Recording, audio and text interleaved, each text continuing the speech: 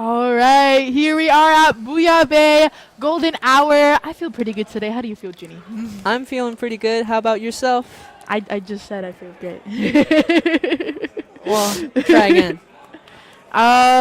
Tired. Yeah, Woke up at 7 a.m. I woke up at 6. We're doing great out here. Absolutely. We are here to commentate for round 2, or is it now round 3 Now round 3. of Pool A.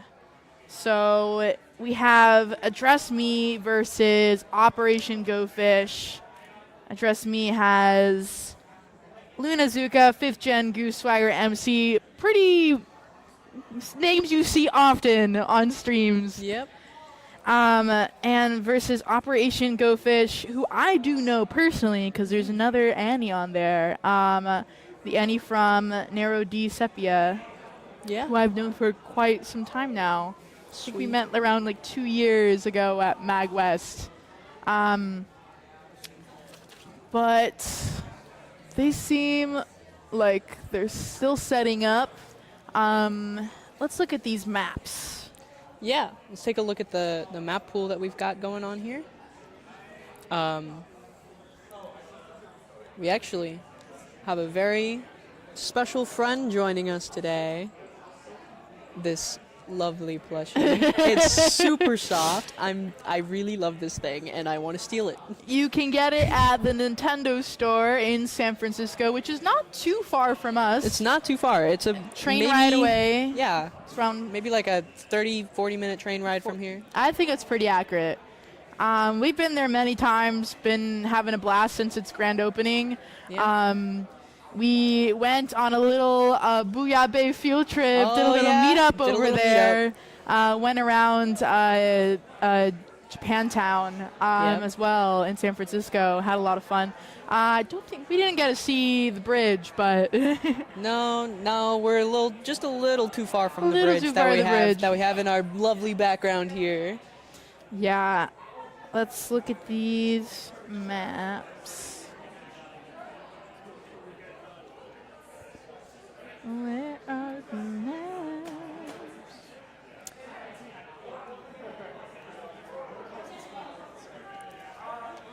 It looks like they're on to picking their gear now. We have nice, big amount of time to just talk about whatever then. Yeah. So we have Zones on Hagglefish, Rainmaker on Scorched Gorge, Clamblitz on Umami, and then if it goes to game 4 or 5. Then we have Tower Control on Ship-Shape Cargo and Splat Zones on Mako Mart. I did not know ShipShape had Cargo Co. on. Yeah, cargo No one calls company. it that. Yeah, everybody just says Ship-Shape and No nothing one else. ever calls it that, ever.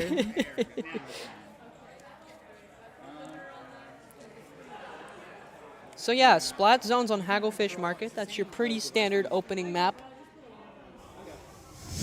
It is. I see it played all the time. Okay, well then I'll trust you on that Yeah. Literally, I tuned into the Splatoon North American LAN tournament, and just like half of the games were Splat Zones. It's not LAN, it's North American Or League. not North American League, not LAN. Sorry. That one's always fun to watch. We have some people here who actually were. You should see Mia's shirt. It says I skipped NA Open League just to be here. Yeah. That she like sharpied in on her shirt. It's amazing. Fantastic. And then all of the back it says quality you can haste. That's awesome. We have a good amount of people today. We have 15 teams, more than last time, so that's a good sign. Yep. Near our cap, not quite hitting there. Some people had trouble with their flights coming here because of stuff happening. Stuff happening in the world. Yeah, I don't know if I can say it on Twitch.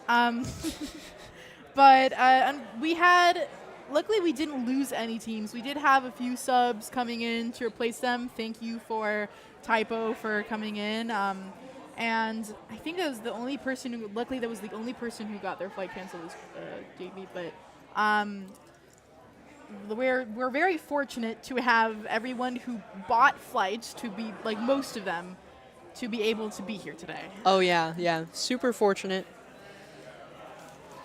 We are glad to have everybody here. It is, honestly, it feels the most alive that it has felt since I've been here last. Yeah, you weren't here for Shoreline Shakeup. Yeah, I was here for Fog City. That one was huge. It was huge, but it this was one very feels tiring. so much more. Everybody seems like they're talking so much more and getting closer. You know what it is? What is it? What is it? Every time we start Booyah Bay now since the summer, we've made all of our people here have some nice chatting time to just make new friends and encourage people to go out and chat with each other. Oh, yeah, And it yeah. just helps so much with the player experience here and building the community. Yes. If people just stay in their, comfort zone only with their little friends that they brought with them, then, see, you can play with your friends at home, There's a specific LAN experience that is just Absolutely. so wonderful. So Yes. when you are here in person, you got to take advantage of making those real-life face-to-face connections with people. Absolutely. Just like I'm having a real life face-to-face connection with you. Isn't that wonderful? Yeah. We're still getting set up here. Hey, Rice. How close are we to game? You're getting into the lobby. Okay. That's what's We are entering the game soon. It's just we're getting a little bit of a moment to get all set up and getting into the lobby Back here. to Yap time. Yeah. Back to Yap time. We're gonna have fun. This is just filling in time, huh?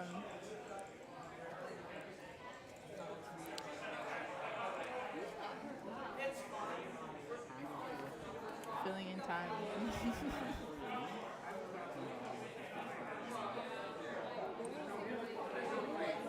So the rounds coming up are, in fact, a best of 5. We're doing pools round 3 right now. I believe this is pool A, correct? Yes. So there's some pool B people already starting. We had enough setups to have room for that. We're gonna start now on zones on Hagglefish. Interesting map. It's just quite so standard. I don't even know what to say about it. Yeah, it's kind It's of just kinda- a block. It's That raised platform in the middle is super tight. Those walls making it really tight. The Lots of spacing, alleyways. lots of alleyways. Those flanks on the side. By lots we mean 3. But that's going to be 3. So many. But yeah, those side alleyways are really good for distracting your enemies. Going right behind them, as long as you don't get spotted by that back line that usually hangs out on the glass tent there.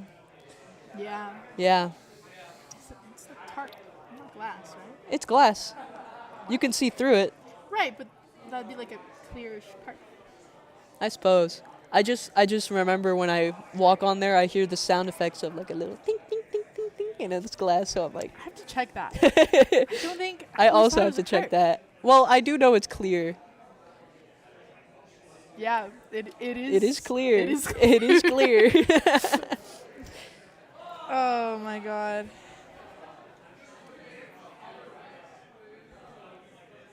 It says Splatoon So 3 on the cute. back. It's so cute. It's so soft.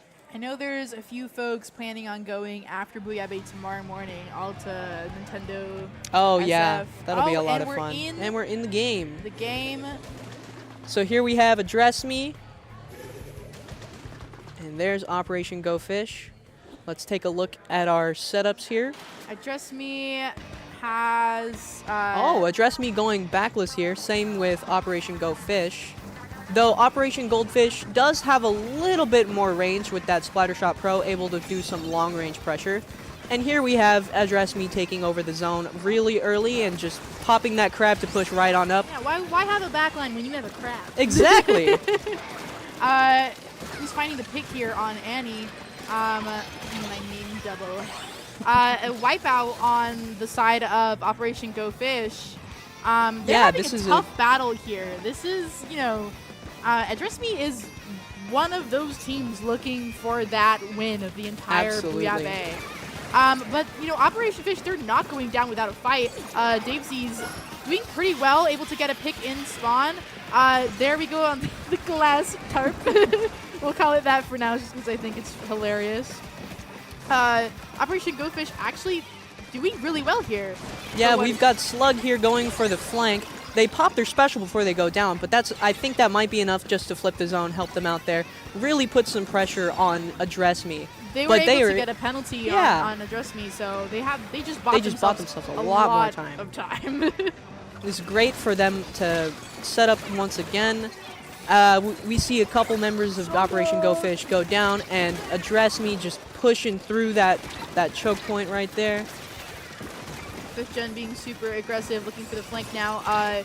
Goose just also holding down pressuring their team, pressuring their snipe, making sure they can't get off of their spawn platform, which is so high up. Davesy's going for the flank, trying to make it all the way around. Caught out by Swagger there. That's a trade. That's better than nothing, and he's trying to take the zone here.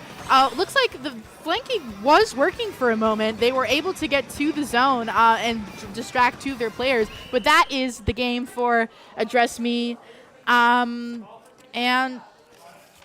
I mean, they did really well for what it's worth. Yeah. This is two teams with a very different skill level, and for Operation Go Fish, all we want is for them, try their best and show their worth, and I think they absolutely did here. They absolutely did. That is exactly right. I think Operation Goldfish did have a bit of a compositional advantage, but that tent really held them down. It made it super hard for them to get in. Our next round here, we're going on to Rainmaker on Scorch Gorge. And this map is kind of infamous for being a little bit... It's infamous for stalling. Yeah, it's a little bit the stalling. Rainmaker stall map. But you know what? I think that is just gives us way more time to play.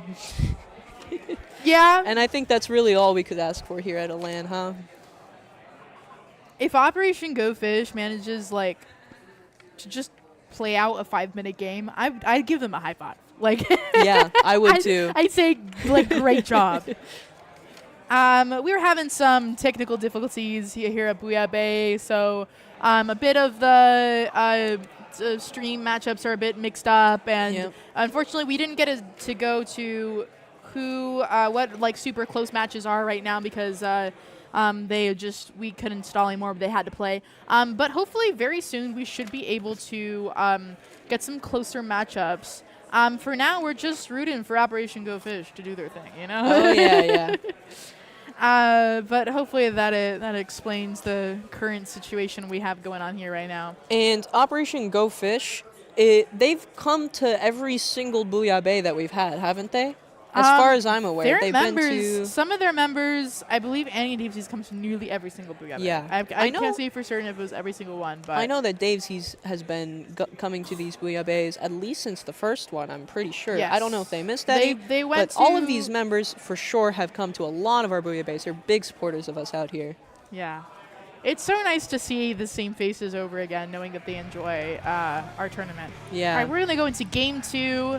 Rainmaker on Scorched Gorge. Let's see if the comps change.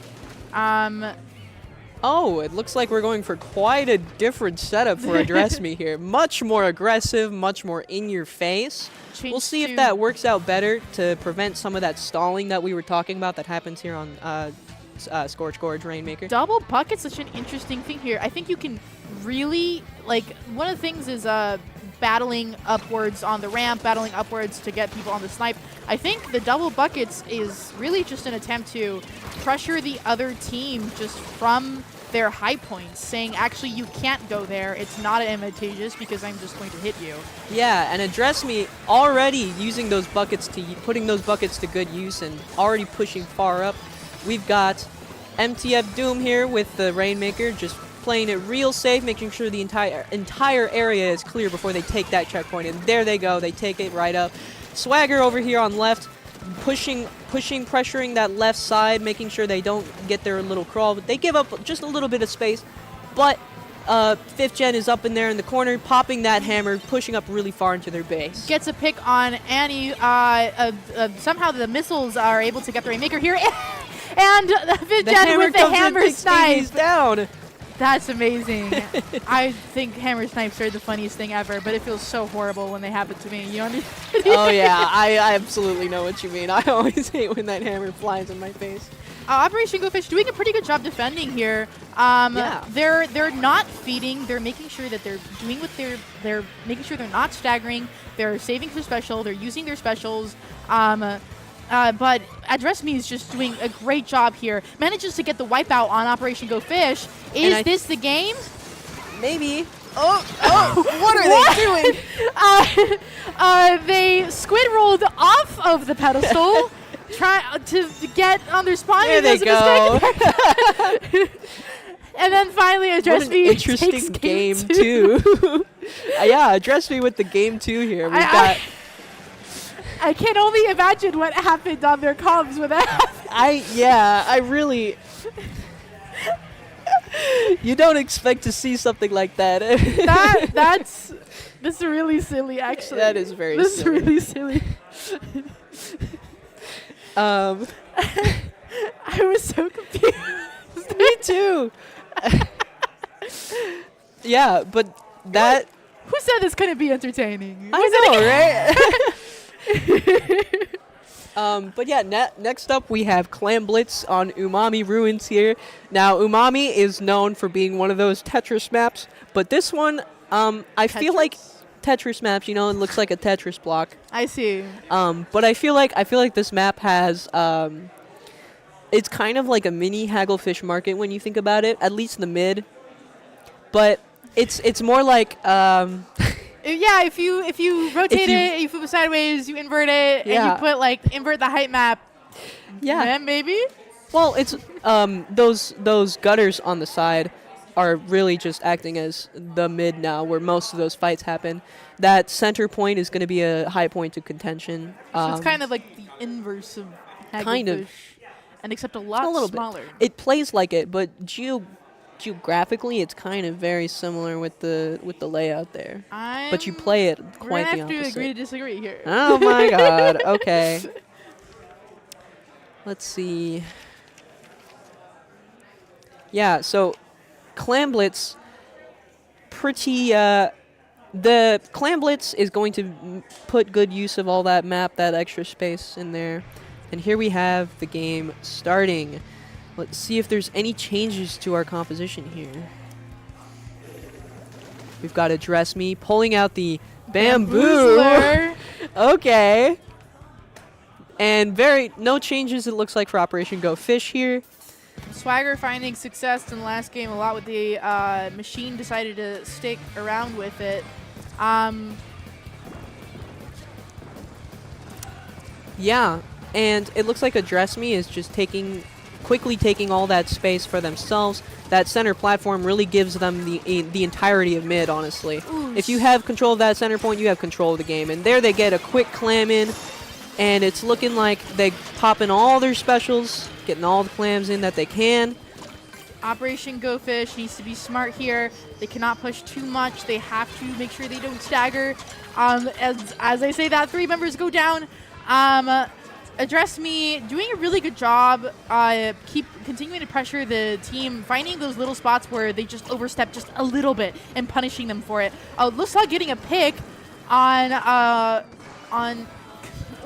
Guns. Yeah. I think it's just Goose. and that roller is doing a great job at holding those really awkward spaces, because it can just swing at you and you're down.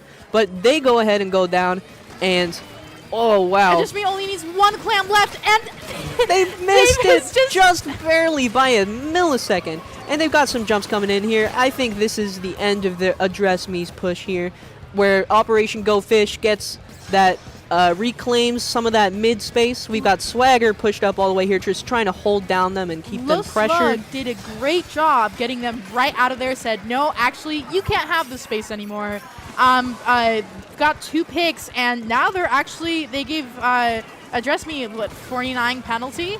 They bought themselves a lot of time here to come up with a sort of strategy to see if they can actually make a push. Yeah, And we see Slug just trying to hold down that main entrance. Ooh, a great trade there, trading that Zuka player that could have been very threatening for Operation Go Fish. And now they're just trying to hold that space, making sure they can't walk in and score that clam. Daisy's pushing up on that right snipe over there. Or left, I guess, according to us. Trust me. Swagger pulls out, gets one splat there. Double just Zuka. pressuring Daisies. He goes down, and that looks like it might be a score for Address Me. This might be it. We just need a couple more clamps, and that's game 3. Well done to both teams. Well done to Operation Go Fish. Well done, yes. They did a really, I think that this game they did a lot better of holding down their space, for sure.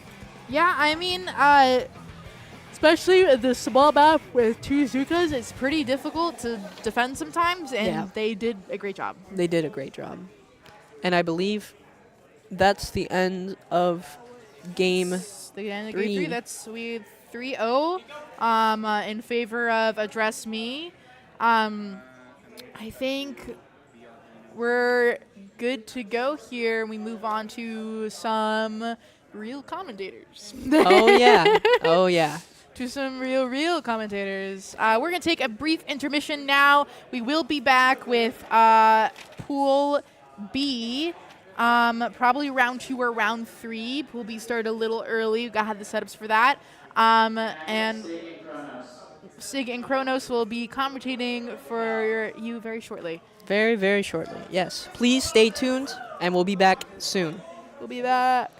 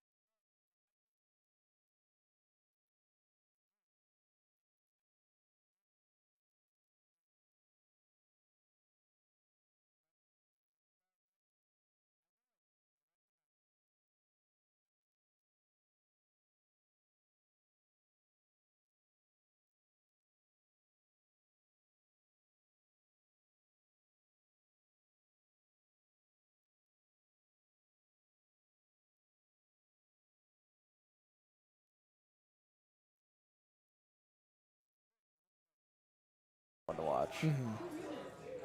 So.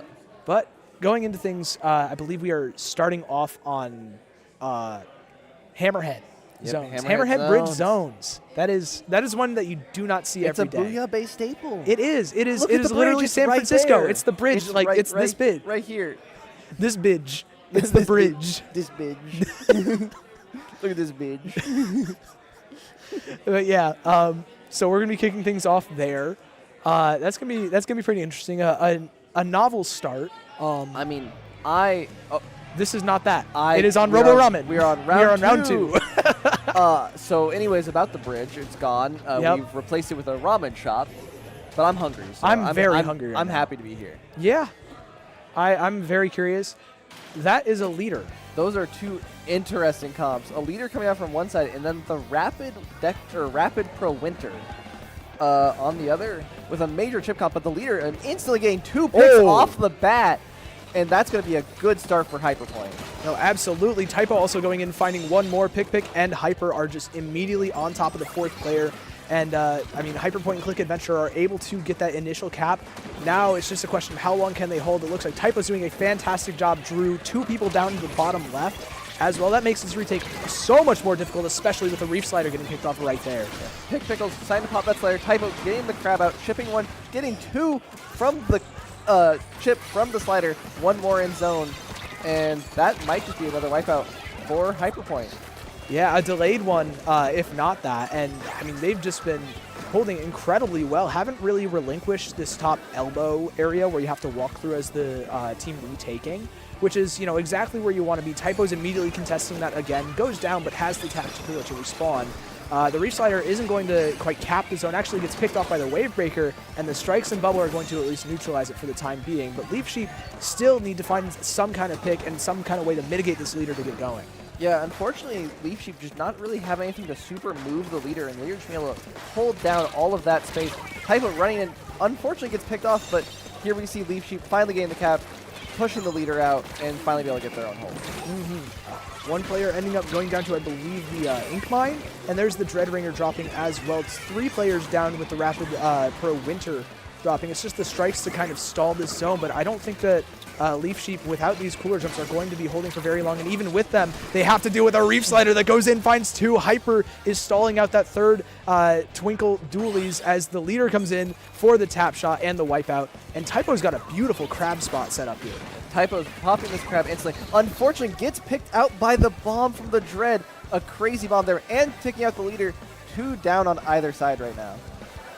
And I mean, Hyperpoint are still just holding all of the space. Again, it's about this elbow here on Robo Ramen, and Pick with another pick from the Reef Slider. There's the direct onto the jump into Reef Slider. Sprinkler just for the insurance. But Leaf Sheep were able to distract long enough to get that zone cap and apply penalty. They still have another shot at this. Yeah, Leaf Sheep constantly able to get that zone cap with the Slider, the Strikes. Just at least being able to stall time to try and get one more really good hold for them, because that's all they really need, especially with a leader on the side of Hyperpoint. If the leader can get locked out, then, I mean, that would be great for Leaf Sheep right now. Oh, absolutely. It's so difficult to get that retake. The Twinkle Dually runs in, finds 1 pick. That is the in for Leaf Sheep. They're able to get that zone, but it gets flipped yet again. Immediately, the Dreadringer with the Reef Slider is not quite able to cap. Pick is able to find another one, make that 2. And Leaf Sheep, yet again, just barely lost control of zone. They had it for a second, and it's over. Is looking for just a little bit more. They do not want it to be over just quite yet. And that's going to give Leaf Sheep yet another way in. But there, again, are 2 players down, Kronos. This is just such a tough position to fight back from. Yeah, and here we see Leaf Sheep popping their cooler, trying to just keep their team coming back in. Unfortunately, they go 3 down to bombs. The S-Blast looking for a pick on this Rapid, and does go down, and that looks like it might be game for Hyperpoint. Unless this Slider, nope. That's going to be it, unfortunately. No, this is one of those zones that you can't completely solo cap with a Reef Slider. You need like a suction bomb or just a little bit of paint from one of your teammates to fully confirm it. And at that, you have to time it right as well. So it's incredibly difficult to do so. Props to Leaf Sheep for, you know, keeping in it for quite a while. With how many times that Hyperpoint had some wipeouts there, it looked like that could have been over much quicker, and Leaf Sheep were able to fight back really well. Yeah, Hyperpoint really just keeping keeping Leaf Sheep just down, the leader is just super impressive on that map. And also, can we just say Pick Pickles? Oh my goodness. All the sliders, all the days. S-Blast just doing its thing. They just couldn't push in. It was just a struggle. It is very, very tough when a leader gets set up to approach it at all. Is when it has 4 different angles that it can watch at once. And then you have the crab tank there as well to kind of shut down so much space. And then the AoE from the blaster and the zap as well, just providing the cooler and so much more paint. Really just frees up the rest of the weapons to fight as often as they want. We saw Pick Pickles and Typo really take advantage of that, all of that kind of free paint that they had. Really, really well played by them. We're going over to Clan Blitz on Hammerhead. Now we're on Hammerhead. Now we're on the bridge, guys. Look at that bridge. That's crazy. But we're going into it. What do you think we're going to see, like, changes-wise here? I think we're still seeing a leader, that's for sure, on this map. And I think it's going to be... My hope is Leaf Sheep pulls out some sort of Zuka to just get rid of that leader, because that leader is going to cause some issues if they do not. No. Oh, wait. No Zuka, but that's a a crab Crab Dread. tank. Crab Dread right there. And that might be what they need to just keep that leader out of position so that the rest of the team can continue to play the game. Yeah, I definitely like it, especially without splat zones. Okay. Never mind. But going back to the Dreadringer horns, that is a really interesting weapon. I like it a lot, especially on Hammerhead, where the crab tank gets just so much value. You have a high output weapon for it, and you have just AoE to play around the ledges, which are so important on Clan Blitz on this map because the basket is on like this massive ledge. Yeah. No, I mean, the basket be on a massive ledge, and there's only, there's kind of 2 ways into the basket area, but it's really one. If you get one crab set up, you can watch both angles just fine and keep anyone from really being able to move forward. Yeah, it's a bit tough to kind of get up on the block and then jump over to sort of the grape where leaders like to play in sort of a more neutral game state, because that is just so easily watched by the players that are also watching the ramp. So you're kind of down to one option. You have to use those specials, use the whatever you can to win a fight. I really like the idea of the Dreadringer there. Combine that with the 2 other weapons that they have to kind of poke at the ledges with the Rapid Pro and with the Slosher. I think that they're really banking on kind of taking advantage of that verticality. My main question, though, is how are they going to fight around the middle of the map when their crab tank isn't up? That's going to be the roughest part of this match. I think it's going to be just hiding behind ledges, waiting for another crab tank to push up. Because, I mean, maybe you have strikes to... Oh, wait, we're on Scorch Gorge. Okay. Never mind. So plans have changed. Yep. Well, they still got the crab for spamming the leader out. Which, honestly, this might be better because you can crab from a higher position than for pushing in. And that might be advantageous for the Dread. Yeah, and you get a little bit more value out of crabbing on, like, top mid, for example. I mean, It's Over is already looking for a 3rd pick. Hyperpoint is already 3 players down. Leaf Sheep are looking for this early score, forcing that leader to jump back. That's basically a full reset with strikes and a big bubbler, too. We could be looking at some massive scoring here, Kronos. There is Typo already flanking behind. Did get a jump to the leader. No one saw it. And find one onto the bucket. Really just starting to try and push them out of their spawn.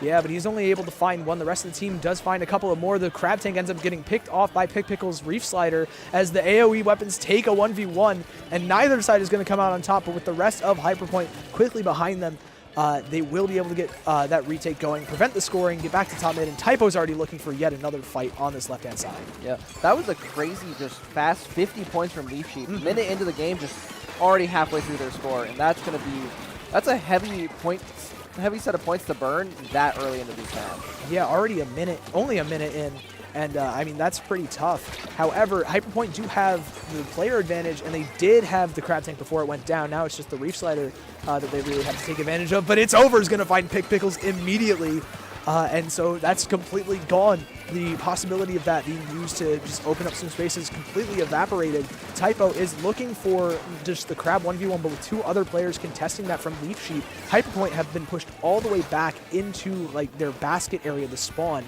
and I mean, they're going to have to look to reset here.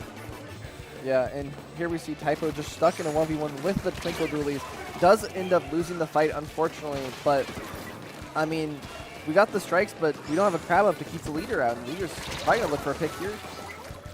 It looks like they're trying to. 2 players already down on the side of Leaf Sheep, same, especially with that Rapid Pro being gone. Same thing with that Slosher. That is a ton of difficulty, and Typo's got the Crab Tank so far forwards. That's going to give 2 Power Cleanse the opportunity to score here, and with It's Over going down and Pickles sliding into 3 players, there's just so much space for Hyperpoint to take that lead. They're taking fights as well, and Pickles with the direct is going to just keep things going. 7 clams on this leader too, Kronos. They could be looking at a KO if they cycle it properly here. Yeah, it looks like Leader now has 7. Might be waiting for the Zap to try and go back and get clams, but the Zap choosing to fight here. No one really trying to cycle clams as of the moment. Now they do, now that they've run out. Only 15 points left, that's 5.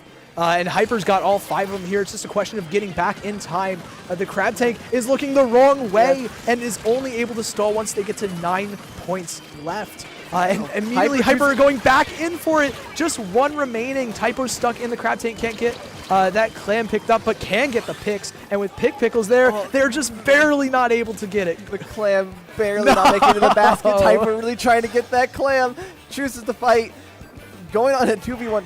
Doesn't win, unfortunately, but here we see the S-Bus finding the pick, and Leaf Sheep really having to try and take some sort of space while they still can. Yeah, it's going to be difficult. Again, that leader has been set up top mid. You don't really have options outside of the Crab and maybe the Tri-Strikes if you have people playing with it. And with Pickles just constantly putting pressure on this plat, there's 2 players, 3 players down on the side of Leaf Sheep. Hyperpoint is scoring both of their power clams. They could KO here, Kronos, and it looks like they're going to go up 2-0. Yeah, there it is. Typo's finding all of the clams they need on the Leaf Sheep snipe. And I mean, what are you going to do about that when like the leader is set up on your snipes the whole time? Like, they just couldn't move. Yeah, no, I mean, it's so unbelievably difficult to move when the leader has just, again, full domain over your spawn. There's not really a way to kind of deal with it outside of just spamming it out or just, you know, kind of playing the sort of leader rhythm game of just waiting for them to fire a shot, trying to just get to that next spot of cover, almost like you're in Assassin's Creed or like Metal Gear. Yeah, something. it's very Metal Gear. You're yeah. just like, oh, you got a 1-second timer as soon as they got their shot. 1-second timer, get to your next area. Please don't let there be an S-Splash nearby to just one-tap me as I move. Exactly, yeah. It is so unbelievably tough to kind of move that leader. Now, Leaf Sheep did have a fantastic opening push there, down to 50 points left in that first minute, but then it all kind of fell apart there. What do you think really went wrong for them outside the leader? It just felt like once they lost mid, they couldn't get a Crab into a position they needed to ever push anyone out. Like the one Crab they had was, it almost was just like a panic to try and stop them from pushing in anymore. And by that point, Leaf Sheep was already, or Hyperpoint was already down to what, 3? And like that's just. It was just unfortunately it came out too late, and it felt like no one was getting chipped out enough to push them off the plat soon enough. And I mean, when they got that Crab set up, you still had so many people able to contest plat. That's one of the things, that's one of the difficult parts of kind of clearing Scorch Gorge and getting back into mid, is that you have to make sure that area in front of the basket with the platform, the ramp and everything, you need to clear that so you don't have to worry as much with your Crab Tank. You can get, so you don't have to like be super concerned, have your head on a swivel, and so you can get maximum value out of it. That is one of the difficulties that they ended up facing. I do really still like the idea of the Crab Tank, though. Oh, yeah. I think that's a step in the right direction, and they definitely have proven that they are more than capable on it. Yeah, no, I think the Crab Jet's definitely the right play there. And like you said, I mean, they didn't have the basket area cleared, so they started the Crab looking behind mid. So, like, they just had to look away from the position they were trying to stop. Mm-hmm. It is a pretty rough spot. I believe we're going to tower control now. It's not on Mako Mart. That's round 1, right? A lot. So we're going on Inkblot Art Academy. And we're running back the same comps, I believe. Yeah, everything looks about the same. What do you think of Typo's opening here, Kronos? I mean, I respect it as someone who is a drop left all the time, but unfortunately gets dropped on by all 3 of Leaf Sheep, really just trying to keep Typos out of any annoying positions. And immediately, I mean, with that pick and with the trade that happened on the other side of the map at the same time, Hyperpoint are kind of on this back foot. Leaf Sheep have control of the map early yet again, but immediately they get wiped out from the turnaround with the jumps back in. Hyperpoint take that first bit of tower, and they have a Reef Slider, and I believe they're close to a cooler, or relatively close to one. There it is, and a Crab Tank too. Yeah, Crab already set up on top left, chipping, finds one. Hyper going in on that up, finds another, trying to see if they can find a third, but ends up jumping back.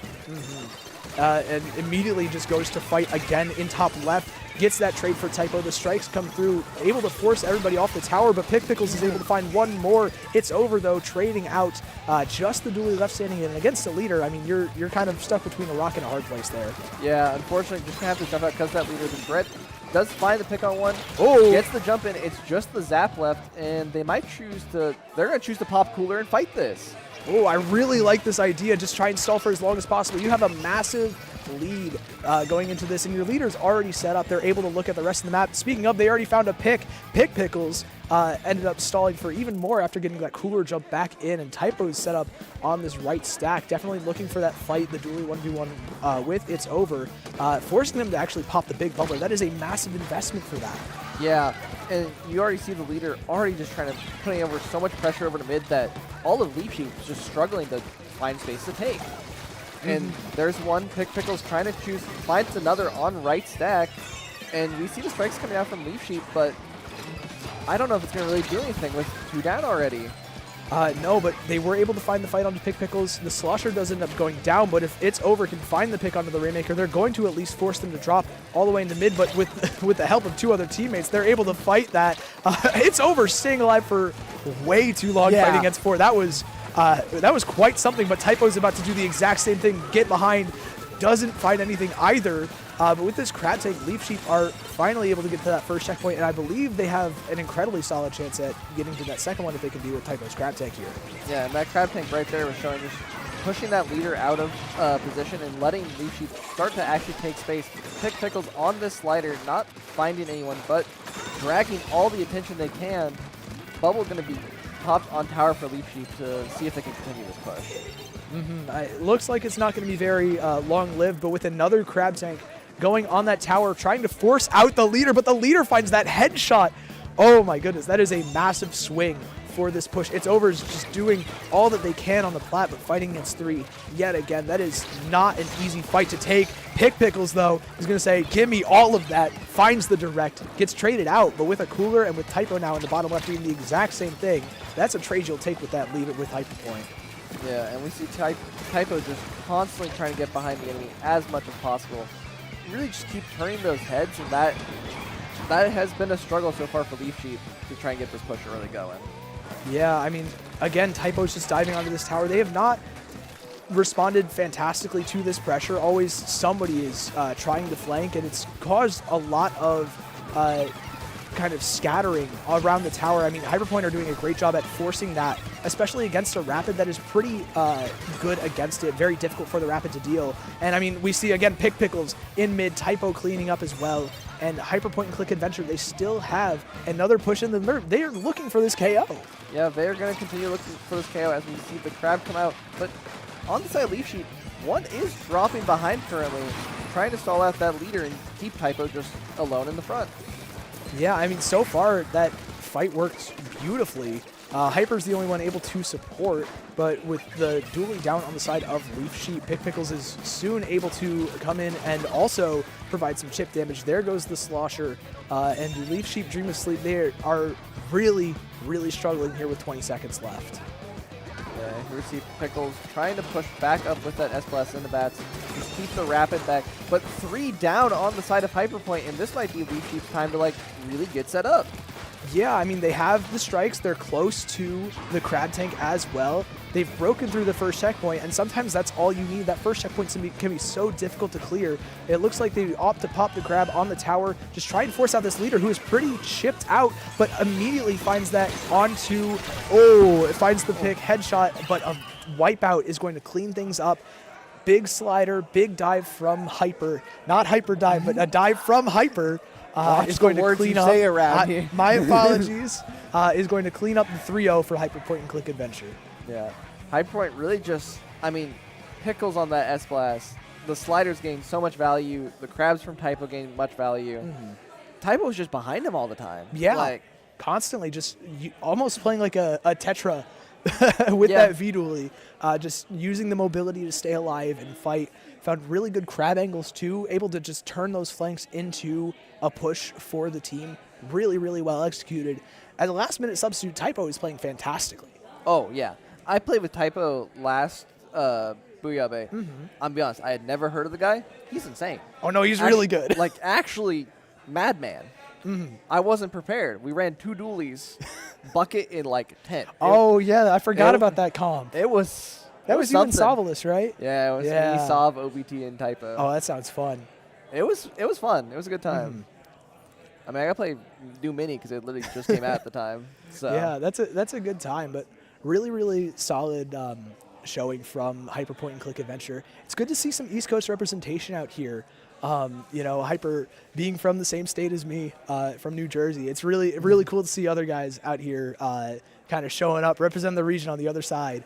And yeah, I can't wait to see how far both these teams get in bracket. I'm curious seeing more Rapid Pro Winter as well. That was really fun. Yeah, no, Rapid Pro Winter is always a fun one to watch, especially alongside like a Dread and or a Bucket. And like, I mean, it just, the chip damage from all 3 of those guns is crazy. Just keeping everything out if possible.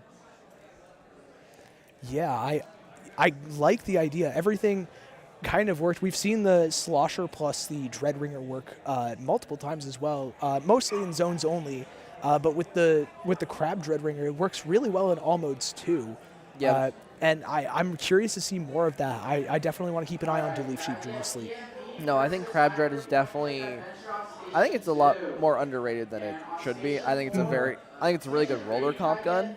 Oh, Like, having the extra curling bomb is nice. The crab helps the roller get in, and I mean, Dread just paints everything. Oh, Like, yeah. 2K It paints like paint you would not believe. consistently.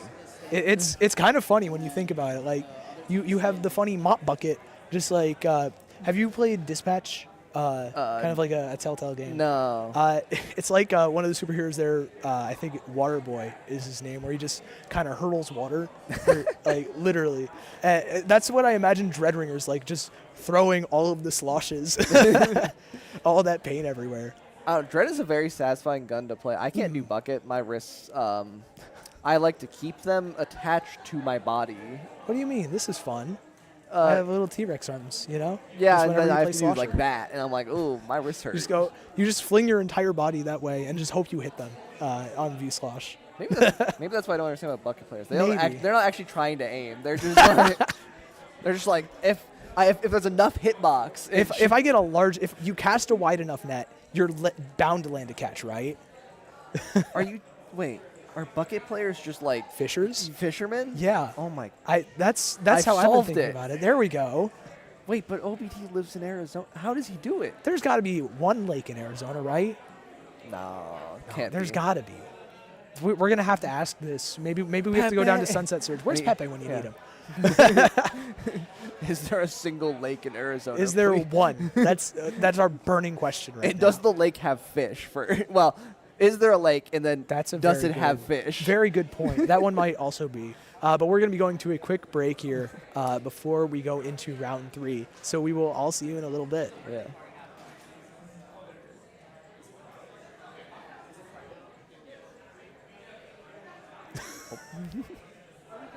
Pretty good. Yeah.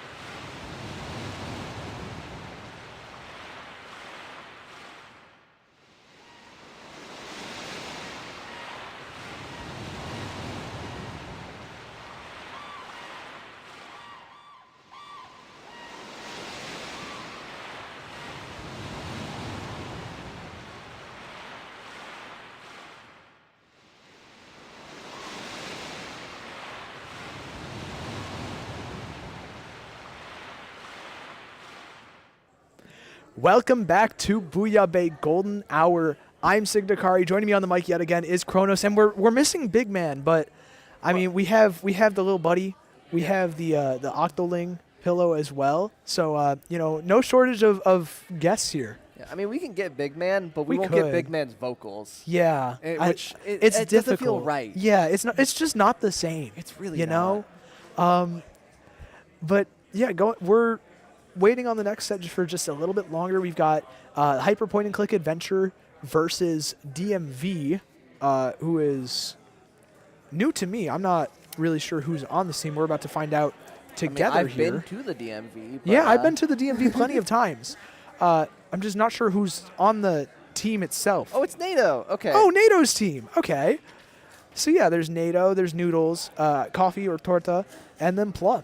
Oh, this. Okay, no, this. I remember this because I was talking to NATO last week at Sea Battle. Okay. NATO's a brush one trick. Mhm. They have a dynamo one trick, and Oh. I think a bucket one trick. I think that's what it is. We're It's cooking. AOE I like it. hell. But it's I- kind of fire. Oh no, I'm with it. I love it, but also I don't want to fight it. Okay, Keep it away I don't from me. I don't either. But like we might have to eventually. No. There may be a timeline where we have to fight the AoE. Okay, but what and, if we like- just simply don't do that? What if we simply do not engage with them? What if we just let them what if we just sit in our spawn and we just let them we're like, yeah, no, we're not going to do this, you know? GG's. Wrap it up. But they're going to go up against the seemingly unstoppable force so far of Hyper Point and Click Adventure. We just saw them in a 3-0. Very, very strong. The leader team, which is definitely something to keep an eye out on. And, yeah. I definitely see the leader team being a big issue for this. I mean, Dynamo doesn't exactly have much to do. I mean, they got the Zipcaster, and that's They have a it. slosher.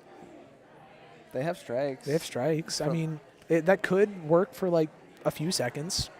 But, I mean, we've got to see this team be really, really good at the rhythm game is the Yeah. issue. So How good are they at rhythm games? how good are they? They might ask Nerd to sub in. Nerd's pretty good at rhythm games. Nerd is Nerd is very good at rhythm games. very good. Wait till you see that man play DDR. Oh, no. It is I think I've nuts. seen him post on Blue Sky about it. Probably.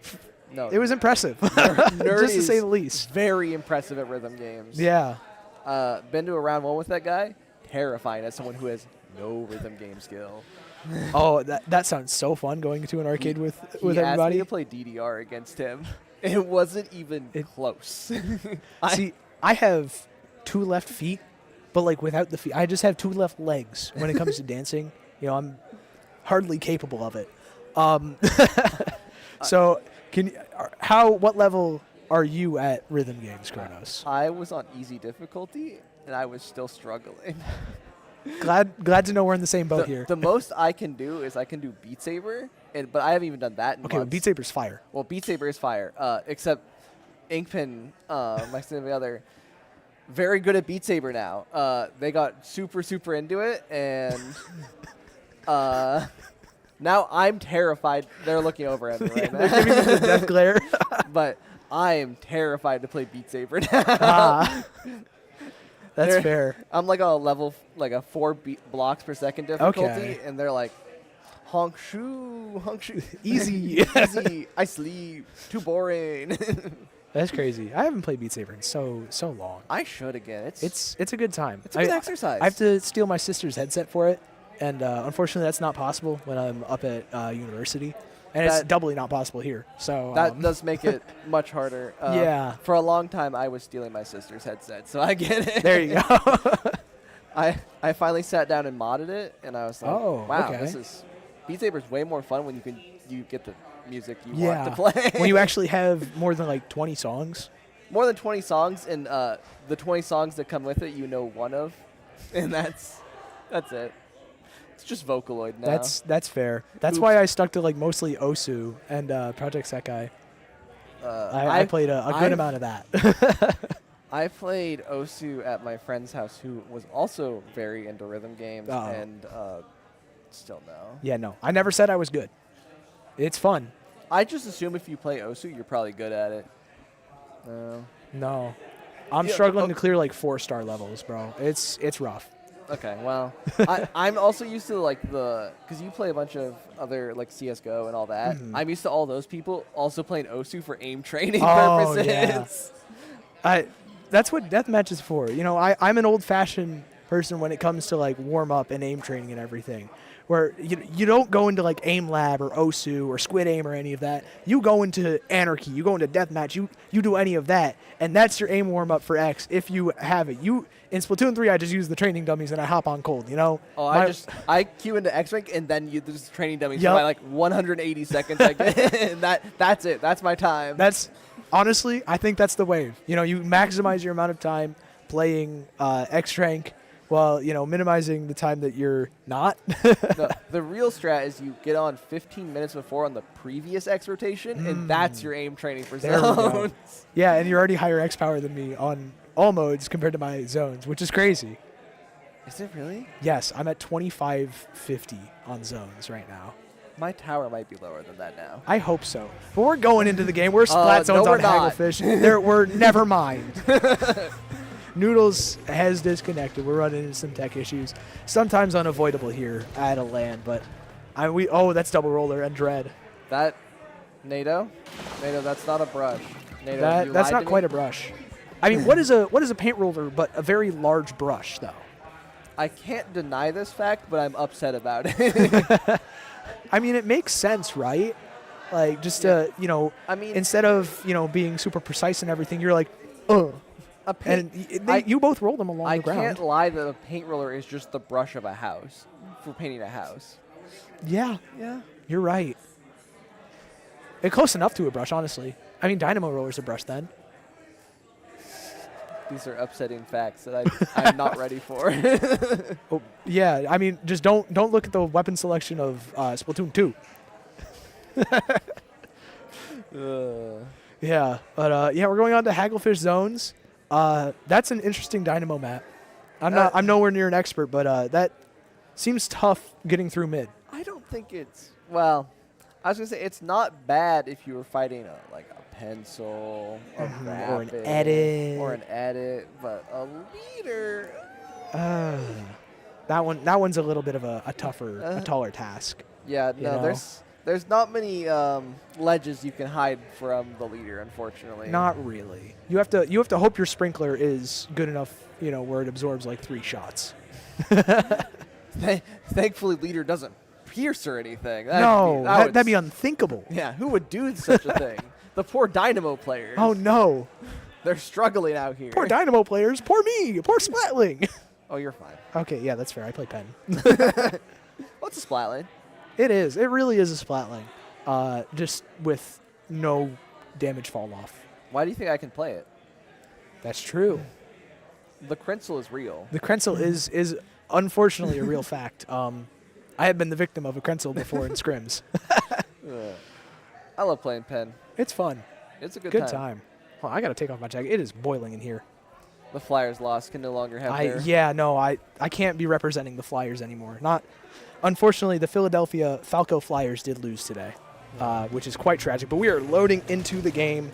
We have everybody in the lobby now, and that is a brush now. Okay, we got the brush. We got a dread. Okay, I was a little wrong. It was a dread, not a bucket, but close enough. Yeah, and Noodles on that junior just for a little bit more support. That's a lot of paint that they have. There's a lot of paint, and Noodles running a main of sub power up. That might be their way of moving the leader this match. I kind of like the energy there, just send a bomb. You can act like you just won the World Series, you're Yoshinobu Yamamoto, and just chuck a fastball. But so far, I mean, Pick Pickles is opening up all the space in the world on the bottom left, just trying to get a base hit there. But the DMV are able to clutch up. They've got control of the zone. Flum is able to just slide it for a couple extra points before Hyperpoint and Click Adventure get that crab tank set up, win the fight again, and force everybody out. But a splat bomb from Noodles, who we were just talking about, to kind of trade things out. And here we see Pick Pickles trying to find a pick on Noodle. Noodle sides the drop, does unfortunately lose that fight, and this is going to be a continued hold for Hyperpoint here. With that leader in mid, really just trying to hold things down. But here we see NATO on that zip cast, as we were talking about before the match, trying to just keep that leader away from mid. That Zipcaster is going to be very important. And it did give them the space. I can English, I swear. To get that zone cap, Noodles with the junior is going to be able to cap that. Plum is able to find a pick with the Reef Slider onto Hyper as well and force that leader all the way back into spawn. Pickles is able to respawn to try and help out, but Typo is going to have to jump out. There's one pick going in favor of the S-Class, and pretty close to this Reef Slider, as well as the Crab Tank coming through that. That big bubbler is going to struggle a little bit. But they do get the lead back. That is pretty big. That is a lead swap for DMV.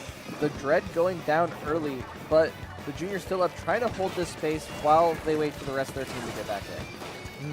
And, I mean, they've held the space pretty well so far. It's given NATO enough room to pop this Zipcaster, make the leader's life all that much more difficult, finds the exit frag as well on the Zip.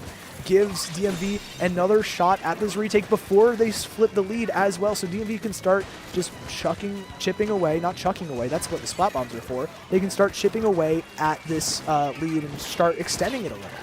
And we see on the bottom right, the Dread really just trying to chip over onto that tent, keep the crab away, keep the leader away, and Typo's still trying to fight this as we see Pickles on that slider.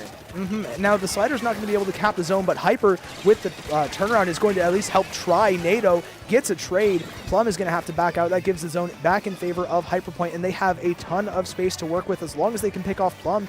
With two players, it doesn't look like that's the case, as Plum just immediately turns it around. The 1v2, and Hyper Point and Click Adventure are stuck on the back foot yet again. We were talking about leader being a difficult thing to deal with, but what about the Dreadringer for the other side? Yeah, this Dreadringer has just been getting so many sliders, so many chips, and just finding picks left and right to keep Hyperpoint from really getting that solid hold. And I mean, NATO as well, just running forwards whenever Cooler is able to just create a ton of space.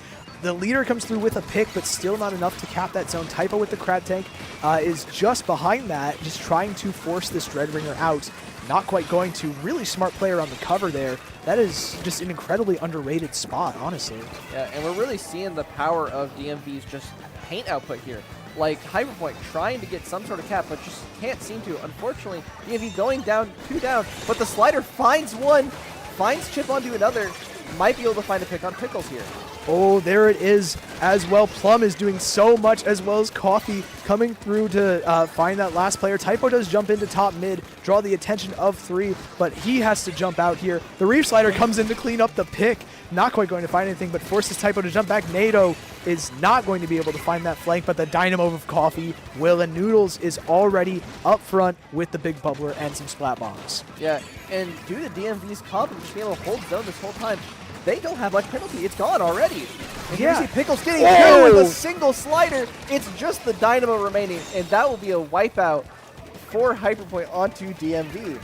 Now, this is where Hyperpoint have made their money in the past, though, just getting those really solid holds after leader is set up. But again, with all this, all these splat bombs and suction bombs coming through, they're just not able to. The leader has to move constantly. Typo does get that later jump in, but the zone is still in neutral. NATO does end up getting picked off there eventually, but does so much good stalling.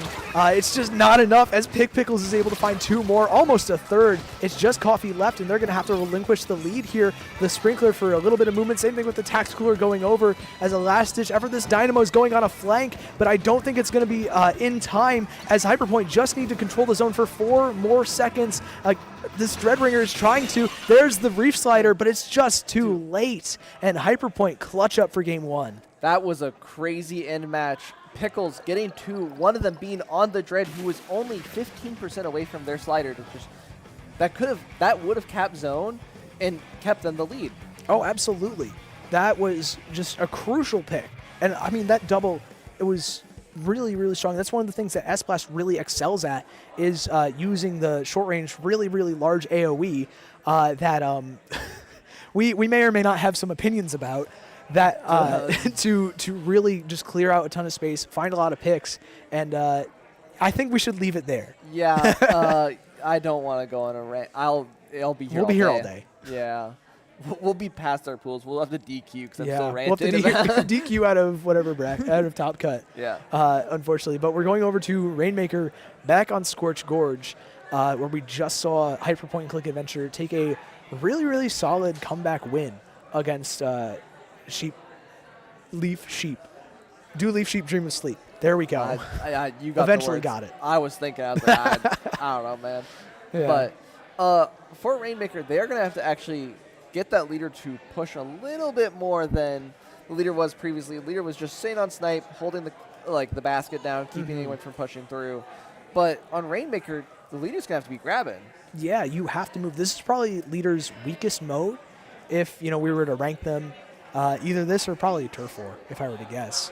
I'd say Turf War is probably a bit lower, but not by much, honestly. Yeah, it's a very difficult, now that it doesn't have rain, it's probably the weakest mode, Turf War. But, Rainmaker's not too far behind. It's very unwieldy with the Wave Breaker and the Ink Mines, which are very good for setting up for defense, but ideally and generally, you also have an offense. And Leader doesn't quite lean itself into that incredibly well, just with how kind of slow it is to get a charge going. By that point, you have a lot of people already trying to take cover or taking a fight or pushing the Rainmaker even.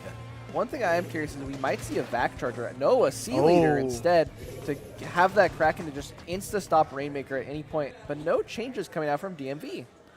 No, they're pretty confident that they're able to, take the win here with the high paint, high special output that they have. And honestly, I'm inclined to agree. I think it's incredibly difficult to push into just a lot of paint.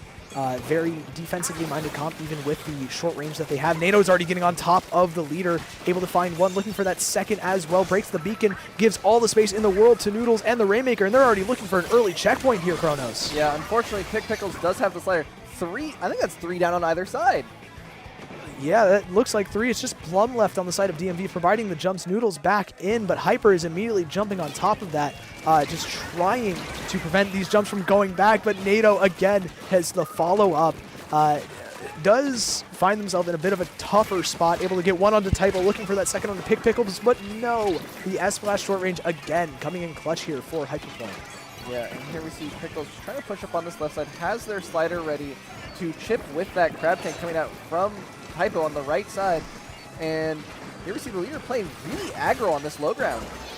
Yeah, that is a spot you do not expect a leader to be in.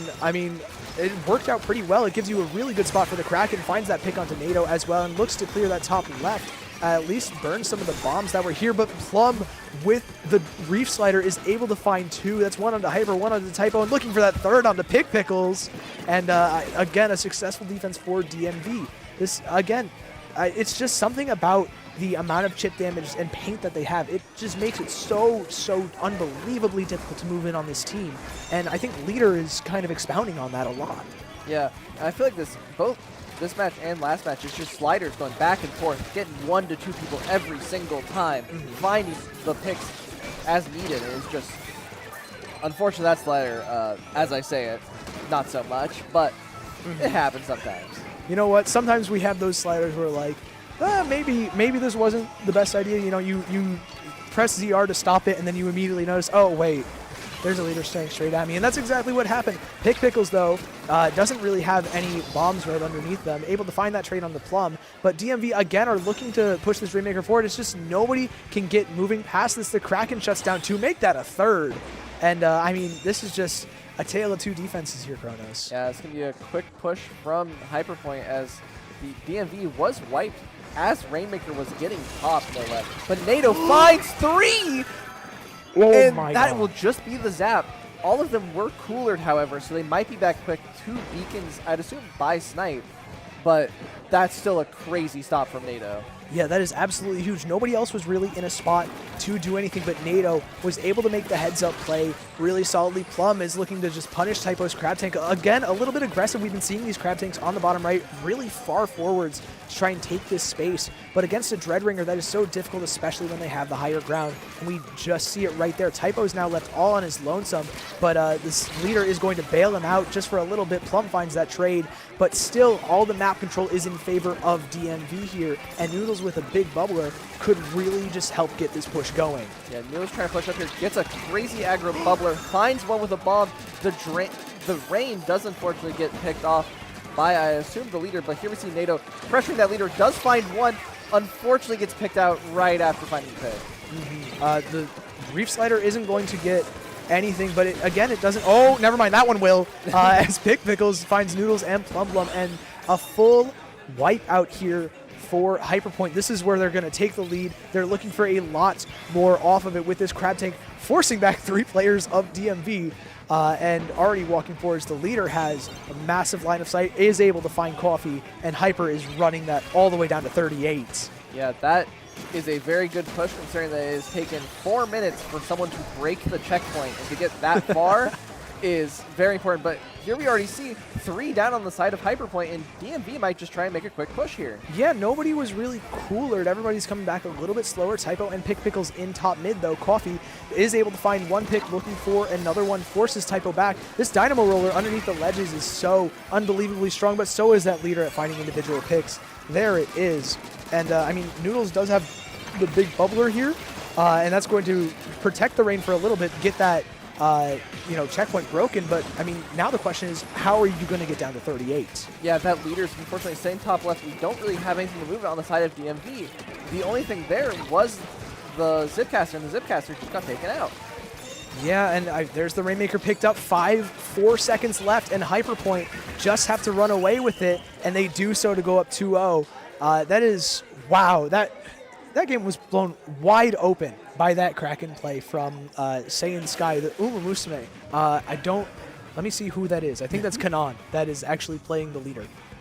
And that was a very back and forth game up until that last minute when the Kraken just took everyone out. Yeah, that was a pretty tough one. But again, DMV able to hang in there for quite a while.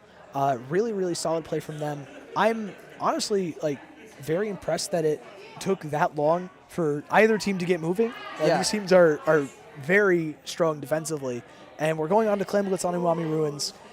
This is one of those games where we're going to be seeing a few splat bomb picks around the basket. A lot. So many splat bombs. Oh, yeah. There's... despite one of the weapons having a sprinkler, I would argue that DMV does have 4 bombs on their side. Yeah, I think that's fair. And that has definitely been slowing the pace of Hyperpoint quite a bit. Mm-hmm. It has really been kind of a wrench in the works of Hyperpoint. And I'm curious to see what they do to kind of break it. Obviously, the way you break the defense with a leader is by the leader getting a pick. That is kind of the catch-all for leader teams, is like, oh, but if the leader hits the shot, we immediately win the game. And oftentimes that'll sometimes happen. It works 100% of the time, 60% of the time. Yeah, I mean, after that, you have crab tanks that get spammed out really easily. You have the S-Blast, which if you roll a bomb onto the Reef Slider path, you're going to ruin their day. And then you have a Zap, which can only do so much while cooler. Yeah, and I mean, it's been working out overall, but you saw that match. No one had pushed past 80 until a minute left in the game, and checkpoints at 70. That was no one could move. The leader was picking off one side, the bombs were stopping the other, and I'm curious what we'll see on Clan Blitz Umami, because I think DMV still has a fair chance in this game. Oh, what? A ball point. Wait, I love this. I love this so much. Ballpoint is so cool. And it's such a good matchup for it, too, because there's no sniper, there's no leader. Where did Dread go? Plum, you were doing so well on it. What happened? I mean, strikes are solid here. 10 attack provides a little bit more mobility and fight capability, so it's not just NATO that is having to spearhead everything. But, I mean, I really like the Dread Ringer. I love the triple AoE. The Dread was the sliders, the Dread. We're just finding so many picks, but I'm curious to see what the T-Tech can do. Yeah, I mean, so far it's going pretty well. DMV have top mid control, and that is so massive, especially against an either. You have that pillow as a little bit of extra cover to work with, but immediately, I just said leader. They have a ball point, but Hyperpoint immediately take the fight to the big bubbler, find that pick. Typo's on top left already as Pick Pickles is spearheading the rest of the push, and Kanan here has the power clamp just waiting, almost lands on top of a bomb. That would have been tough, but Hyper walks in after Pick Pickles Reef Slider, and it's not quite working out for a push so far. They're going to have to crab tank here a little bit further back because of it. And we see the bomb spam just constantly keeping Hyperpoint from really being able to push in here. A baby bubble on the side of Noodles does actually get Coffee picked off because of the bomb. And you receive Pickles gained another pick with the slider, and this might be their chance to push here. But they have to pick up that power clamp if they want to get the push going. It looks like they're just opting to kind of reset. Typo just trying to play for that top left. Another very important spot to kind of play for here. You want to have the AoE to kind of clear it, and I mean, Coffee with the Dynamo is a prime candidate to do so for DMV. Yeah, he received Coffee. Finding one with the vertical, but the ballpoint taking them back out, and you do have an Inkjet ready, and there's not much to really answer it here. No, I mean, at most, with the Dynamo picked off, you don't really have anything outside of a big bubbler that you can just hope gives enough value. And I guess it does right there, forcing Kanan all the way back. And DMV have all of a sudden just pushed themselves up into the basket. Noodles gets a score in with the power clam. The rest of the team does get picked off, but they are opening things up here. NATO has a shark. He's able to find one. Almost gets the second on the Typo, but he's able to just turn immediately for that and has a crab tank ready for this hold. Finds one, but gets bombed out by Noodles yet again. And this junior has been on fire. Yeah, Noodles just throwing bombs left and right, finding picks left and right on random people, and that has just been keeping Hyperpoint back out of their spawn. Yeah, I mean, it's been so difficult for Hyperpoint to kind of get a score here. I mean, they're going to right there with the Reef Slider, finding picks on the Coffee and Plum Bum. There's the lead with the second power clam, and now they're looking to kind of extend that lead. The Jetpack and the Crab Tank both being popped at the same time, looking for that fight. They're not too concerned with the score, really. It looks like they'd rather be fighting in the spawn, trying to farm a little bit of KD, and that's going to bite them in the butt here. Yeah, here we see Coffee already taking top mid quickly, trying to get their cooler out for their team to play with, but just really trying to get paint out so NATO can shark around. NATO unfortunately getting picked off quite quickly by Typo, and here we're going to see Typo just try and take top mid as quick as possible. Yeah, I mean, Pickles is right there, finds two with the S-Blast yet again, Kronos, and Hyper's there to follow it up. That big bubbler does provide the jumps back in for some more stability. DMV really, really good at taking advantage of the cooler and the big bubbler to just get aggressive on a play, not afraid to kind of shake things up and maybe catch Hyperpoint off with the tempo. They kind of need to right now with 1.5 minutes left. NATO getting caught out from their start. Past the zip, can't find it. Pickles picking them off, and the ballpoint popping his jet to try and stabilize as Hyperpoint goes down. Yeah, there we go. But it's not enough to stabilize. You need to kind of lock everybody out. Coffee does end up dropping the power clam. That is really tough, but the other one comes in. There's the lead flip with a second power clam. Plum Blum has a little bit more to score. Same thing with Noodles. They're already down to 30 points, and with Plum's tri-strikes, they're the last one left, but they are able to hold here for quite a while. Coffee is alive. I didn't notice the Dynamo back there, just being forced all the way back by Hyper. And now the shoe's on the other foot here, Kronos. Now Hyperpoint need to find a score going in the next minute. Yeah, Hyperpoint having to score at least 2 balls to try and get lead. And a little over, actually. And Hypo coming out with this crab. But NATO behind them somehow can't find a pick, but causing the entire team to turn around, wasting that bit of time. And that burns a ton of time on the Crab Tank, on the Jetpack, but that might bite them here, just because, you know, Typo can just walk forwards and fight now, doesn't have to worry about being stuck behind the play. NATO is able to clean things up. The lead does get flipped. They're trying to just prevent that power clamp from going in, but it's not enough. Kanan here, the last one standing from Hyperpoint, does end up going down, but DMV, they have so much ground to make up here. That's 2-3 power clams and then some to get this lead back for themselves.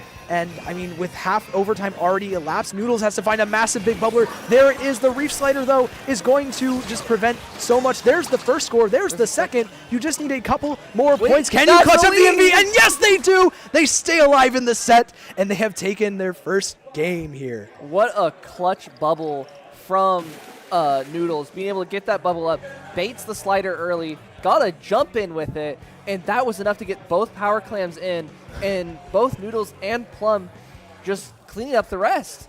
Yeah, the strikes there as well, just to ensure the pick onto Pickles, just to make sure that the S-Blast is splatted, can't find any of those jump camps, because that's the main weapon you need to worry about doing so, just with those really quick directs. Really, really well done.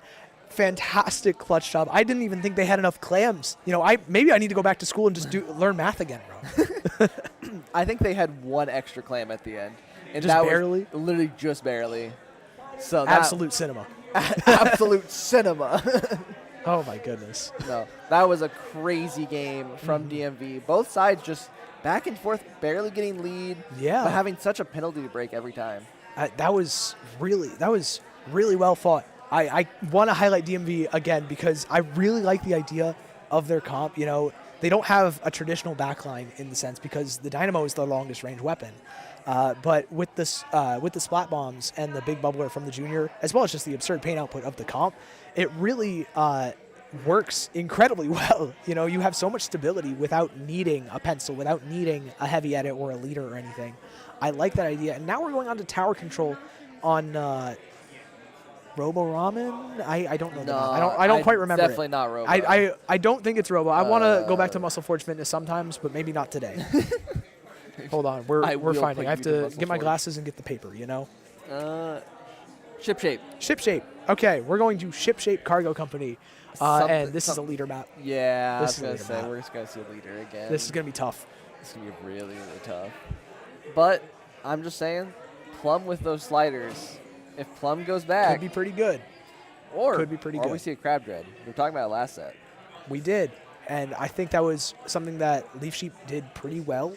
Is get the crab. Obviously, it didn't work out for a good amount of it, but when they got that crab set up, it was really potent, prevented the leader from doing anything unless it got headshot. But we're not on Inkblot anymore, where leader can kind of just aim at you and be like, "Huzzah! Yeah, I can find your head." Unless you're crabbing the checkpoint on the top right, then the leader's not going to be able to headshot you as easily, and that Yeah. crab will get a lot more value.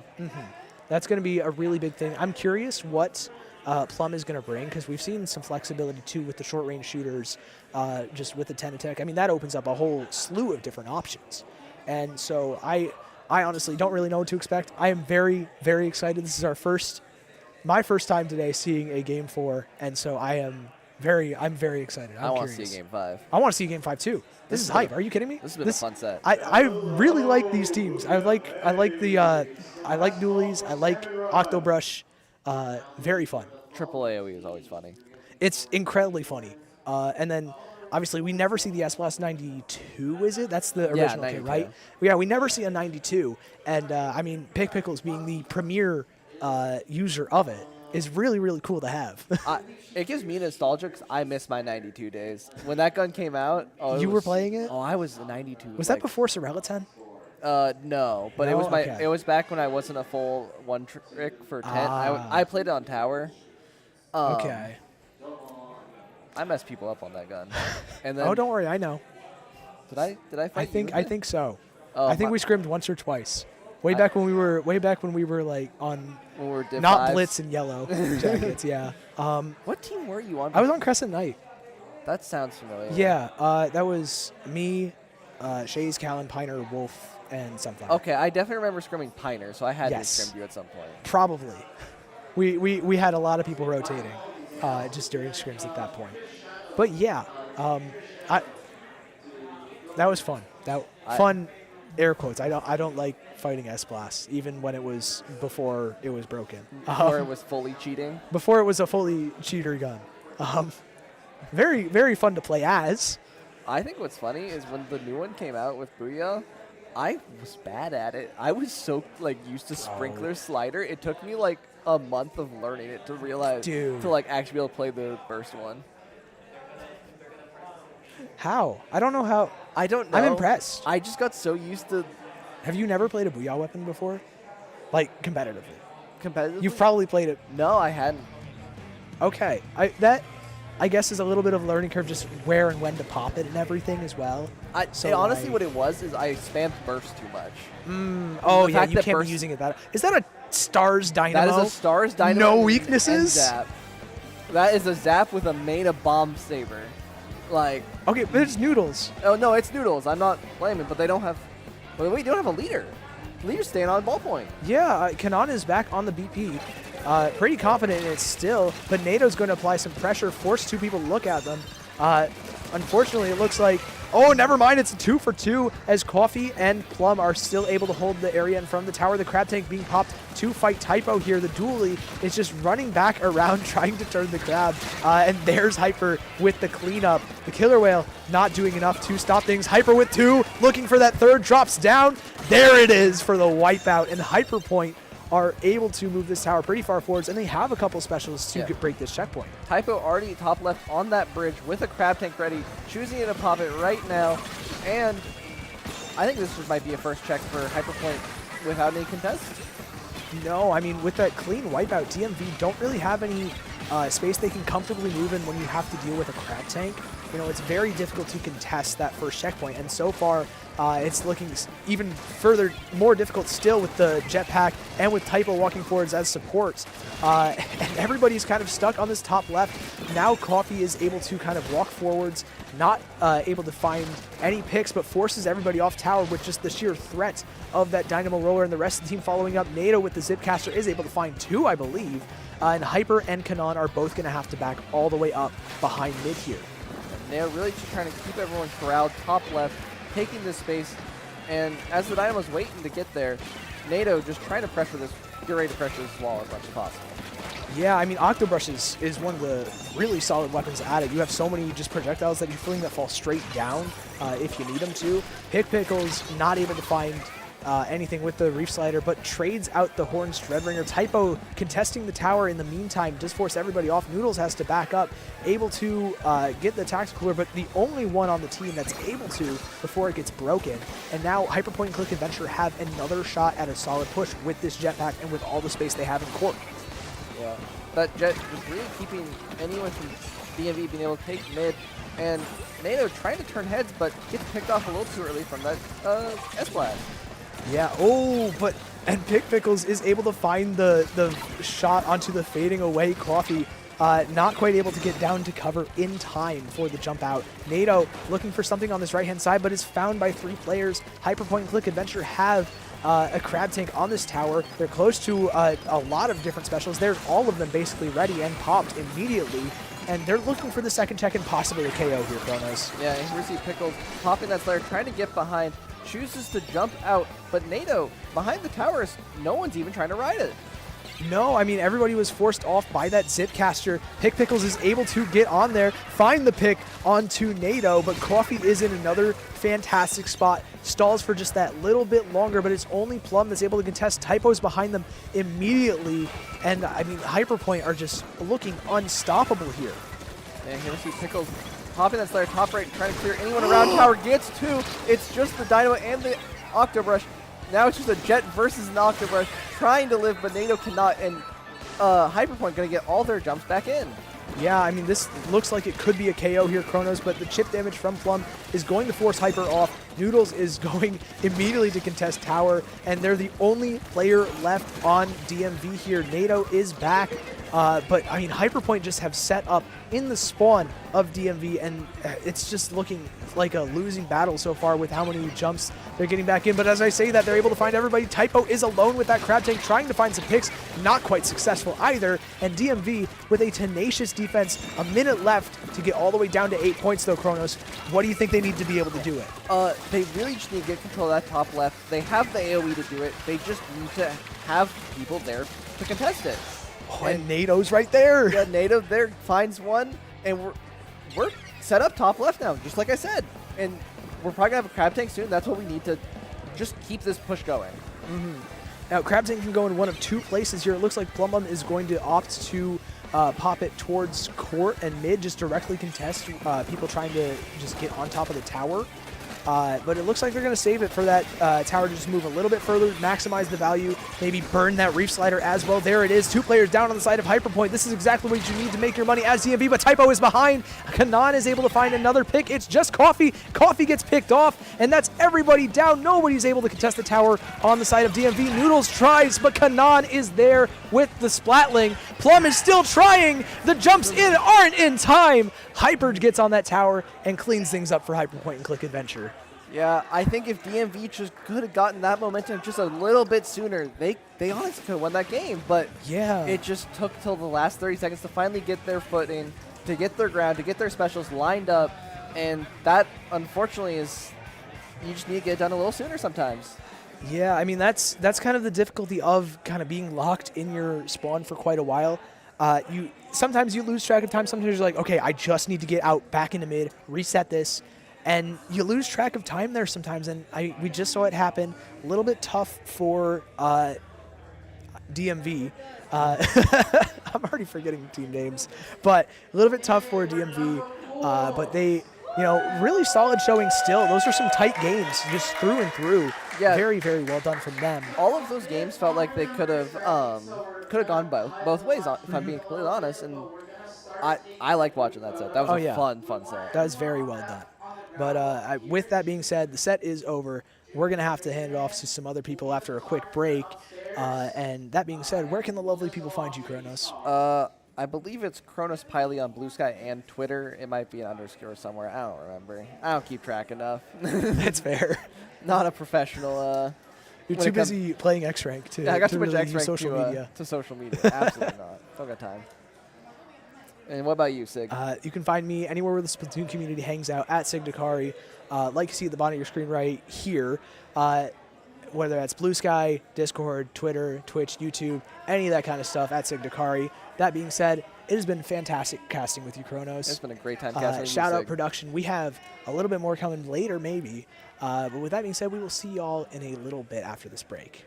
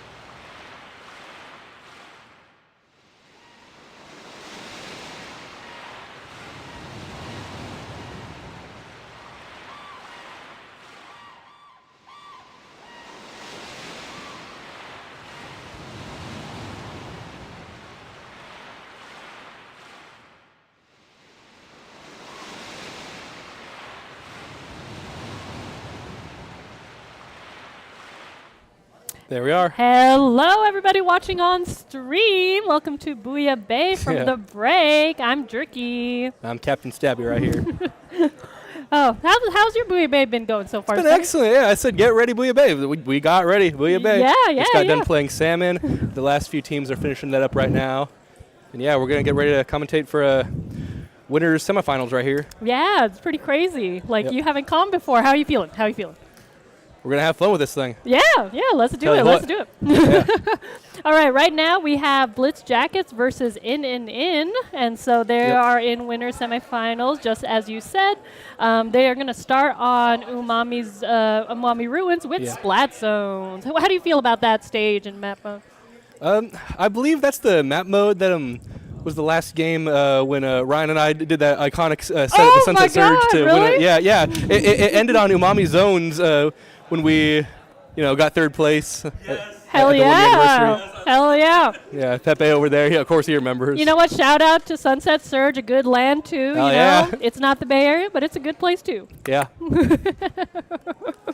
They got their own land tournament going on there in 1 week from now. Right. It is happening in a week. Yeah, Sunset Surge. I believe the 9th one we've had now. Yeah. The 9th one. Yeah. Oh my god. I guess the next one is going to be number 10. I wonder if they might do something big for that. I'm going to see. assume they will. I'll have to find out, I guess.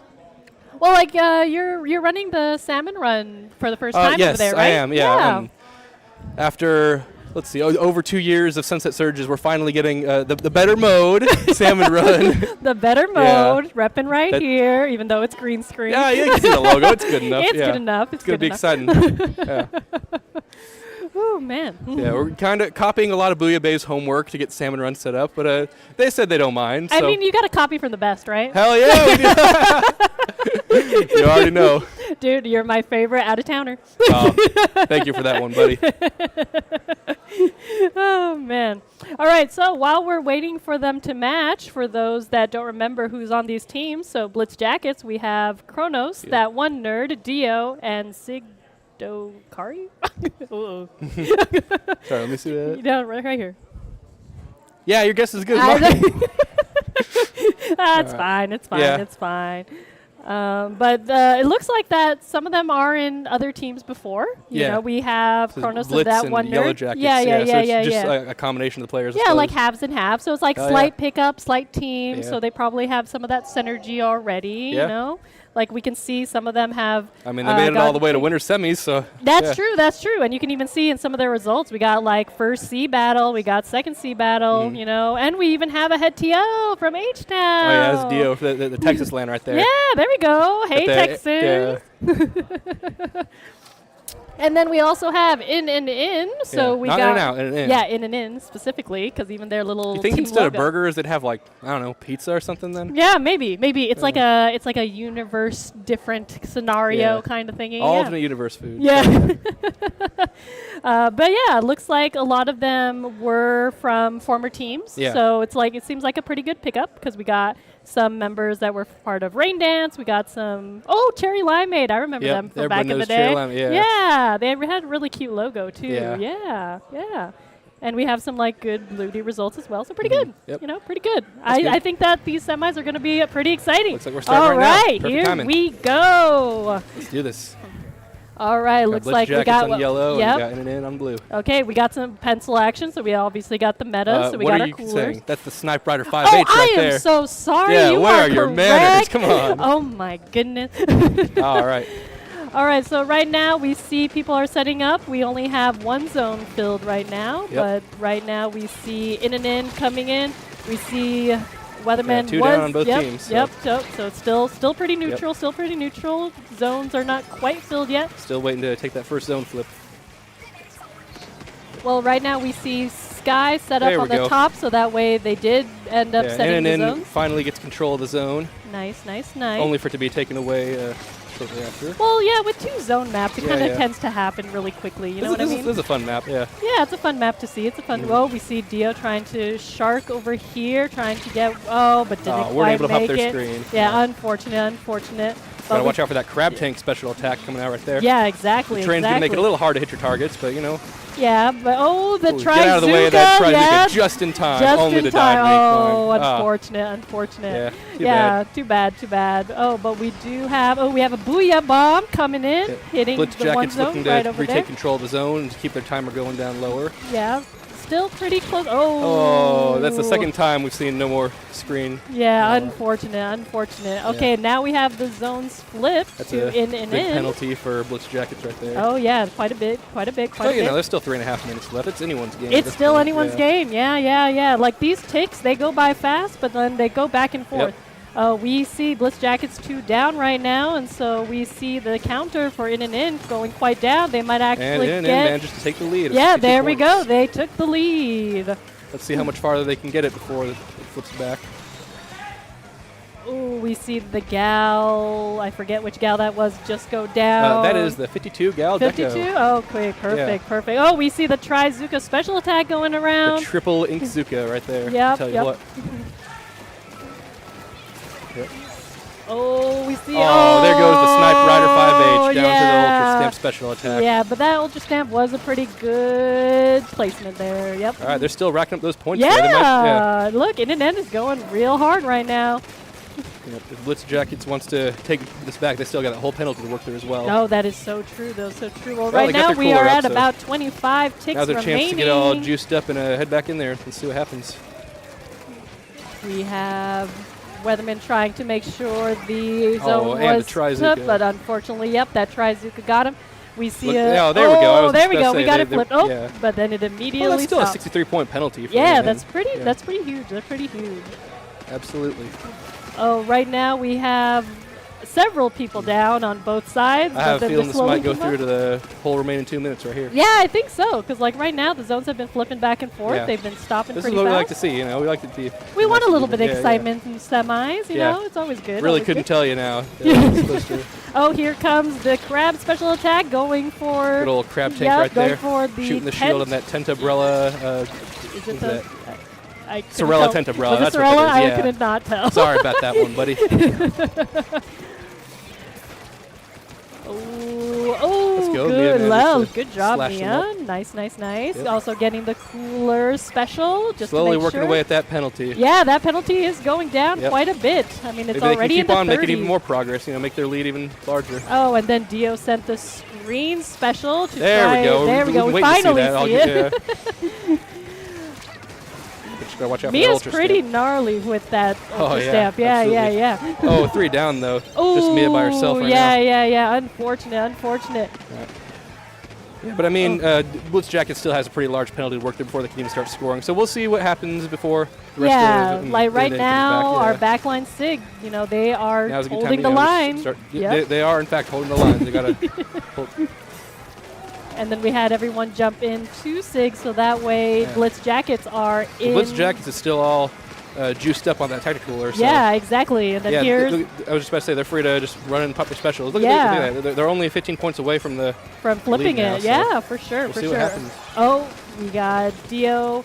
The shooting screen's right also going to make now. it hard for them to get around. That is true. That is enter the zone. true. Oh, we might actually get it 2, 1, flipped. and it is flipped. It is flipped officially. Blitz Jackets takes the lead. Oh, okay. We got 9 more ticks. Let's see if even in if and they in are can able to get them. retake, that's still a 53-point penalty. to Oh, a work through. 53-point penalty is a lot, but I mean they have been going we'll down see. pretty fast, you know. And Okay, so they at least stopped the zone. Did they get the other zone? Oh. No, yellow still retains control.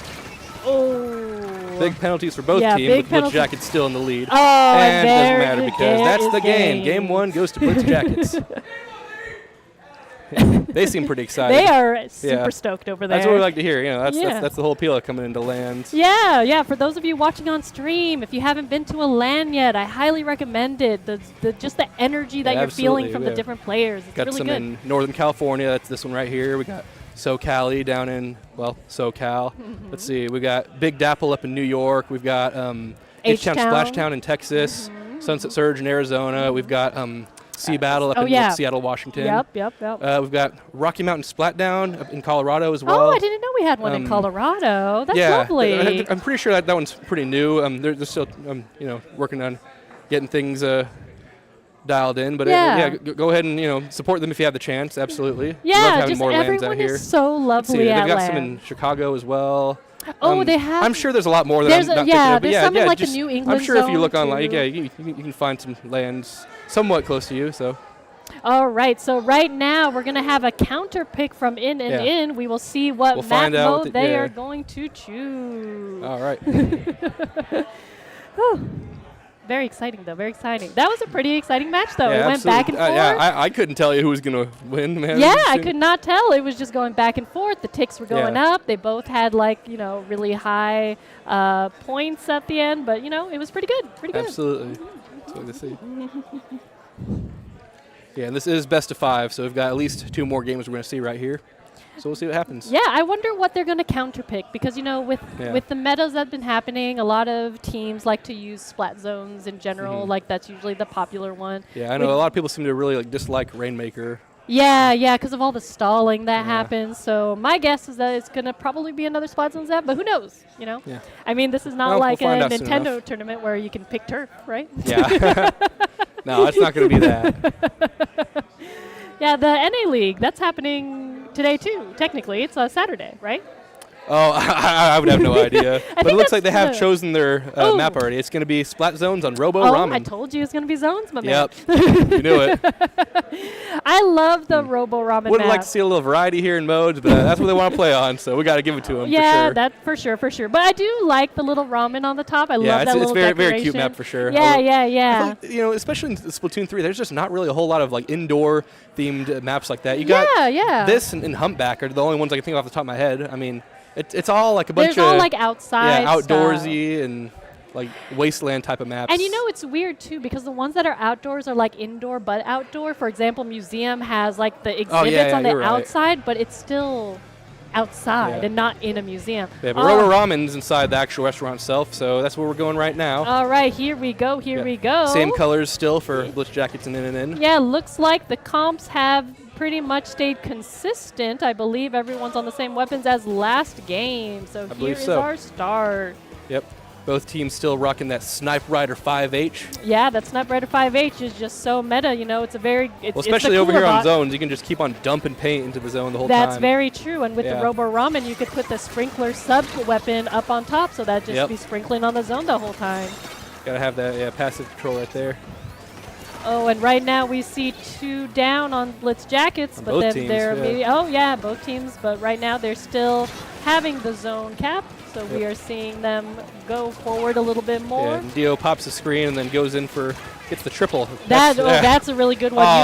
Using that screen just to help out. Mia finally is able to take him down. Okay, that's good at least. That's good at least. All right, we're seeing.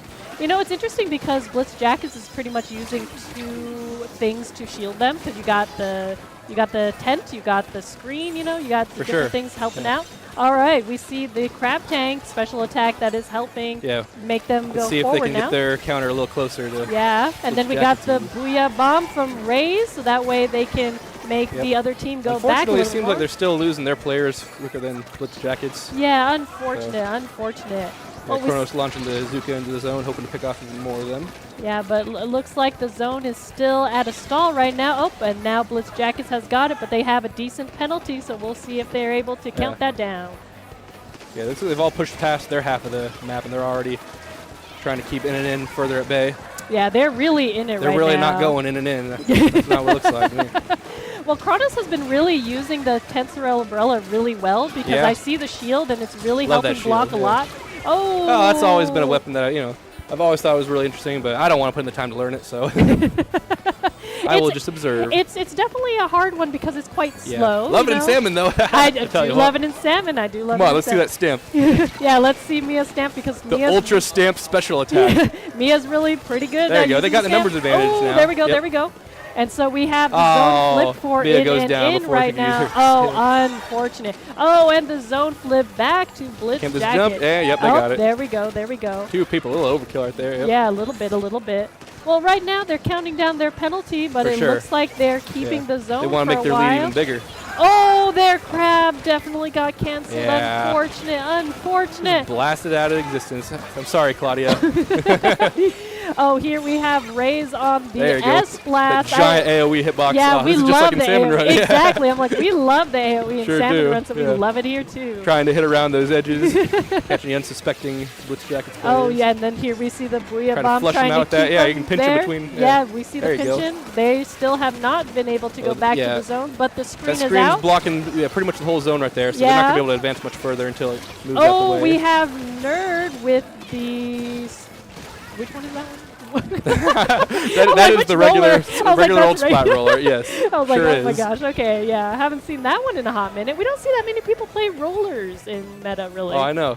Yeah, I love seeing a good roller. Especially if it's the big swig roller. I love that thing. Oh, yeah, the big swig roller is Yeah. fantastic. Yeah. Right now we see Nerd sharking and throwing curling bombs. Hopefully they are just trying to keep everyone at bay, but right now we have Sky. Yeah, Blitz Jax is still taking down that timer pretty big, so, I mean, NN's going to have to do something fast if they want to. Oh, yeah, have any we have chance to 10. Oh, we have a couple ticks remaining for Blitz Jacket Well, to the win crab this. can't really paint that well. Yeah, And it's, there it goes to Blitz Jackets again. They're All leading right, 2-1. congrats to or Blitz 2-0. Jackets, 2-1. They just need one more to get to 3. All That's the end of right. the set. Potentially see a game 5 here. If come on, and let's show them a reverse sweep. Yeah, Why don't you? I would love to see it. I would love to see it. We want to see more, some more action. Yeah. More matches means more land time. Oh, look at that bro just spinning around. It's so large. I love that. I love that too. It's just Yeah. so cute. Sure is. Oh, okay, so we're going to see the counter pick again from In and In. Unfortunately, their counter pick didn't work out for them this time around. Yeah, I wonder if they're going to pick something else besides zone. Yeah, I guess we'll see.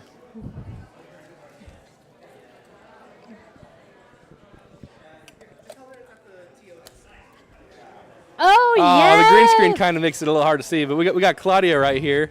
Yeah, right here. Yeah. Beautifully crocheted. Yep.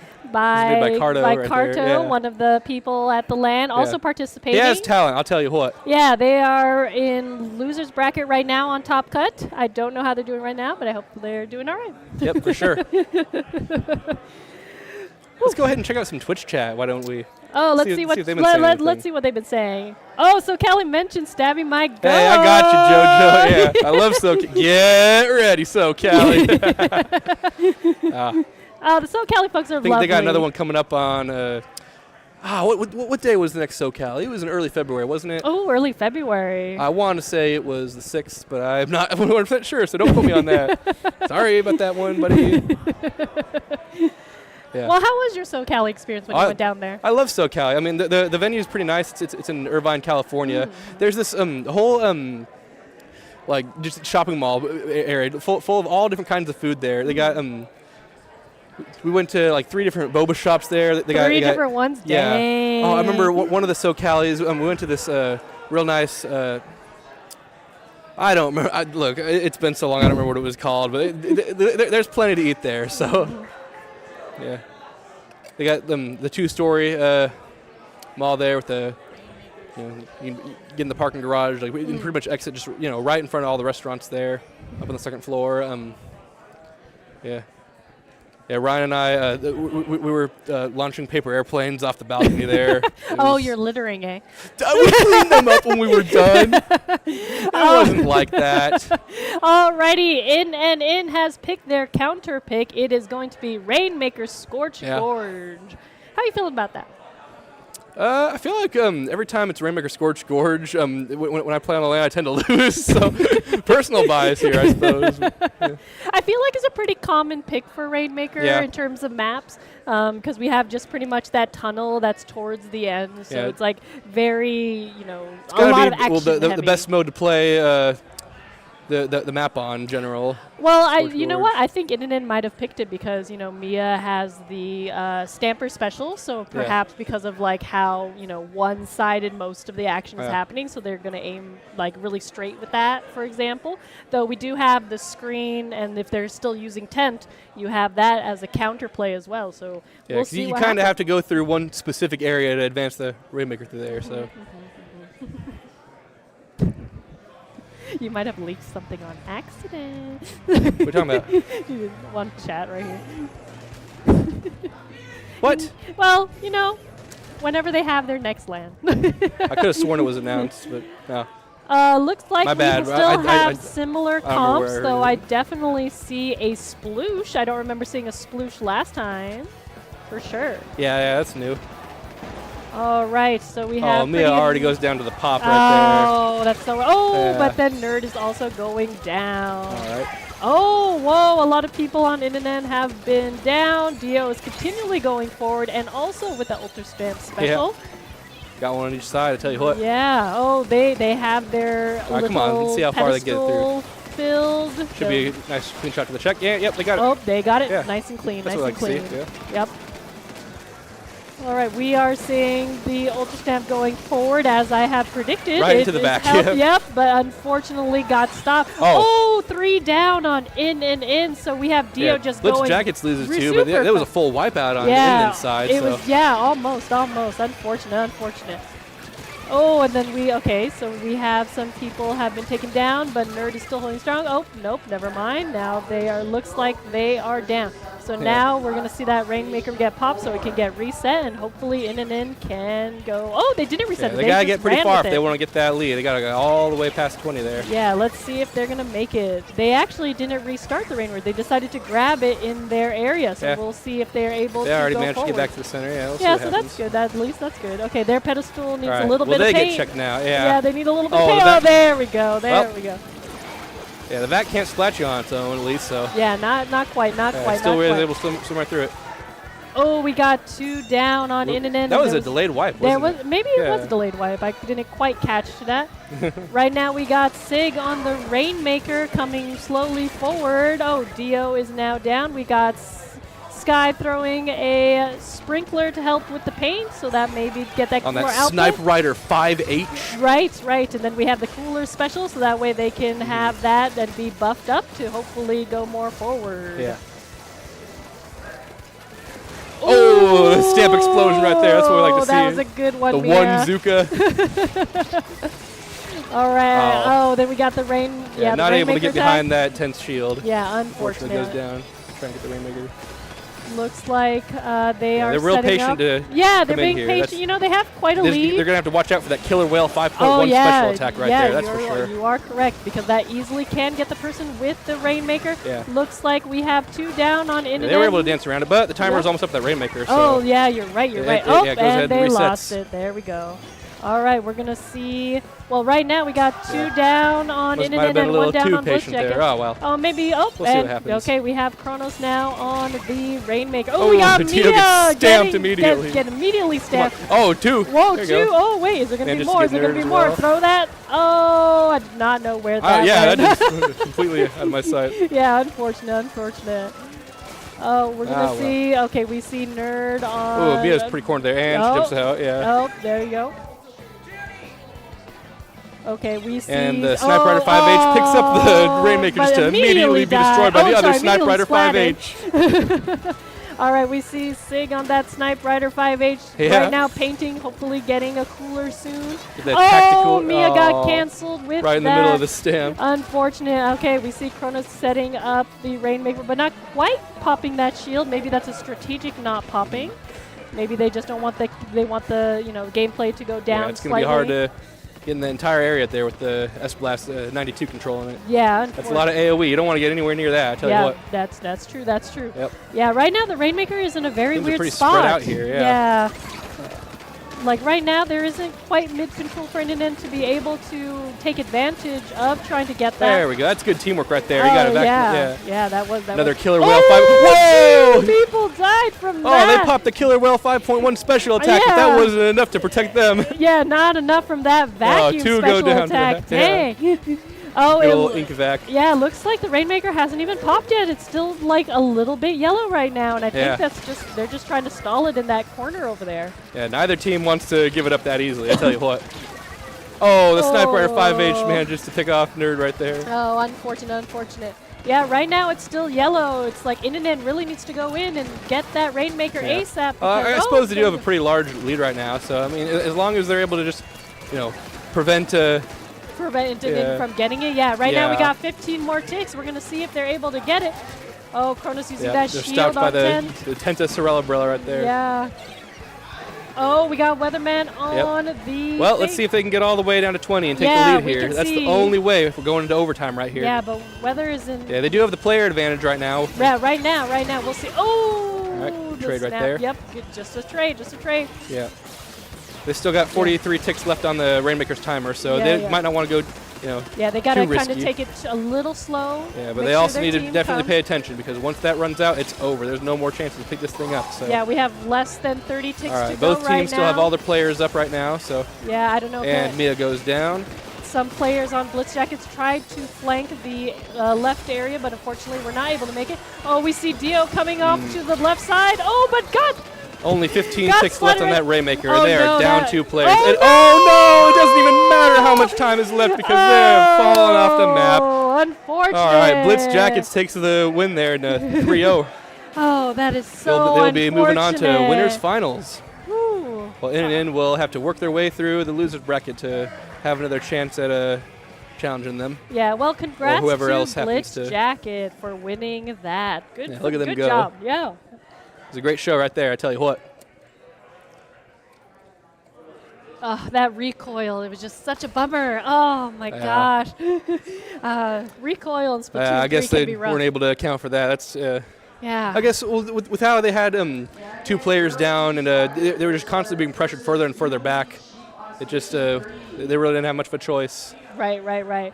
All right, we're going to take a little quick break before we start our next set, and then we will see you guys then. We'll come back right after this.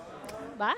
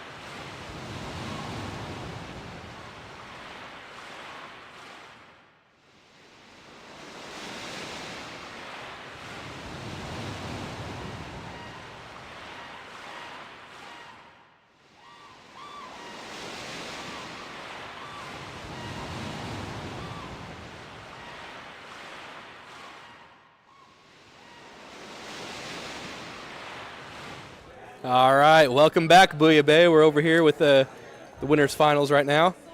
It's going to be a team Address Me versus Blitz Jackets, who we just saw win the winners semis right there. Yeah, and we are going to start off at Splat Zones on Barnacle and Die. We sure are. Oh, we were just talking about how there's not really a whole lot of indoor maps in Splatoon 3. That's one I forgot all about, yeah. Yeah, I totally forgot about it. And I do remember the trailer, but because it was really cute. Yeah, they were it doing was. That little The victory thing. twist. Yeah, it was so adorable. Yeah. So adorable. That was one with the paintbrush and the S-Blast. Yeah. Well, looks like Address Me won Booyah Bay before. They won the one that was called Shoreline Shakeup. So Oh, yeah, that was the previous one, yeah. Yeah. I missed that one. So unfortunate, Sometimes Yeah. it just doesn't work out to go to hit up every single It land. was in the summer. Yeah, it My happens. perfect attendance. No. Oh gosh. Well, you came early before Booyah Bay today. You were here yesterday. How was yesterday? What were you doing? Oh yeah, yesterday. We went all around to San Francisco. Checked out the Nintendo store and had this big old food tour. I ate too much, but it was really good. So I appreciate that. Yeah. We had our lives changed while we were waiting for outside for food. So Cardo, he was holding on to two of these Rachel plushes right here, right? And a random stranger walks past, points at the Rachel plushes, well, I'll tell you what happened later. Yeah, It changed the course of our entire lives. But right now, we got the game coming on. Yeah, here we go. We got winners finals. We have Address Me in.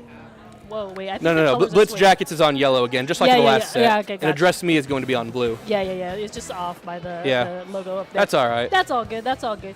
Well, right now, we actually don't have a Snipe Rider on one team. We actually have the That's all right. Blitz NZAC. Jacket still has theirs. Yeah, they do. Oh, Dio unable to escape. Unfortunate. Yeah. Well, let's see how long they hold on to control the map with two players down. Kronos got down. So we got to despite having 83 before it shield. flipping. All right. Oh, we got Swagger with the Crab Tank Yeah, special. it's not yellow this time, so it's not Claudia. But that's okay. That's okay. Oh, Still a Crab Tank nonetheless. we have Goose on my favorite Sloshy Boy, Yep. my favorite weapon ever. And so right now they're coolered up. Completely but unable to do anything about that shield there. yeah, unfortunate. But they got two okay. kills despite A double's a having double, shield. yeah. Yeah, you don't need to see in order to kill. You know? Absolutely. Just throw hitboxes all over the place. Exactly. Yeah, So Address Me really is taking down that timer there. It's already under halfway. yeah, and they have quite control of mid, and they have quite control a little bit of the path. Especially with that Blitz cooler there, they Jacket got with that it. safety net even if they... Even if they get But spotted. again, so Blitz Jackets has that as well. So Yeah, all right. now. Okay, right now it's still 25 ticks remaining, but we'll see if Blitz Jackets can make it to the center. Yeah. There we go. Come on. All right, let's. Oh, well, okay. We have Swagger trying to Got keep the blue up. crab coming out, the anti-Claudia again.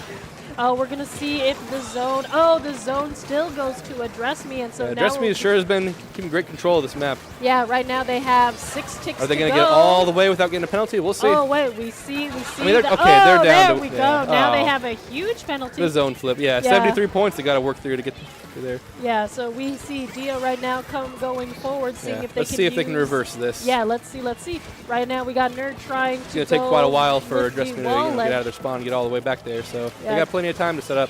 Get the specials ready. We see the Tri-Strike special attack, but unfortunately it Doesn't did not seem to do much, no. We have Nerd holding it together with The bubbles right next to each other, huh? yeah, Both teams. bubble Huh? to Interesting, bubble. yeah. Oh, and they Still like to see. lost control. We're going to see if the zone flips or not. Right now it's about half and half, but A unfortunately lot of players going a lot down. of Both players teams. ain't. Wow, what was the heck? Oh, but we got Address Me. Oh, they're able all to chasing hold that it. Snipe Rider 5H there. They really want that one down. Yeah, but with the slosher weapon, And it's they over did the it. walls, and they did reach that sniper. Yeah, they don't want that thing dumping paint all over the zone, man. I tell you what, you can Yeah. keep on spamming all them coolers as well. Yep, for sure. We're seeing Blitz Jacket trying to set up. We see the tent and the screen Duke holding didn't up. seem to hit nothing there. But we did see the strike go right behind the screen, so they could not be sharked in behind the screen. Right Yeah. now we have the zone has been stopped. We'll see if it flips or not. Oh, we got Blitz Jacket holding it down now. But unfortunately, Kronos goes down. No. Yeah, I mean, they got a pretty decent penalty themselves, Whoa, too. So Dio got, Oh. I think, 2 or 3 Yeah. slats right there. Yeah, very good. we go chase after 5th gen. Oh, it doesn't even matter. Doesn't They're even gone. matter. They got him. Right there in their bubble, too. All right, we see right now the cooler up for Blitz Jackets, so they Yeah. are trying to go You forward. just keep on hiding behind that screen there, make it hard for them to hard for them to see. Yeah. Their ticks are going down, but Just like the fog and salmon run. It makes it hard to see. Yeah. 2 people are down on both sides. We'll see if they are unable to paint the wall. Oh, that doesn't matter. They still managed to get 5th gen out of there. Holy taquitos. Okay, we're seeing the ticks go down. It is almost at 10. Anyone's game at this point, yeah. Oh, we see the Tri-Strikes coming out. They're trying to help. Blitz cap Jackets the is zone. down by 2. Oh, yeah. There's the flip right there. Tick. They are Right before unfortunately- Blitz Jackets was able to take the lead there. Ooh, that's crazy. Yeah. Okay, well, we still got a minute That 11. doesn't even matter if they can't get through that large penalty. Look at that. They're still in the lead by 1 point. By so 1 single point. Yeah. Well, we'll see. We still have a minute to Blitz go. Jackets has a lot of work to do just to get that one last point down. Yeah, I tell you what. we will see if they are able to get out of their area. We see Kronos with the Tri-Strike special attack trying to aim for people. Oh, They looks like they definitely got luck with that, boost. yeah. Oh, they almost gets got, 5th gen 2 on the dualies. but unfortunately did not. Yeah. We see Dio throwing the screen. Hopefully they have capped the zone. Watch out for that bucket, man. They might not be able to see you through that zone. Oh, it doesn't even matter. The bucket got him though. Even if they can't see through the screen, they can still hit you. That's for sure. Yeah. Unfortunate. Gonna make it even harder for Blitz Jackets to make a comeback here. Okay, we got 30 30 more seconds left, yeah. Let's see if they can push through. All right, looks like they got cooler ready. Any more specials coming up? Oh, and the gal goes down. So that means no Killer Whale 5.1 special attack for them. That would have been a great way to flush them all out of the way. Oh, but, and we have 5th gen putting a bubble to really hold that area Blitz next Jackets to the has their zone. bubble ready too. Oh, yeah, it comes up. But unfortunately Nerd And was that's over. Game 1 goes to Dress Me. This is going to be best of 5 once again. So first of 3 wins, Yeah, so Takes now it we will home. see if Blitz and then they'll Jackets advance on to picks up- Grands. Yeah. We'll see what Blitz Jackets counter picks. Yeah, 'cause the whole rest of the set is going to be counter picks. So nothing is set yet until they make that choice for themselves. That was pretty close, though. I mean, it was 4-5, and then Yeah. we had all those penalties, and then. I wasn't really sure what was going to happen until then. Yeah, Yeah. me neither. Anyways, about what happened with the Rachel plushes here. Yeah, this random stranger passing by points at the Rachel plushes, and he says, "I like the orange." And you know what? I also like the orange. I also like the orange. It's Rachel right there. Who doesn't like the orange? the orange is just. The orange is great. Yeah. So, I mean, we've been completely unable to stop repeating it over the past days. It's so fun to say. I love the orange. I love the orange, too. And it was That's just so random, so too. cute. Look at. Yeah, because the random stranger just walked by, said it real quick, and then just walked away, and it was great. Went on with his life. Probably doesn't even remember it. He said it by now. I mean, it's just that's the butterfly effect right there. It's a random, inconsequential quote like that. You don't know how you can change the course of someone's entire life with that. I tell you what. It's very true. It's very true. That really uplifted all of our spirits and just, oh man, throughout the whole rest of the day, it put us in such a great mood. No, I'm really glad we had that interaction. You know, speaking of butterfly effect, I feel like, lands have a lot of Oh, yeah. connections with different people. You can certainly meet different kinds of folks here, make some good friends. It's been, absolutely great. So again, if you haven't gone to Booyah Bay or any other land that's local to you, we highly recommend traveling to Yeah, them. it's well worth the effort if you're able to join. And we got the counter pick from Blitz Jackets coming up here. They're going to be playing Splat Zones on Mahi Mahi Resort. Oh, Yeah. we haven't really been seeing Mahi Resort, to my understanding. I during like the this one on Zones. It's it doesn't feel too cramped for me. That's usually a complaint you hear on Mahi Zones. Well, especially after the update where they made it a little larger. Sure. But it's it's in the beginning where you only have that little area to deal with before it actually expands. Now, I am a little disappointed we don't get to see Mahi Tower Control on the list here. But such a that's all popular right. pick, huh? Well, I like it. We have a bamboo. That is not the Sniper Rider 5H. Whoa, That is the Bamboozler 14 Mark 1 right there. I tell you what. That is so fantastic. I have not seen one of those played in quite a while. Yeah, we'll see how that works out. It's exciting. All right, it looks like we see Dio trying to get the snipe area, and 5th gen goes down. Oh, and the by Nerd Bamboozler instead. 14 Mark 1 is already down. Oh, man. Unfortunate. Okay, we got Doom over here trying to go forward, but unfortunately gets pushed back. Oh, man, especially on a map like this, that screen really does just block off the entire area, doesn't it? Yeah, it does. Yeah, especially because it is very small. Oh, It's so Nerd funny. just got hit by that Killer Whale 5.1 special attack, and now the zone The is triple split. ink strike manages to completely paint the zone all in sun right there. Well, the zone is quite small, so Yeah. that I guess it strike is. is going to flip the zone pretty I mean, the map's easily. already reached its full size now, though, so you got plenty of room to work. Okay, yes, now now they have There plenty we of work. go. We got Nerd taking down somebody. Oh, taking down 2. Safety bubble Can right they there. get a third? They can at least flip the zone right there. Yeah, they at least sure. flip the zone. We Keep their see lead Crab going. definitely being shot, but unfortunately, Oh, you ain't is getting not through that doing tent, anything. I suppose. Yeah. And Yeah, it you have doesn't to look like do the it roll of did- shame. Oh! The roll of shame wasn't enough to protect you from that big ol' Zuka blast, I tell you what. Yeah, that Trizuka special attack really went through them, unfortunately. It is quite the counter to Crab. Absolutely, yeah. All right, we see 5th. Come on, load up with that Killer Whale Yeah. 5.1 special attack. We want to Yeah, Here there comes the Killer Whale 5.1 special attack. That's what we love to see. Oh, trying to slosh over that. Oh, Goose could not no. slosh over that tent shield, Yeah, unfortunately. Kronos has been just insane on this tent this entire time. Man, Yeah. I've been really liking to see that as a Umbrella fan. Oh, we see Swagger using the grab tank once Oh, again. and they finally get it. and they got the 10th player, but then Dio comes in and also gets the and gets 5th. Oh, was barely not able to get Doom there. Okay, right now it looks like Blitz Jacket has the lead with 27 ticks over 70. The penalty is not too different from Yeah, each and they can other. just grab these cooler drinks now and Yeah, and just go forward. try to increase the gap even more. Oh, looks like 2 players on Address Me got marked so we can see where their locations are even if they're in the ink. Yeah. We see Both teams are really trying to just paint over the rest of that zone right now, but it's not going to anyone yet. Yeah, it has not flipped in quite a while. It's been going back and forth. Oh, and now it is flipped. Oh, but then it has stopped once again.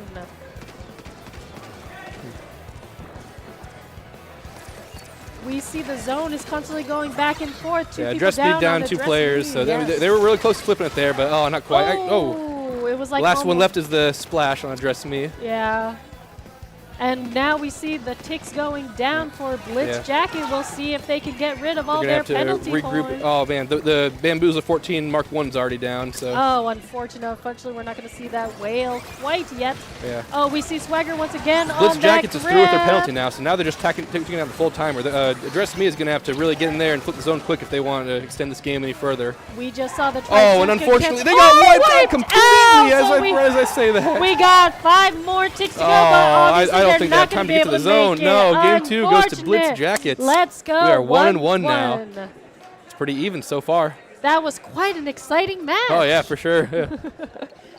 Unfortunately, we're not able to see the Bamboozler 14 Mark 1 take the win here, but Yeah, but it was lovely to see it pick, yeah, though. that's for sure.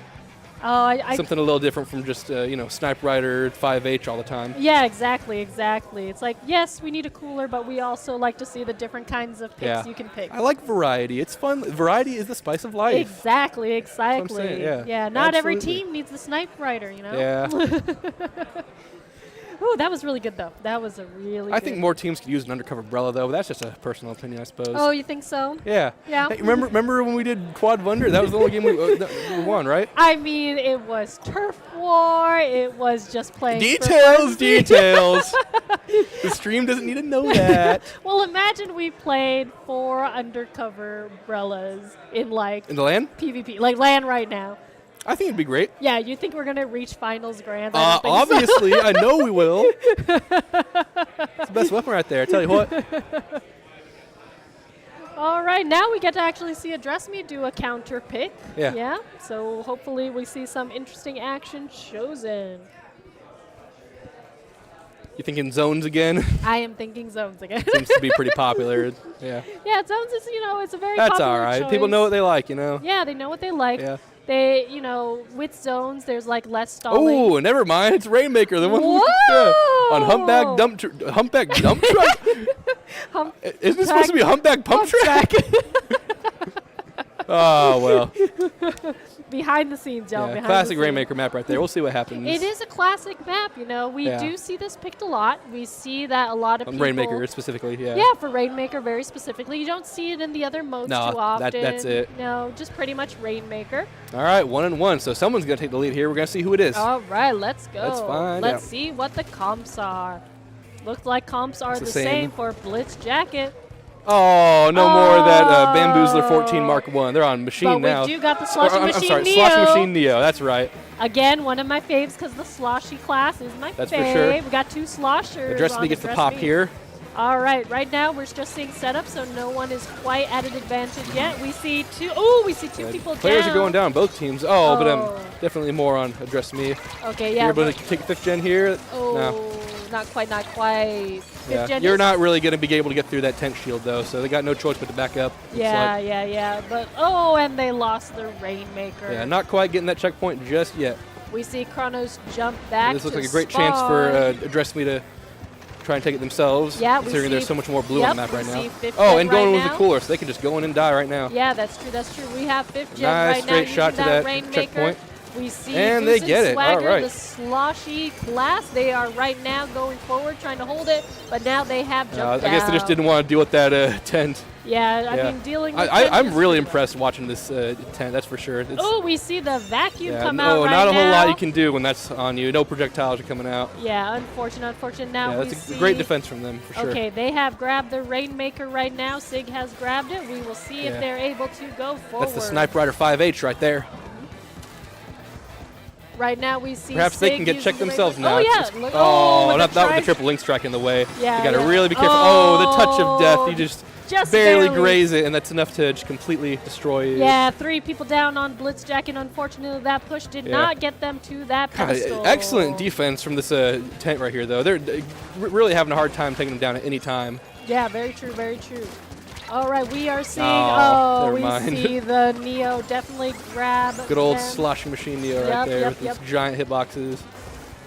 We don't really see Machine used that much anymore after the nerfs, you know? Yeah, I guess not. Actually kind of surprised. Fire rate and Whoa, all that. and suddenly Doom has gone almost all the way to 6 points.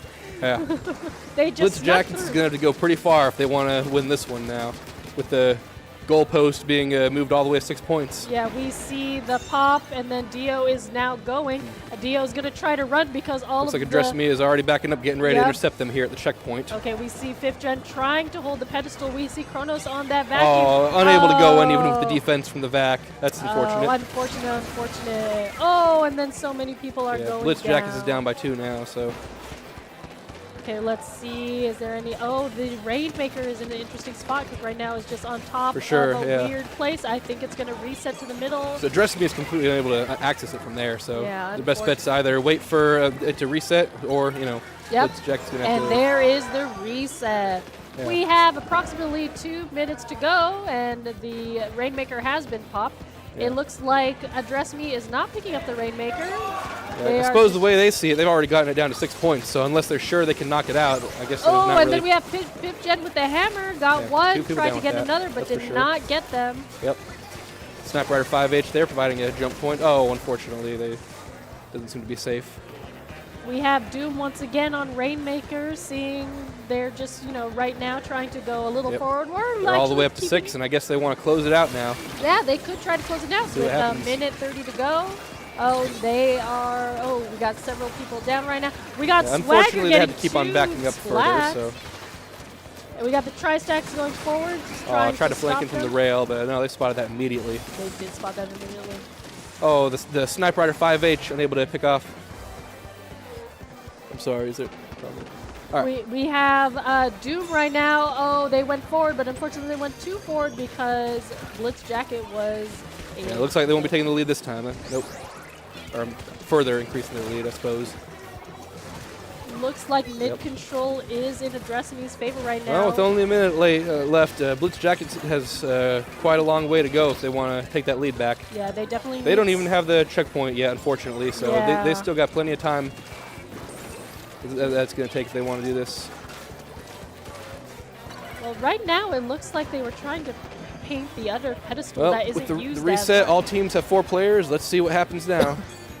This is going to be real tough for Blitzjacket to be able to reach all the way to Kronos not pressing just forward that. with the shield again. Oh, but unfortunately Rainmaker was not quite able to make it to the before. checkpoint. Maybe with the defense of the vacuum here, they'll be able to get it right up there. Oh, not if the stamp comes in right from behind and stops them in their tracks. That's good. Yeah, okay. They just keep losing the Rainmaker right at the checkpoint. Just 5 seconds left. Oh, they might be able to at least get the check here. Oh, they need to grab with the those strikes, though, it's going to be really hard to push Oh. in, that's for sure. You get even close to those and you're just exploded. They got it. There is 3 people down. There's a chance. They're going to have to really hurry if they want to get that all the way They really need to But if they go pop too that. fast, they could definitely fall right into death there. So they Yeah. really need to be careful. Right now, they're trying to clear the Sniper area. out of 5H picks it up. Yep, they wanted to drop Cooler down first to make sure. Oh, man, the roller goes down. Okay, right now, Swagger is at Oh, the they're really top struggling point. to defend They here. got the Trizuka trying to get Sig right now. Safety of the vac. Is it Safety. going to be enough? All right, cool. They were able to get their jumps in. Oh, unfortunately, the VAX Down to 40. thing did Hey, not Address go Me is all the down way. 2 players. Oh, Oh, they might be able to do it. They might be They're able to coming do in. it. They are coming 28, in. But Goose 20. is going over Oh, the it's so shield. close. Oh! And they take the lead just barely. Blitz Jackets manages to get up the Whoa! scores 2-1 right now. No, that was a close game right at the very, Yeah, very what a surprise end right there. in overtime. Oh, man. They sure struggled for the entirety of that game, but they were managed to just have Yeah. an insane comeback right there. That's That was Rainmaker for you. It's really amazing. anyone's game right up until the last Just second right there. at the very last second Man. of overtime. That was exciting. Yeah, it keeps you on the edge of the seat, so Woo! I like that.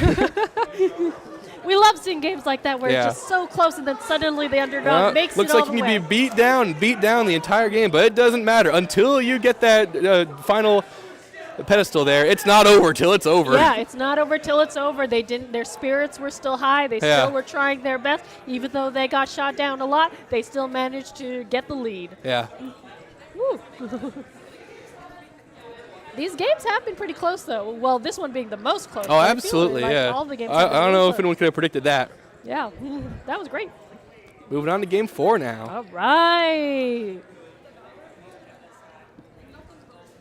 Yeah, I love seeing when sets go almost, all Yeah. the way to 5 and stuff where they're close. Yeah. So I wonder what Address Me is going to counterpick. Yep. Yeah. Because it You think wasn't you were- zone. Yeah.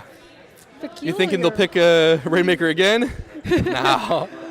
Wait, they might pick Rainmaker. Rainmaker on Scorch Gorge. All right, we just saw that last set, yeah. Okay. I mean, with Screen, Yep. with Tent, those were really strong on stuff like Rainmaker, Scorch Gorge, but Mm-hmm. we'll see what Address Me uses. Yeah, because they're going to have to deal with all of that you just mentioned. But what's interesting is Address Me is using a lot of different weapon pools. Yeah, I've this noticed time they've been switching up their weapons every game. We had the Bamboozler 14 Mark 1 and the Sloshing Machine Neo. around. Yeah.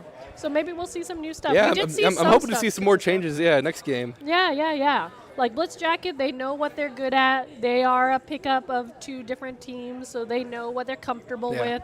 Especially with the pickup, you kind of just stick to what you got. For sure. But with, Address Me, they have played before in the previous Booyah Bay, so Yeah. that's why they're, able to switch it up a little more in terms of weapon choices. So we'll see what they end up choosing. Yeah, so Address Me will either make the score even again and go on to game 5, or Blitz Jackets will just go ahead and close the whole set out here. We'll see. Yeah, I'm down to see the game 5. That'd be pretty interesting. Oh, wouldn't dude, it? it's hype when it's a game Yeah. 5, you know? Yeah, whenever there's a game 5 at a LAN, especially like in the bracket like this, you just feel the whole venue is just like locked in, focused, watching it. It's really, like we were just saying, the experience of a LAN is really something you can't recreate just by watching a tournament at Yeah, home. exactly. So we're moving on to game 4 right here. All right. Scorch Gorge Rainmaker Let's once again. see what they chose. So Same weapons. Oh, we wait, got no, it. that's different. That's different. That's different. Okay, The so Sloshing Machine Neo stays.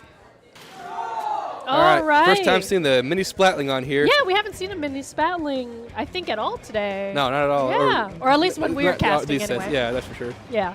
But yeah, Address Me gets the pop once again. Yeah, they just get got the that pop, high but damage there. it's just the beginning.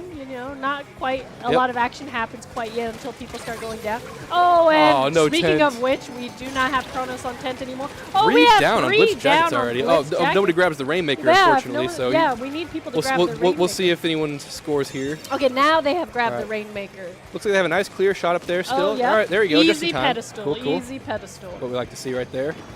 Okay, we see them get the pop once again. Yep. However, we see Dio throw the Now, Blitz Jackets hammer. doesn't seem too happy about them pressing into their territory there, so they're looking to already flush them right back out. Oh, looks like Dio's coming from the side. Ooh, Nice. managed to Love grab to one see the person surprise with a attack mini right there. splatling. Yeah. Oh, and the Rainmaker has officially reset. Yep. And we see Address Me, See 5th going gen back on the a Wiper little hiding out bit. in this corner here. Oh, but but they weren't got, able to sneak attack on yeah, them. Nope. unfortunate. We see the beacon sub-weapon set up for Blitz Jacket so that they are able to jump in. We see Dio We're back as to well. each team having a Ultra Stamp special attack now. That is true, that is true. We see Doom get nerd right in the face. 2 down on Blitz Jacket right there. We see that Doom has the cooler set up, ready to go, See, throwing is this it right the time they go forward. Yep. Yep, yes it is. Yep, they are Trying going to push past that checkpoint that they made last time. We see the Rainmakers being aimed 5th gen going in with the the stamp left towards side. the yellow territory there. Oh, Managed got to one. take out Oh, the but unfortunately roller. got canceled. Yes. Trade right there. Dio hurls the stamp over everyone's head. And Doom still they was hit the one able there. to go in between people to make it to 45. Just got to snake through right there.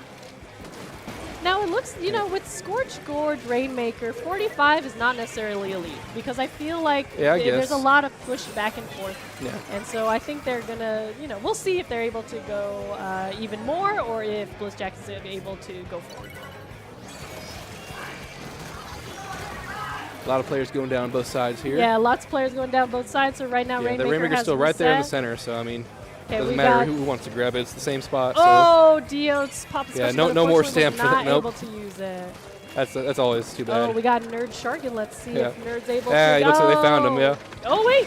They did not notice. Oh, and the bubble perfect. Nice. Oh, and the crossfire with the Ultra Stamp right there. Dio pushing on ahead. Okay, got to grab that cooler. We have Goose trying to hold it And up. they wiped out the and wipeout they right there. wiped Oh, out. man. Yep. Trying to sneak past that Rainmaker there. Nope. Nope. They saw it. They did get some points on the board, though. For sure. Yeah. For sure, for sure. All right, we see. Unfortunately, it doesn't really matter how many points you get unless you are able to beat that watermark right there, the 45. Yep, very true, very true. No points count until you're in the lead. Rainmaker. Okay, right now we do see Address Me have the Rainmaker. They are shooting forward a little bit, so it looks like Address Me is trying to go a Chronos little here with forward the at a defense of that time. shield still. They did lose If that the goes down, they could Rainmaker. always pop it back as well. Oh, several people down on Address Me, so maybe Blitzjacket can now make a play. It'll be their turn to grab that check, that's for sure. Okay, they Yeah, now have. they're taking it. All See how right. far they get. Okay, right now Dio's. Yeah, they just got the shooting defense of some that shots. tent shield right there from Chronos if they want to push in. We got as well Nerd as the Sharking right bubble now. in the Yep. screen. So Oh, unfortunately that bubble's going to go wasting because of the Tri-Strike special attack. gotta watch out for that ink vac right there too. It's really gonna make it hard to cancel that Rainmaker, but they still managed to do it anyways. Oh, several people Down to just the tent by himself. Oh, is he able to? Okay. Oh, that's and a a wipe right there. wipe out. Unfortunate. Just 1 minute left to not only grab that check, but also advance the score past 45. We'll see if they're able to do it. Yep, looks like we have Address Me got the If not, then hey, Rainmaker. we get a game 5. That is very true. That is very true. So we'll see what happens. Right now, Doom is in a weird spot in the corner. Maybe they are stalling, perhaps. It's in a very odd spot. They're kind of just sticking to that one Yeah. side, trying to make sure, you know, Blitz Jacket cannot get the Rainmaker in the weird area that it's stopped at.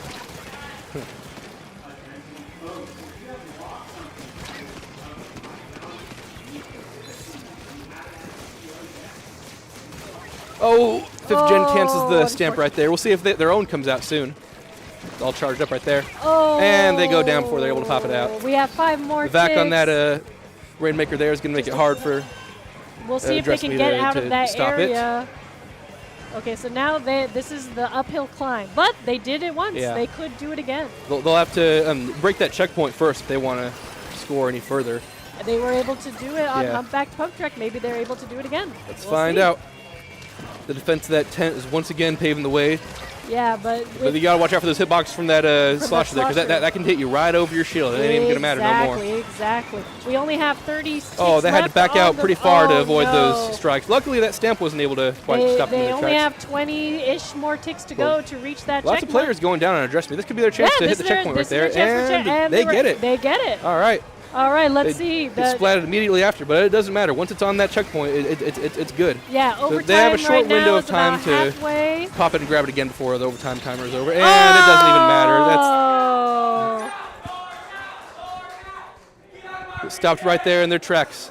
It's a game 5 right there, isn't it? Yep, it is a game 5. Here we go. All right. We love seeing a game 5. The whole, y'all can't really probably tell on the stream right now, but man, the whole venue is crowded around them. They all want to watch that set. Yeah, y'all. So if you, again, have not been to a LAN before, the energy is so high right now. You probably can't hear it, or maybe you can hear a little bit of it, but you hear really all the excitement, the yelling, the, he's down, he's down, he's when down. you get to a game 5, that's how you know. These teams are pretty evenly matched with each other if they're tied after 4 games like that. So that's how you know this game 5 is going to be something to watch for sure. You're not really going to be sure what the outcome is until the very end. Right, and like with players as strong as these ones right here, that means the losers bracket is going to be really good as well. Not to mention the stakes are pretty high because, I mean, whoever wins this set goes right on to grand finals. They get a free seat there. The other team, if they want to get back up to grand finals, they'll have to play through the entire losers bracket to make it up there, which is a feat in of itself. So yeah, well, this is definitely like a very important set to win, that's for sure. That's for sure. Like right now off to the side, for those that can't see, a lot of people are right now standing in super hype. We have not seen it.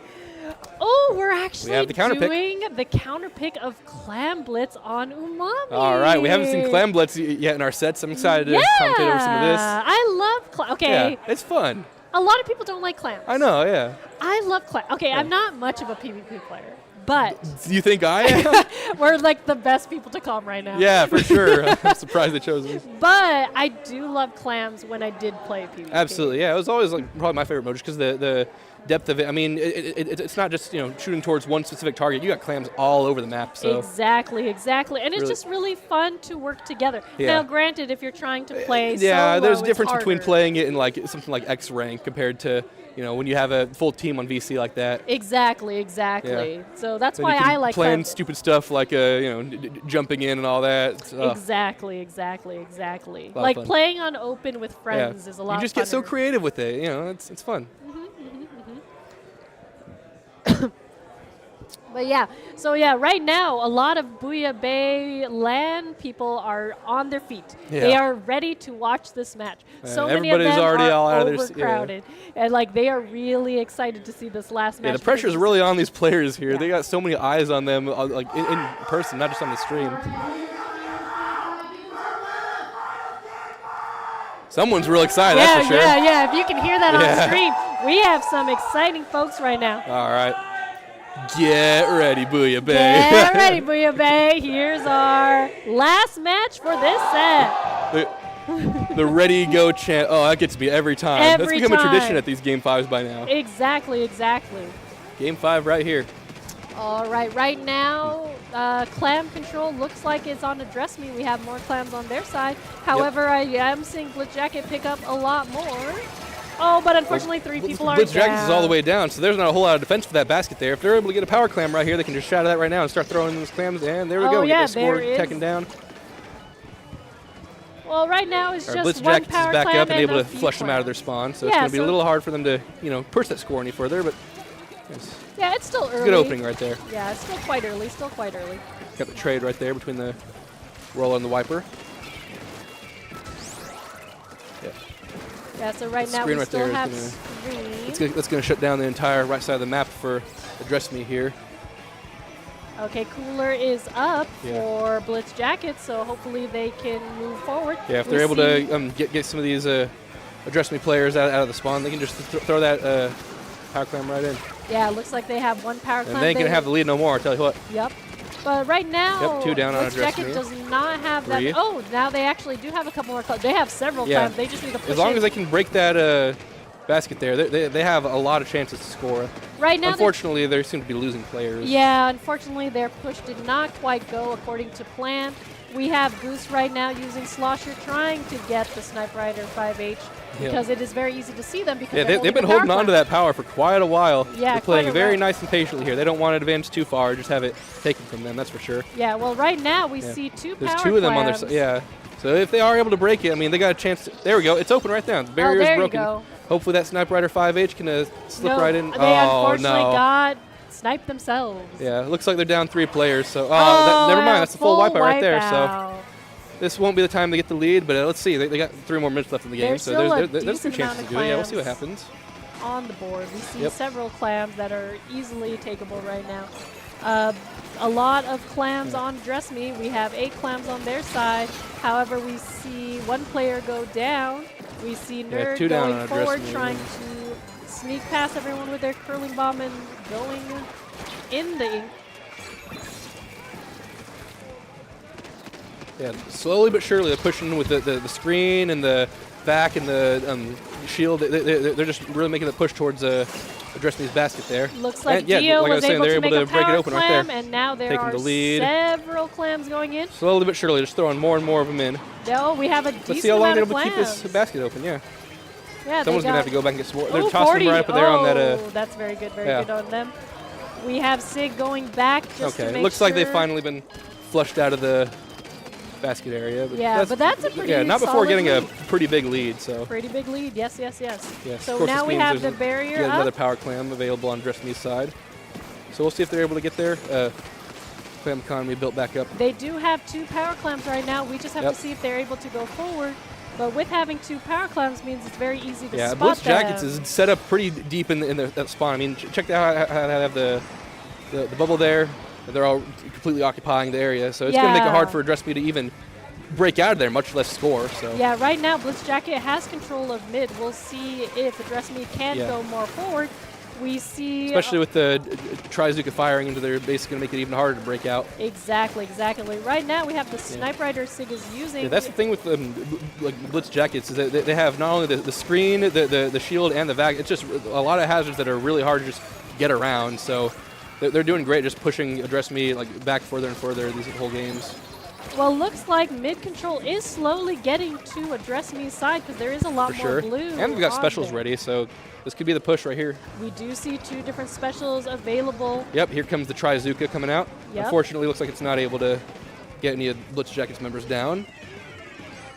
Those Tri-Strikes might help clear Yeah, the that path might right there. make them go forward. See, are they going in? They're going in?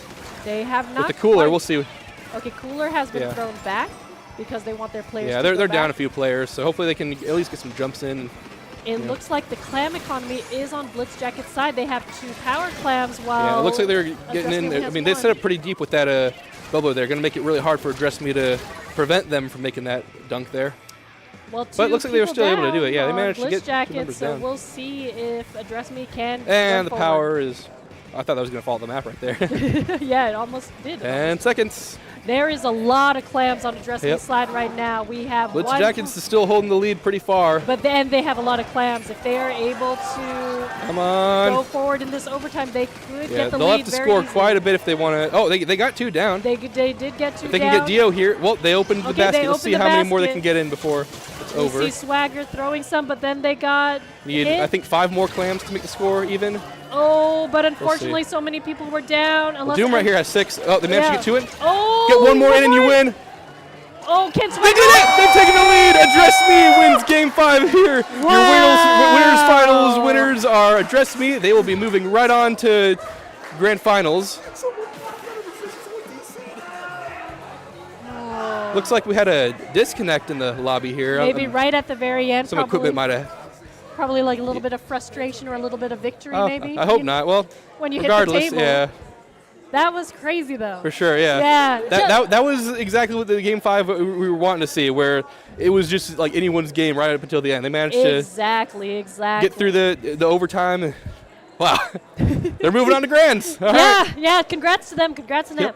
Yep. Thanks for having us calm. We're gonna Yep. take another intermission, and then you'll have new calm people for Right. the next sets. We'll be Thanks, back right after y'all. this. Thanks, guys. Bye. Oh boy, we did it. I'm sorry, JoJo. That was a good set. That was a really good set.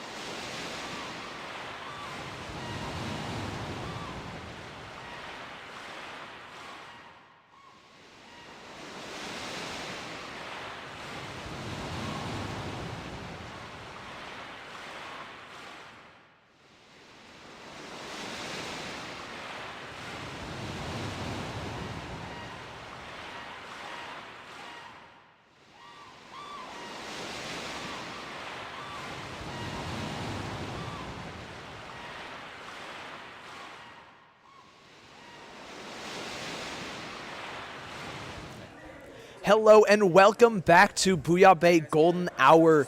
I'm Signakari. Joining me on the mic is Kronos, and we're bringing y'all the losers semifinals. Kronos, we've got In versus Hyper Point and Click Adventure. Quite the mouthful of a name, but what do you think about these two teams going into this? I'm very excited. We just, not last set, but the set previously, we just got done fighting In. Personally watched 2 sets of Hyper Dive. Yeah. Or not Hyper. Sorry, my brain is so cooked after last set. Give me a minute. That's why I need nondescript energy drink. Yeah, you're right. That is red. And questionably has bowls. I don't know. Maybe. You know, Hyper Point, Point and Click Adventure was a very fantastic team to watch. The leader was interesting. They swapped a ballpoint near the end. Yeah. I'm excited to see how this set goes. that was pretty sick. I'm very excited. I believe we're starting on zones on Mahi Mahi Resort. So definitely a chance we see the leader again. I know Kanan, I was talking with him right before this, and bro really was excited to play the leader, really wanted to. So maybe. Yeah, I mean, but the ballpoint might have to be stowed just because of how absurd Sky is on Chargers and Pencil. Like, I don't think I've run into a crazier player in solo queue that will just hit shots for fun. Like, just the most disgusting thing you've ever seen. that's fair. I mean, I think the leader is definitely a factor of helping out with that range differential. I think the ballpoint might struggle against the pin. So leader would be good. It helps also keep In from rushing at you as much as they really like to. They have the wiper. That's They're true. going to dive. And I think that also helps them keep that at bay. Now, on the contrary, we've seen a lot of running forwards from Hyperpoint as well. It's true. with Typo, Typo is always behind them every second of the Dude. game. He is somehow always finding a way to treat Viduli as like a Tetra. And it works really well because you can just as quickly convert a pick you find into just a crab tank in the worst spot imaginable for the enemy team. Like, you are not safe from it if that crab tank is set up behind you because you can't jump back or else you just die. And the crab just does its job anyways by holding all that space in the world. Yeah, the crab tank behind is just, it's hard to deal with no matter what gun you're on. It just splits your attention so much, and I mean, that might be a big factor for keeping them from being able to rush forward as much. Just go behind them. Don't even worry about it. Yeah, that is definitely an option. The main concern, though, as well, is if you're crabbing, you have to worry about that hammer from Mia as well. I was on the receiving end of hers a couple times during that set. She's very good at just using the hammer, throwing it, especially. Yeah, throwing the nuclear hammer at your backline's face or your crab tank if you're in that instead. Yeah, that one's not fun either. No, it's definitely not. 50-50 on if you die or not, but well, don't worry about that part. Just just live, duh. just hope for the best. Just react. Exactly. Yeah, you're right. But I think it'd be Yeah. interesting. The only problem is with Typo going behind so much, they can't fully flip the map, considering that the leader is not as easy, as built for being able to just do that. Yeah. Sometimes that'll be very difficult to pull off. Now, if Kanan does end up playing the ballpoint, then things are flipped on its head because ballpoint is one of the best super mobile and aggressive anchor weapons that you can play on one of those comps where you want to flip the map on people. And now going into this, though, we are in Mahi, so the leader is going to be very strong. Sky's on that pen. There's the splash and S-Blast. There's the other S-Blast, and we are on ballpoint for game one. Okay, we're throwing everything out the window. We're going for maximum aggression and just fighting constantly. Yeah. I mean, with Typo being able to become a backline at any moment with that crab tank and then having the jet as a recall, it does allow them to fight a lot more. It definitely will, but so far they've been taking a little bit more of a more steady approach, and that's definitely going to bite them right there as two players end up going down. Both Typo and Pickles end up dropping. Raze with the S-Blast is looking forward for a little bit more. Kanan has to jump out, saves that Inkjet, probably going to use it for the retake soon.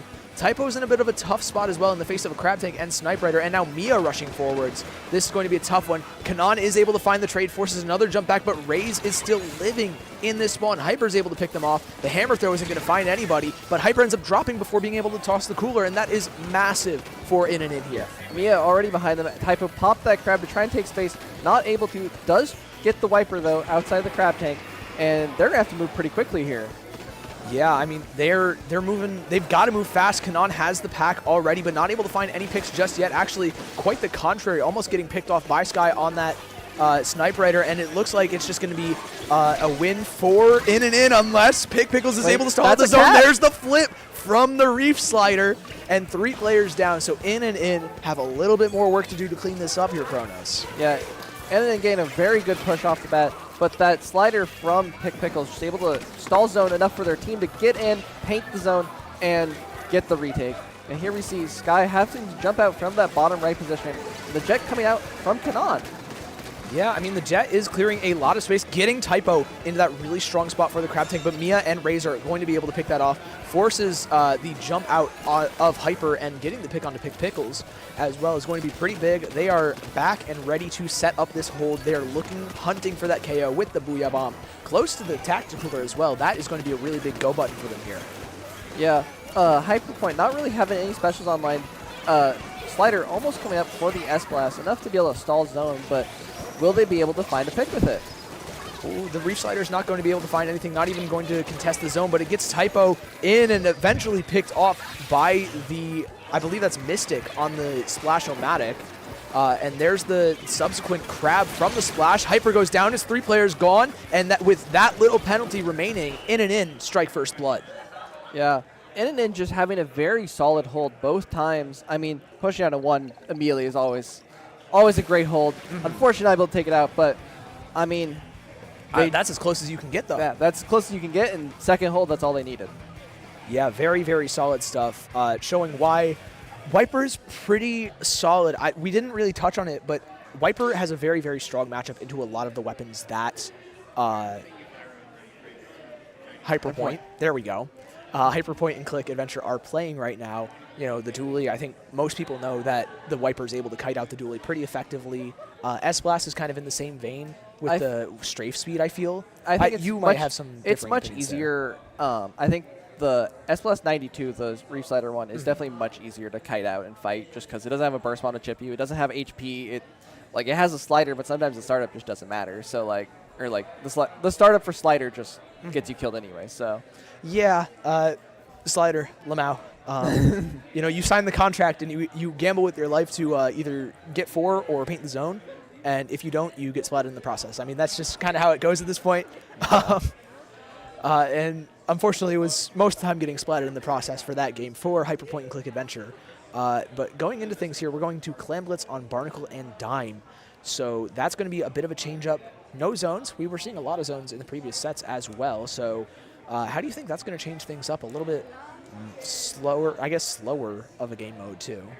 I think it does allow for people like Typos or Mia, either one on either side, to just rush behind, maybe get a power climb jump, maybe play behind. If they get all the picks while they're behind, then I mean, now you just have all this space and you can just go score.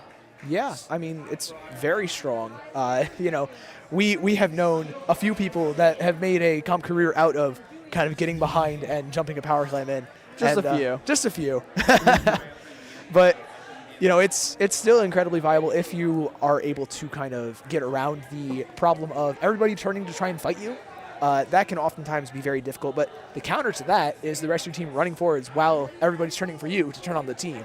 Yeah. And all of a sudden, we've got sort of a wave going here. Yeah. Now you have all the map control and you can just play faster. Exactly. Which is what these teams are clearly wanting to do.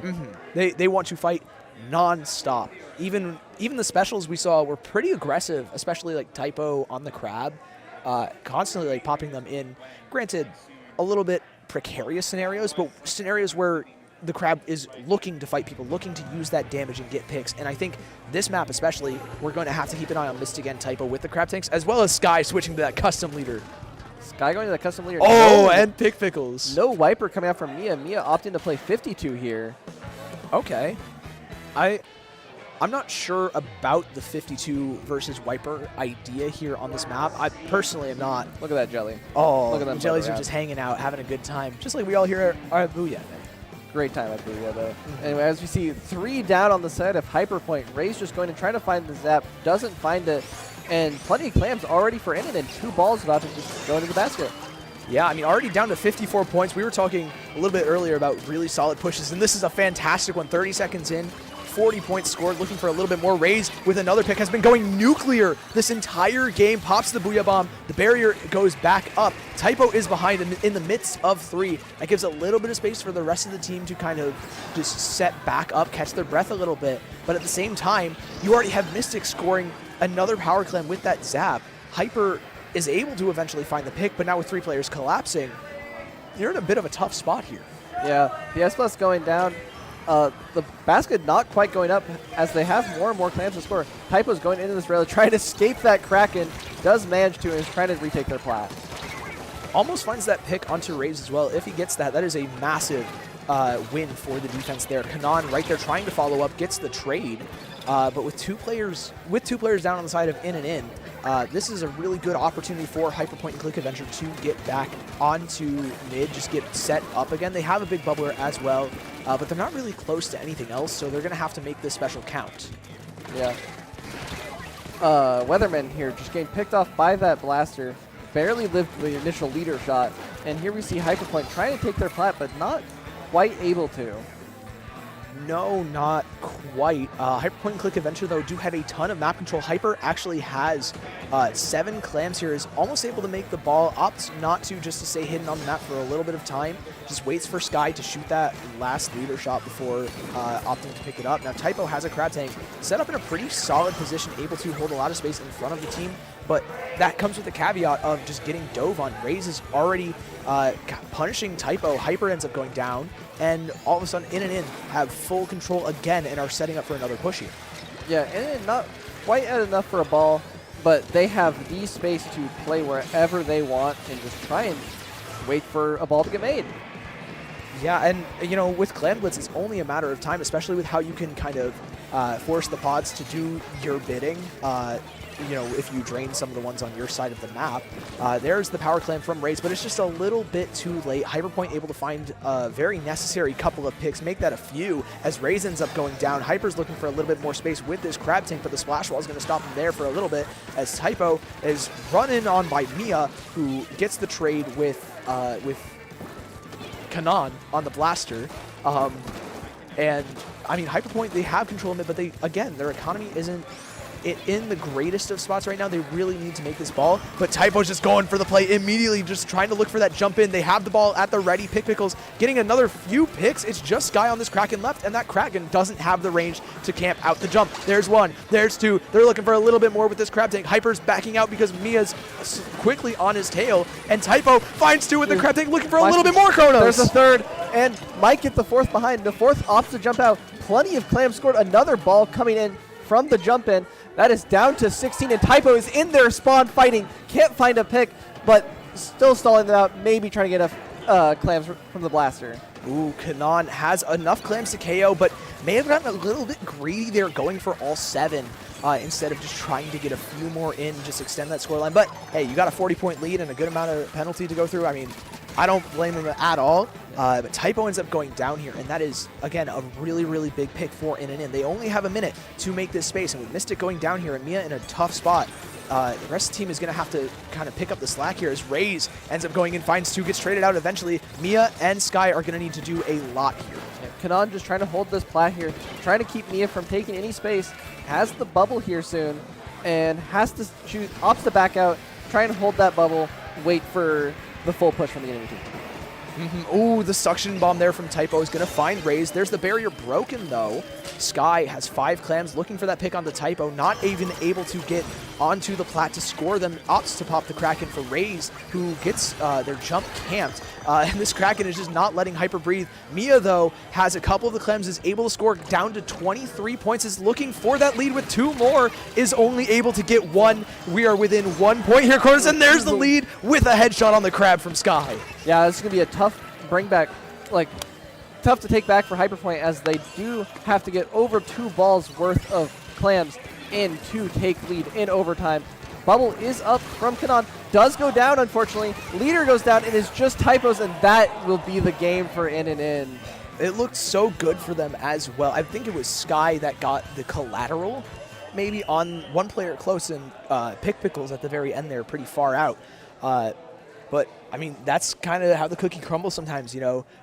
Leader, sometimes your win condition is just, oh, yeah, I can just get a pick and completely change the outcome of the game. And Sky is very, very good at that. Yeah, Sky clearly showing why they have 20-star E-Leader on their banner. They will hit their shots. Oh, absolutely. It's kind of, I still can't believe we have players with 20 stars on a weapon. That is kind of ridiculous to me. I mean, I have 21 if you count 2 different 5-star badges, but that's about it. Yeah. I'm not playing the other 10s. I don't blame you. How do I put this kindly? I think you have a 10 umbrella problem. Was that only? I thought that was only game 2. Was that game 3? It was game 3. Oh, that was a counter pick. It's best of 3. I thought it was best of 5 this entire time. I also thought it was best of 5. But it was best of 3. So in and in are take the game 2-0. They take the series. They're moving on to losers finals where they play us. Yeah. Yeah. We can go have some more fun. Oh yeah. I'm halfway through my water and my energy drink right now. So like hopefully I can like chug the rest of that. In the meantime, getting set up. Please don't get too jittery. I'll try not to. But with that being said, that's gonna do it from us here. Kronos, where can the lovely people find you before we head out? Kronos Piley on both Blue Sky, Twitter, and Discord, YouTube. That's it. I don't know. It's something like that. I don't keep up with it. You won't see anything from social media outside of me posting X-Rank. Yeah, that's true. X-Rank propaganda occasionally. X-Rank Japan, bro. Yeah. And where will they find you, Sig? You can find me anywhere the Splatoon community is, at Sig Dakari, like you see at the bottom of your screen right here, whether that's Blue Sky, Discord, Twitter, YouTube, Twitch, all that kind of stuff where the Splatoon community is. That's where I am.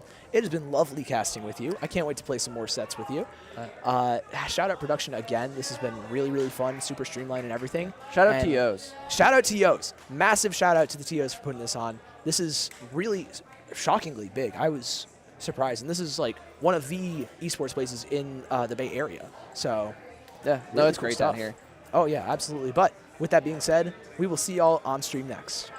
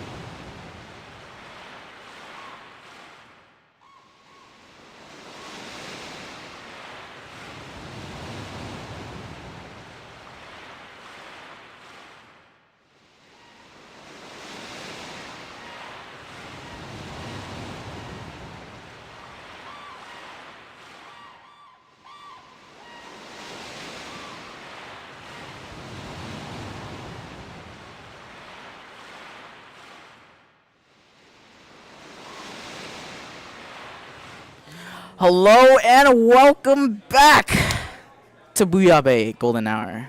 I'm Rice. I'm joined here today with Nato. How's it going, Nato? Great to be here, Rice. You know, this has been a crazy tournament so far.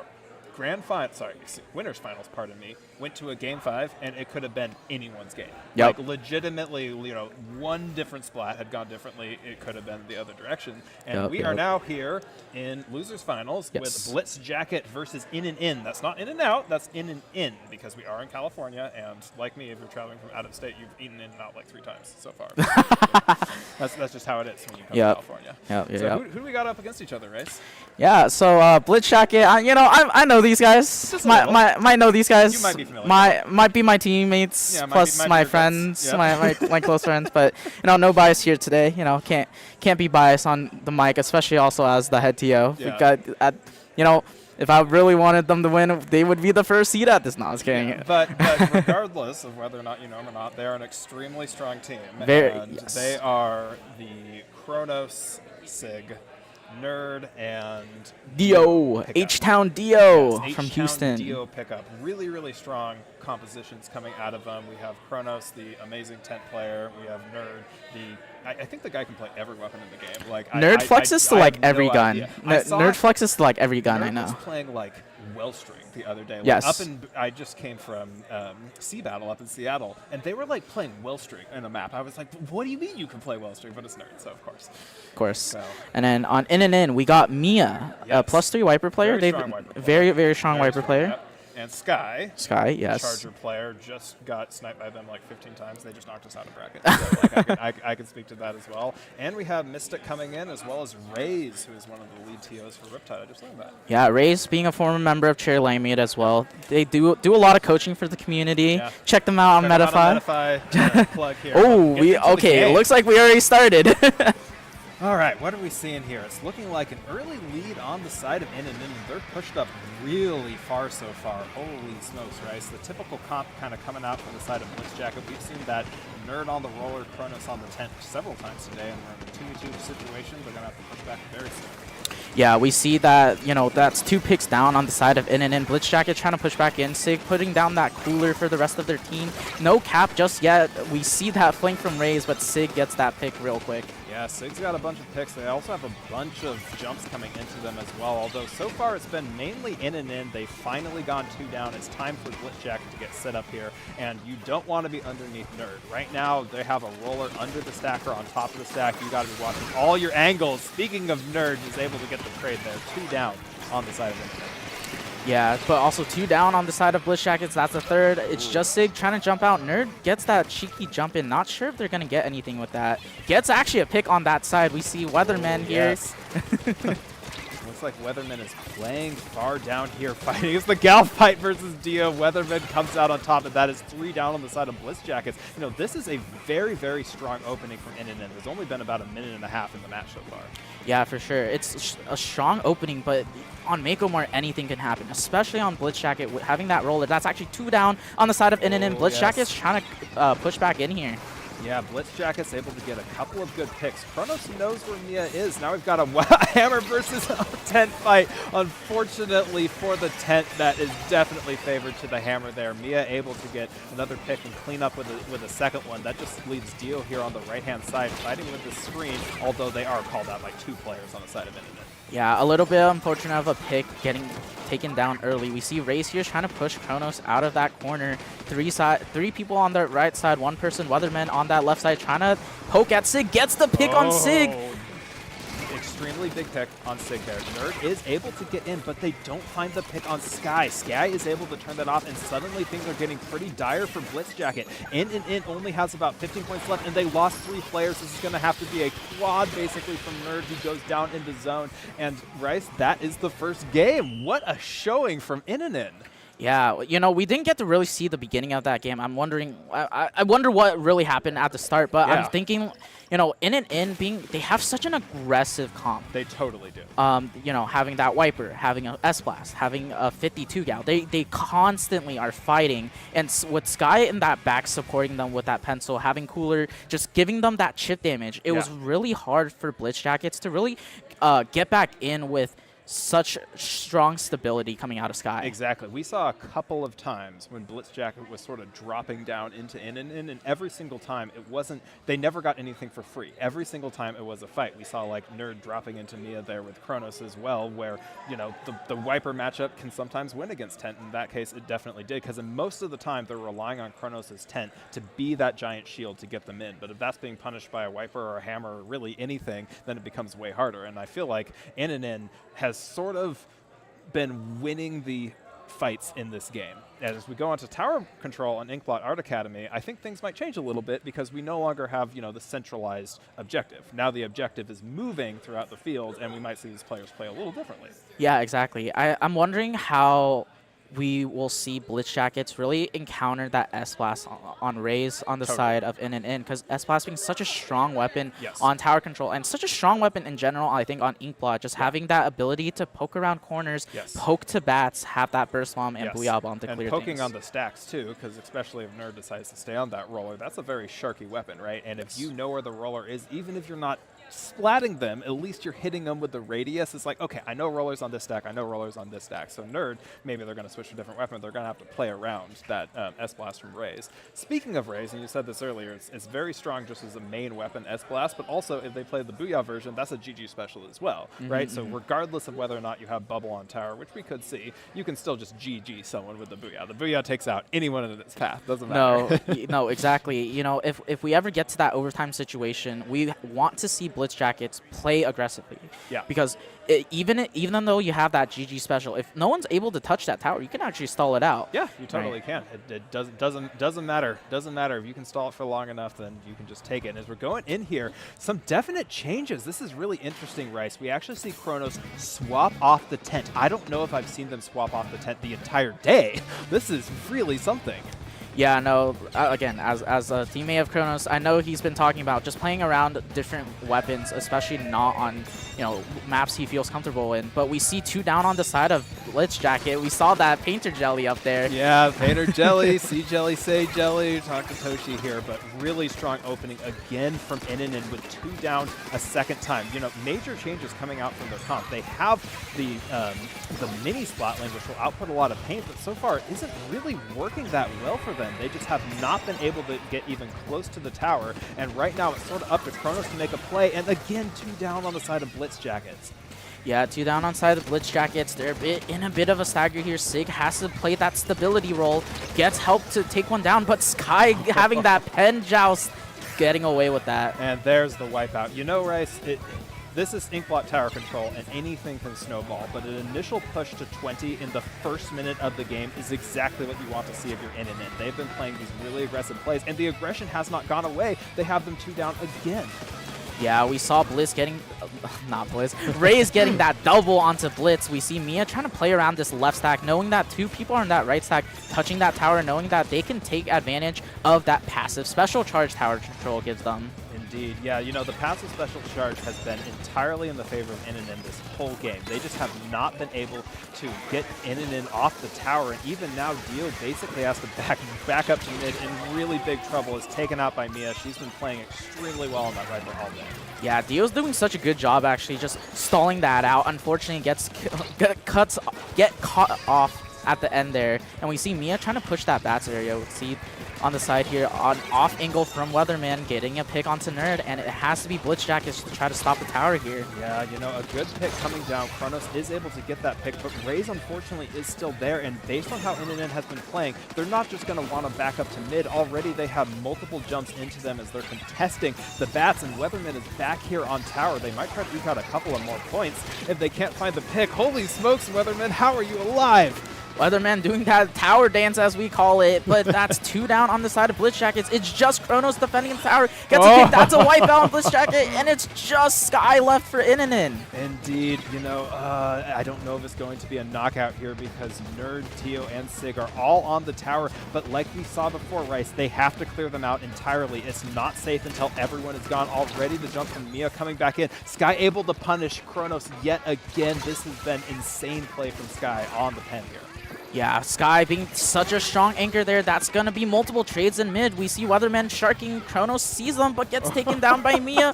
Weatherman being such a menace on the side of Blitzjacket here, just being the thorn in the way for Blitzjackets to retake. You know, it seems that every single time that Blitzjacket thinks that they have them down, there's at least 1 or 2 members from In who are still alive, just sticking behind them, being that thorn on the side, like you said, Rice, and it seems that finally now, this is the first time Blitzjacket has touched the tower the entire game, and they only have a minute and a half left.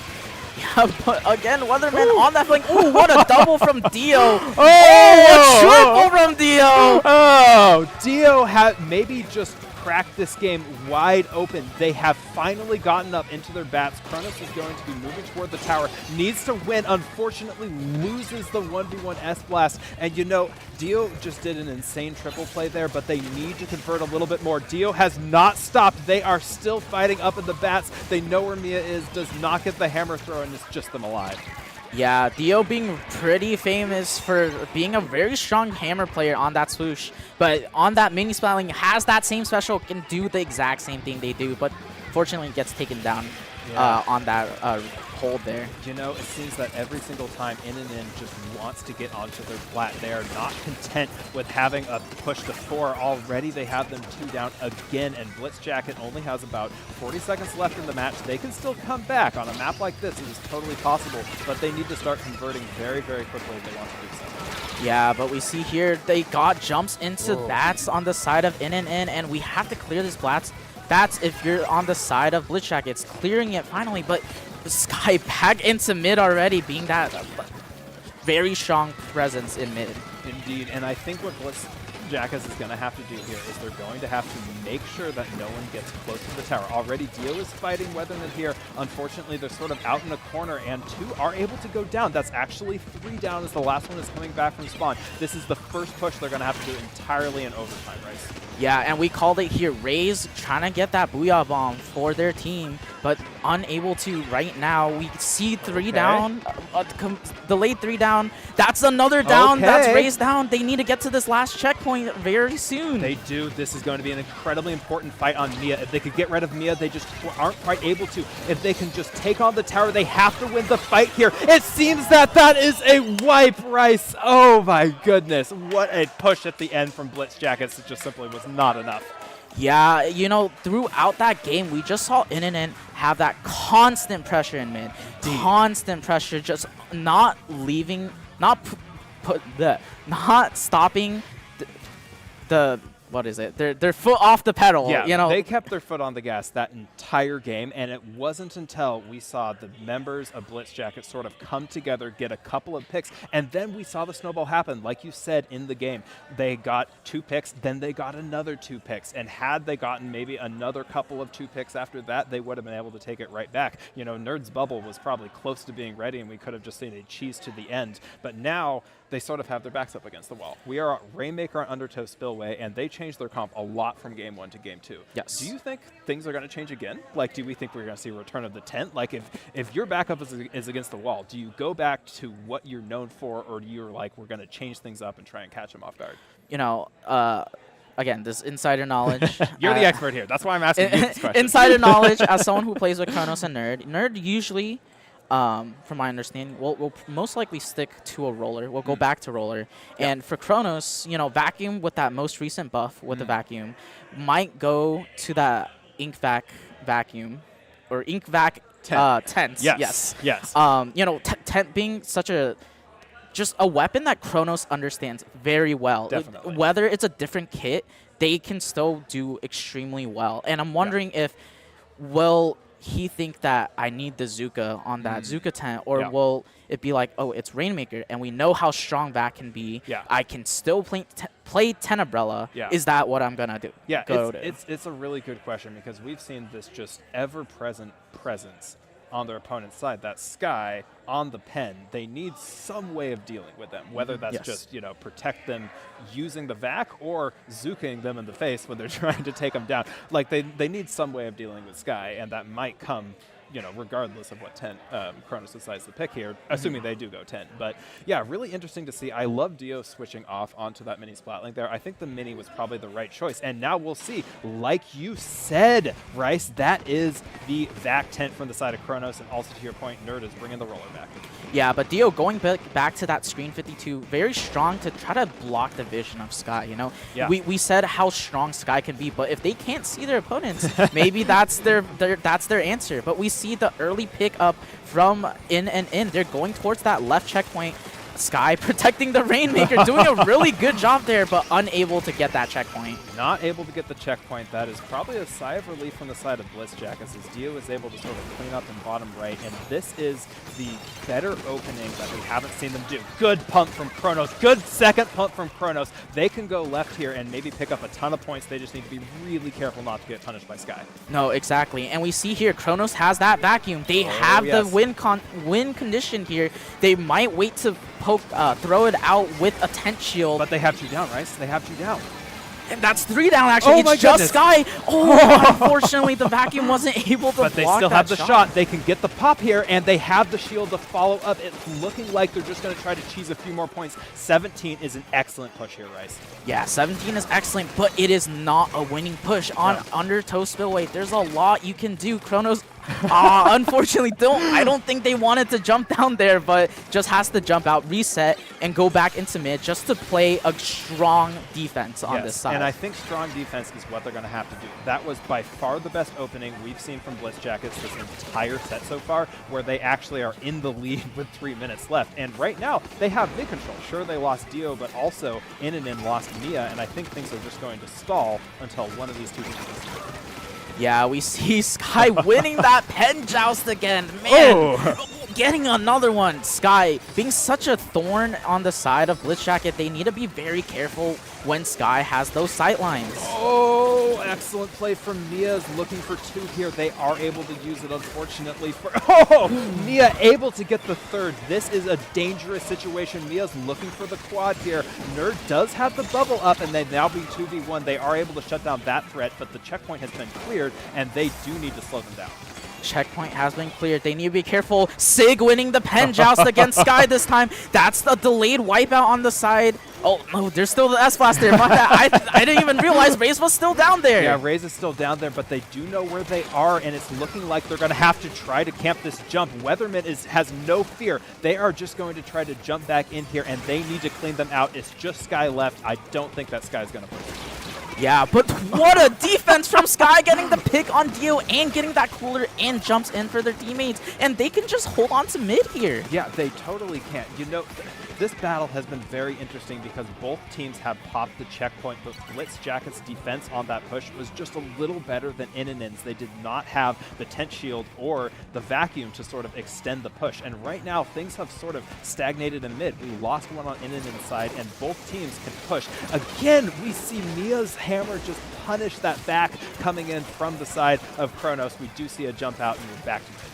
Yeah, we saw Dio getting that cheeky flank on the side with that screen. Unfortunately, only really just to stall it a little bit, but that might just be what Blitz Jacket needs here. Sig popping that cooler for their team. Dio pushing up with that. Dio having the backup with just the support on the side of In. We have to be a little careful here, as if more than 2 go down, this might be a strong push from In. Indeed, and don't forget, as soon as one goes down, then the rest can just fall very quickly. Mia is lost on this side, but Kronos goes down too, and they do not get their shield out. This could be dangerous, but thankfully, Nerd, if you're on Blitz Jacket, you are grateful Nerd is here to clean it up. Well done. That is the roller shark if I've ever seen one.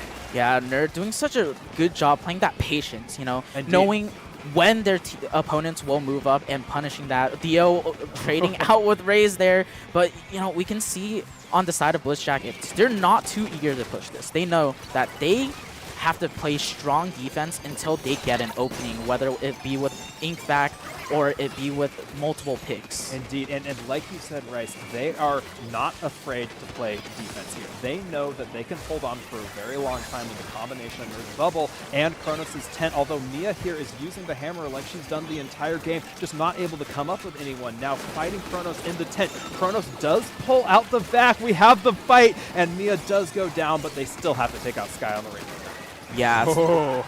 That is a strong picks coming out from Blitz Jackets. We see the wipeout, and Nerd, I think, getting a quad. At least that might have piece been there. a quad from Nerd. There's very little they can do at this point, and you know, Rice, we are back to a 2-1. Here we go. Yeah, Blitz Jackets, this might be that momentum they needed to get themselves back into the set. Yeah, they needed not just a match where they just barely won each one out. They needed a fairly dominant match like that. And I think they basically just planned out, we want to have a big push at the beginning. And then, like you were saying earlier, we can just play defense. We have weapons that can be very, very stally with the combination of the range and the bubble and everything. And they just sort of played it to perfection. They had their huge push, and they knew their opponents had to get that much further, and they just held them off the entire match. Exactly. And I think, you know, that it is very smart Rainmaker play. You know, recently with everyone talking about Rainmaker. Yeah, the Rainmaker debate that's been going on, the Rainmaker dialogue. But, you know, they played it incredibly smart. Yeah, they really played, you know, unfortunately, I like to say it, they played stall. They played optimally. They played the mode optimally. Yes. And, you know, that's something that, you know, being able to recognize what to do during situations, whether you're 2 down, you're 3 down, just making sure that they're smart with how they really play this defense. I think that's what really won them the game. Indeed. And, you know, they are still a little bit in the hole. They still need to win 2 matches as opposed to Inninen's 1 match. And as we move on to Clan Blitz on Museum here, do you think we're going to see more changes? Because we saw a pretty big change moving into Game 2, and then sort of a reversion back to the roller tent in Game 3. Do you think they're going to stay the roller tent? Like, what do you think we're going to see? Because really, Inninen has been sticking to a fairly similar comp. Like, when we played them earlier, they're running a similar comp, but they've run a similar comp this entire set. Do you think we're going to be seeing some changes? You know, just knowing the players of Blitz, I believe Kronos will be confident on tent the most. I think for sure. The S-Blast change was more of a I don't know how I feel about tent on tower. Tower control. But Inkblot, yes.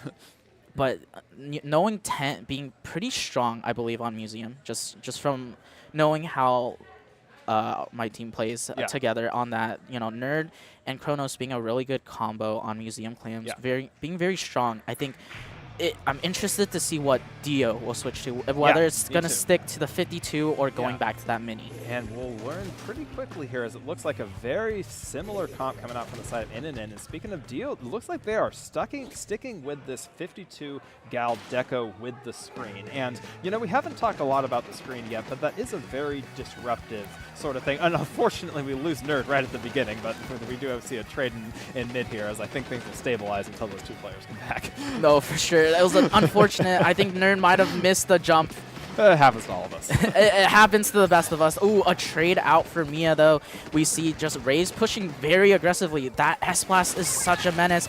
Kronos getting that pick. Kronos able to get the pick. 2 down. If Kronos can pump here, then this would be a very big pick here on Weatherman, who does have to come back. Yes, we have a jump in, but Kronos is able to punish that. That is tent gameplay. Yeah, very smart play from Kronos there, being able to just play patiently. Patience is the key of this game, especially with that 10 umbrella shield. We see Mia pushing up here. Mia getting that pick on Nerd. Kronos going down. The screen comes out on the side of Blitz Jacket, but it's just Sig left. Indeed. You know, we saw so many clams on the side of Blitz Jacket, and they had like 23, but unfortunately they just sort of got punished. They are, thankfully for them, back pretty quickly, and I think that Inninen has sort of maybe their aggressive playstyle here is not quite working as well as it has on some other maps, as Nerd is able to pick off 2 before they get picked off themselves. We're basically back to a stalemate. Yeah, you know, the classic death match in mid during Clan Blitz. The slugfest, as we say. But that screen and that 10 umbrella shield going in for Blitz Jacket, they're trying to get a score here. 2 down on the side of Inninen. This might be a score, but there's not a lot of follow-up yet. Yeah, you know, Raze was able to get a fairly critical pick there on Kronos, making it so that they don't have a refreshed 10 umbrella shield coming down. They still have 3 clams on the side of Sig, but Sig really cannot force any more here. They're going to have to back up, and that's just a 1-ball, 1-clam push. Yeah, 1 one ball, one clam, you know, it's a start. It's somewhere to start, and it's not always going to be the winning push here. We see Kronos, that 1v1 versus Raze, comes out victorious, but Weatherman going to try to fight Dio and Nerd here, and Dio winning that 52 fight. Indeed, and you said this on the tower control game, but Weatherman's been doing a great job just sort of with the wall stalling in mid. Unfortunately, in that case, it didn't really turn out for them in terms of the pick, but they did stall mid pretty well, and now there's 2 down on the side of Blitz Jacket. They're going to have to take a much more defensive posture as Nerd is being forced by 2 players here.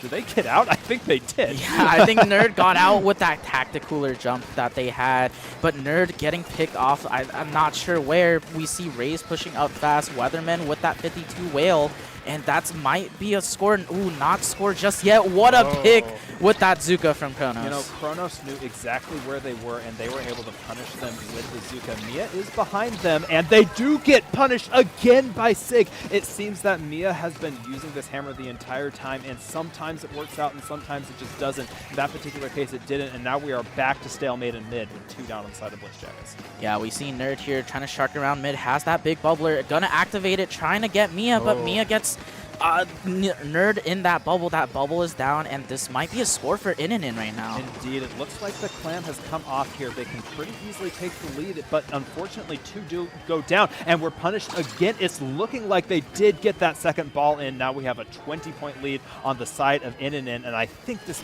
might be the end of the push. Yes, it looks like it. Yes, end of the push, but that is the lead swap for the side of In, and this might be, I'm not sure actually if it will be that winning push just yet, just because Museum is such a strong push map. Indeed it is. Nerd is able to find a nice pick there, but they do have to get out pretty quickly. They know they have to take down Sky. Unfortunately for them, Sky is able to defend like they've been doing so well this entire day, and a push on Dio comes out as well. If you're Blitz Jackets, then you're sort of back on your haunches now. You have to be able to get enough picks to push in with less than a minute remaining. Yeah, that Zuka coming out from Kronos gets a pick, tries to get Mia there. We see Nerd going in for that fight, unfortunately gets taken down by Mia. But look where Dio is. Look where Dio is. Dio getting that jump in for Kronos. That's 1 ball in for the side of Blitz. I don't even know what's happening. That is a wipeout on the side of Blitz Jacket, and actually I don't know if they have their pity clam remaining. Yes, they do, so they will have another push, but In has been taking a huge advantage here. They want to play aggro, but that is 3 down on the side of Blitz Jackets. I think they have to go right now, Rice.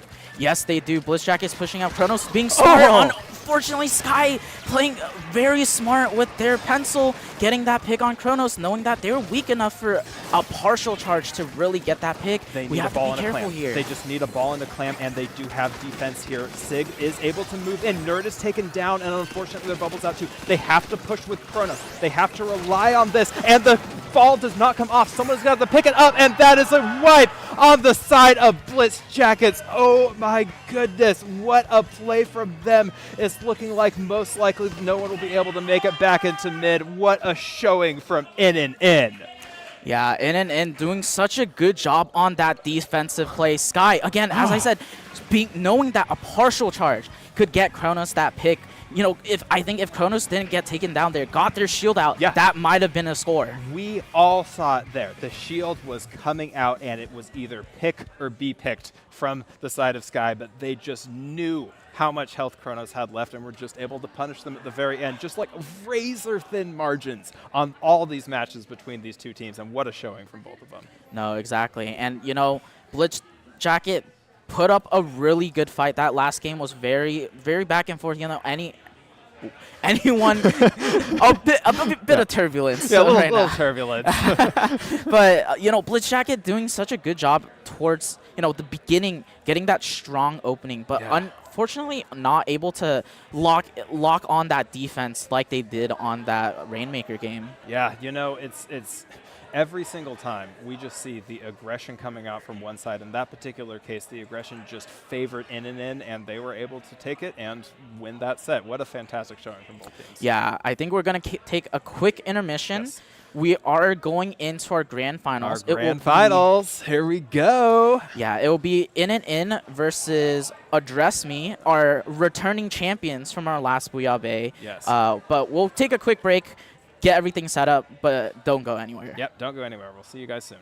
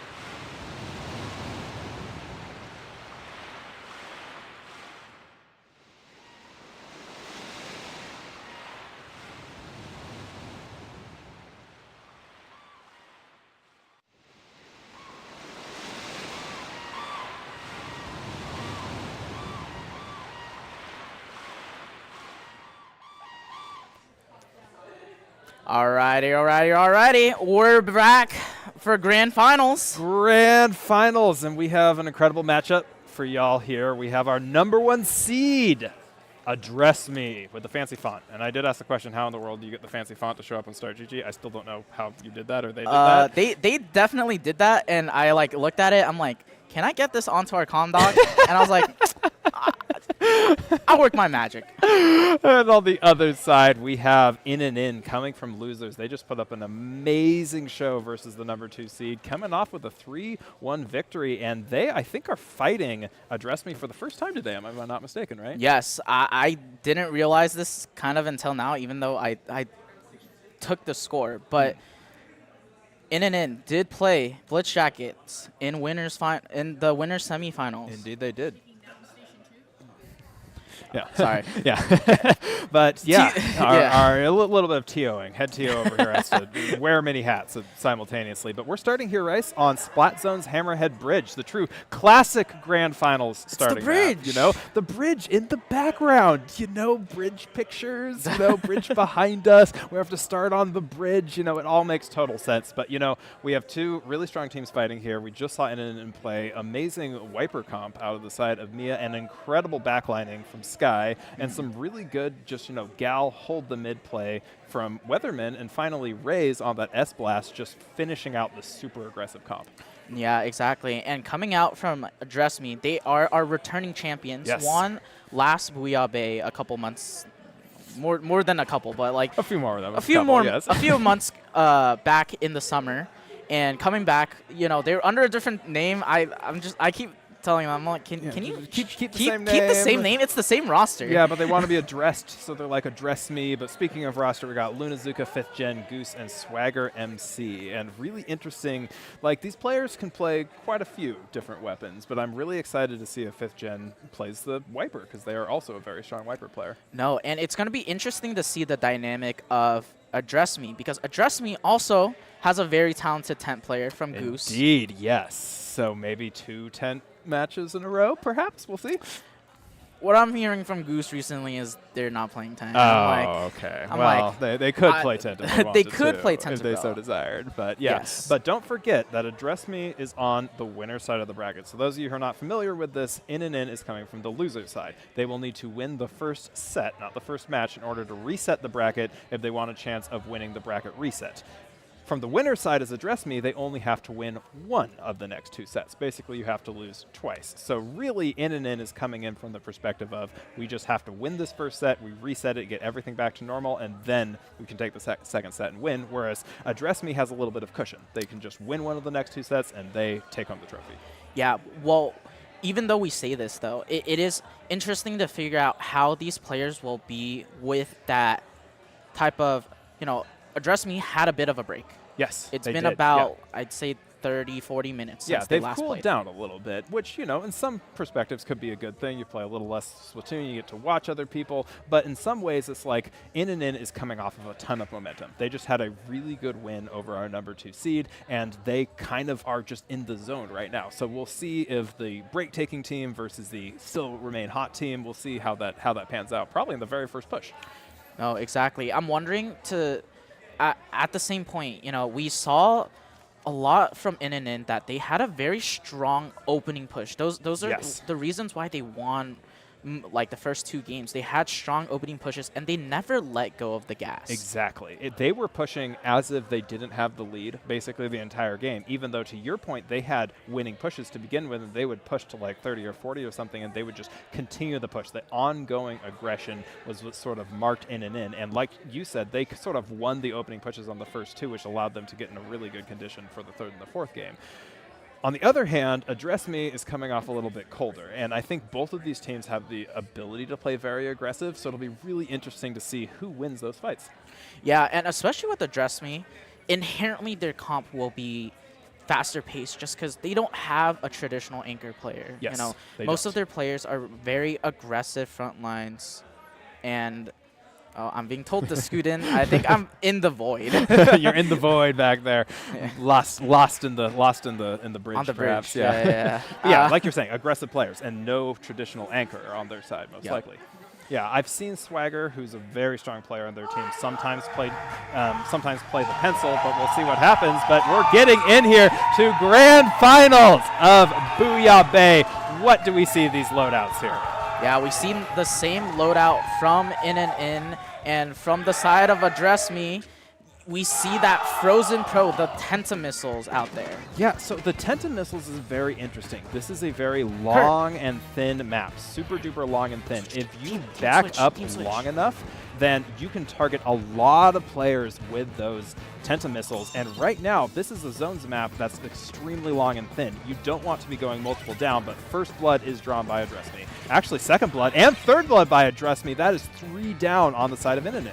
Yeah, we see, again, this very aggressive push from the side of Address Me. Address Me able to get that first zone cap, or not the first zone cap, but that first hold onto that zone. Sky trying to play defense here. Mia probably going to try to go for that off angle, but we see here Luna immediately knew that that's exactly what they were going to do, and Mia can't really drop in with this hammer just yet. Yeah, you know, the hammer really was not able to get all the value that she probably wanted out of that, although there is 1 down again on the side of In. And don't forget that Address Me really has not let up from the zone. Now 2 down on the side of In. I think they're just going to hold on to this race, and there's really no one to face. If they can take down Raze here, which they do, this could be a game-winning push immediately. Yeah, Swagger in this strong side position, jumping out, supporting 5th Gen on that right side. Double bucket on the right, 1 down on the side of In. Mia has that hammer, has to try to push in with it, but all these bombs coming out from Address Me. We're going to have to see a huge push, and that bomb going down, just canceling them out, is probably going to spell the end for In, who themselves, unlike every other set that we saw previously, In really seemed to struggle in that initial encounter there. It seemed that in that particular case, Address Me was the one who was playing incredibly aggressive. We saw them go 1 down, 2 down, 3 down, and as soon as that happened, Address Me was basically on their side of the field. No, exactly. And I think that pivot from Frozen Pro, from Wiper to Frozen Pro from 5th Gen. We've been seeing 5th Gen play that Wiper pretty much this whole time, but 5th Gen being a Wiper player knows, okay, Mia will be playing Wiper. Yes. What do I do? What do I do to make the Wiper player's life miserable? Exactly. And I was having this conversation with my Wiper friends. I'm like, I think Pro is probably the worst matchup a Wiper can ever go into. Because they have the range, they can chuck bombs at your feet, they can back up and missile you. It's like you can't fight them in terms of range. Maybe you throw a hammer at them, and like we saw some hammer play trying to come out here, but it just didn't really translate, especially on a map that was as long and thin as that one. And I really think what In is going to have to do here is they're going to have to realize that they have to change their strategy slightly to deal with a backline-less comp, right? Because they're used to dealing with comps that have some sort of backline or anchor, slower back player, but all 4 players of Address Me were both playing very hard, up close, and fast in that particular game. No, exactly. The team, like the advantage of having that non-anchor comp is that, or I want to say anchor, but non-backline comp is that once you get that advantage, everyone explodes forward. There's no stopping. Yes. There's no stopping. Everyone hold forward. Yeah, but on for a more traditional anchor team, usually it's the anchor that's part of that crew that pushes up, but then they can't push up too far, or else they're going to get picked off. And then you kind of got to back up. But in that particular case, there is no backline, so like you could just play aggro front-wise with them. But one part of that was the bridge map, which is very long and thin, and we're going to our counter pick, Clan Blitz Museum. And again, we've moved to counter picks, and this team In is going to pick maps that they are very strong on and that they think their opponents will be weaker on. And Museum is an interesting one. They just won on this last set.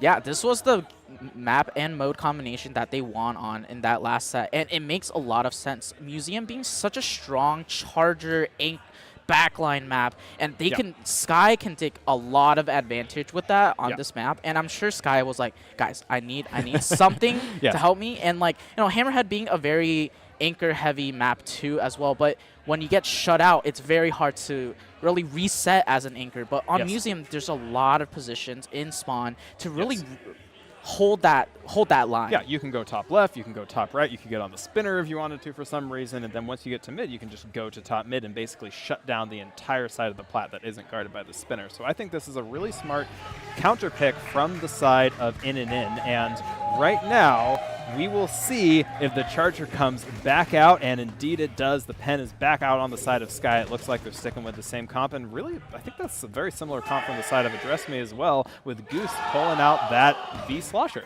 Yeah, the same comp coming out from the side of Address Me, same comps coming out from both sides. I'm wondering what adjustments we'll see from In, especially, you know, with that map, but we do see one go down on the side of In already. Yeah, you know, In just, they wanted to play the drop right, and unfortunately didn't quite work out for them. And already the quick movement from the side of Address Me is coming out quickly. Mia is able to find the splat on Swagger there, which is extremely good for them, although Sky is picked off yet again by 5th Gen, who has just been playing so quickly and aggressively, able to pick off Weatherman in close zones here. They are punished by Raze. Yeah, and 5th Gen did have that ball. I'm sure if they got that pick, it would have been an open score for them, but it's the score getting slowed down for the side of Address Me. We see, again, Sky having so much impact on that pencil. As I say that, they go down here, and it has to be Mia with that hammer to try to defend. Yeah, you know, good push from Mia there, able to take one down, but now it's just Mia remaining. They are able to get them 4 down. I think this will be the end of the push, but first blood goes to Address Me. Yeah, Address Me getting that first open. Again, we said this earlier, a one-clan push isn't necessarily too strong on this map. You really want to hope to get a multi-clan push here. Sky getting a nice pick there. Okay, this is the position that In knew they wanted to be in. They want to get Sky into a powerful position, which is top mid. But here, we talked about this as well. The missiles coming out from the side of Address Me, has really been advantageous, although Mia is able to find 2 here. It's literally just the Pro versus the Pen. The Pen comes out. They are able to get out. There's going to be a jump in here that's going to be punished extremely quickly, but that is a small lead on the side of In. Yeah, small lead on the side of In. One power clam can change that lead. We see Address Me get one onto Raze, pushing up aggressively, as we said, very fast on that side. They take down Mia. That's 2 down on that side. And this might be a strong push from the side of Address Me. You know, look how quickly they're building clams, right? Like, they already have 14, and don't forget, in this map, in this mode, if you are carrying a power clam, that gives you special charge to your team. Weatherman is able to find a good trade there, although Goose does take them down as well. And we've moved back to a situation where, yet again, it's only Sky versus 4 members of Address Me, and they fall to Goose. This is probably going to be a pretty big push.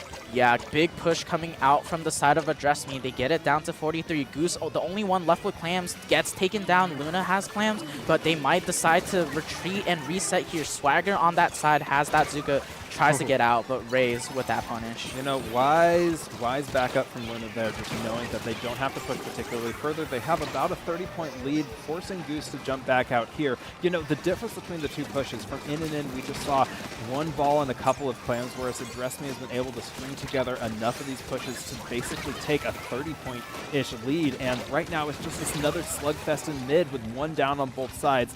Neither team is in a position to push. Yeah, but we see here Raze getting a nice pick. Luna has to back up with that ball, but they might decide to just hold on to this. Both sides have this power clamp, so no passive special charge going to the side of Address Me, as In is the team in disadvantage.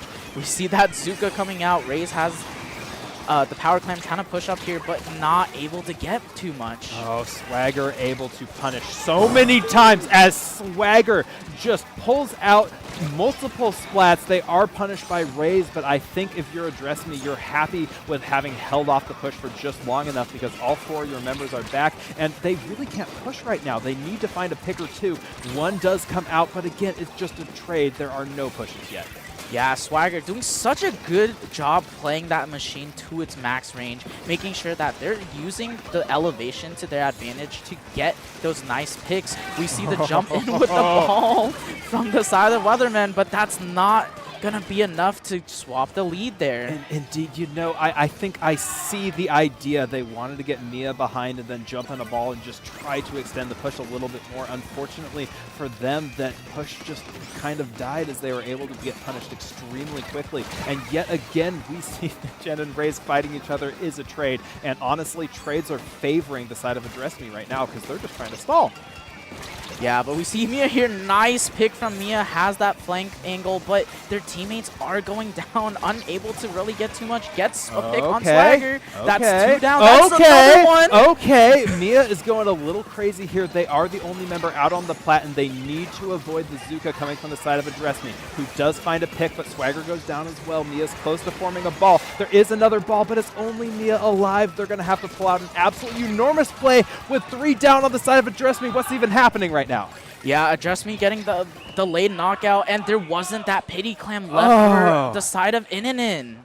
In, they were so close multiple times. We saw that jump in push when Weatherman took the ball to Mia, who was underneath the basket, where they just weren't able to string together enough picks. And in that particular case, the one that we just saw as we were about to enter overtime, Address Me, they had the clams, they had the positioning, they just didn't have enough players down. And even though there was a point at which their opponents had 3 down, they just could not with the resources they had on the field. So no, exactly. Really close, but just not quite enough. Very close. And we saw that again on the side of Address Me, their aggression, right? There is such it feels like every time they push, it's like a wave coming in. It's there's no stopping it. Yeah, there really wasn't any stopping it. And also, when they were in a disadvantaged situation, when they lost 1, they lost 2, they just moved back to mid, but didn't really give up on the fight. It's not like they ran back to their spawn because they were concerned and gave up all that space to In. In really did not have complete control of the field for most of that match. And even though they fought extremely well, you really have to win more fights than that if you want to beat our #1 seed. No, for sure. And I'm wondering what the counter pick will be. Will it be zones again?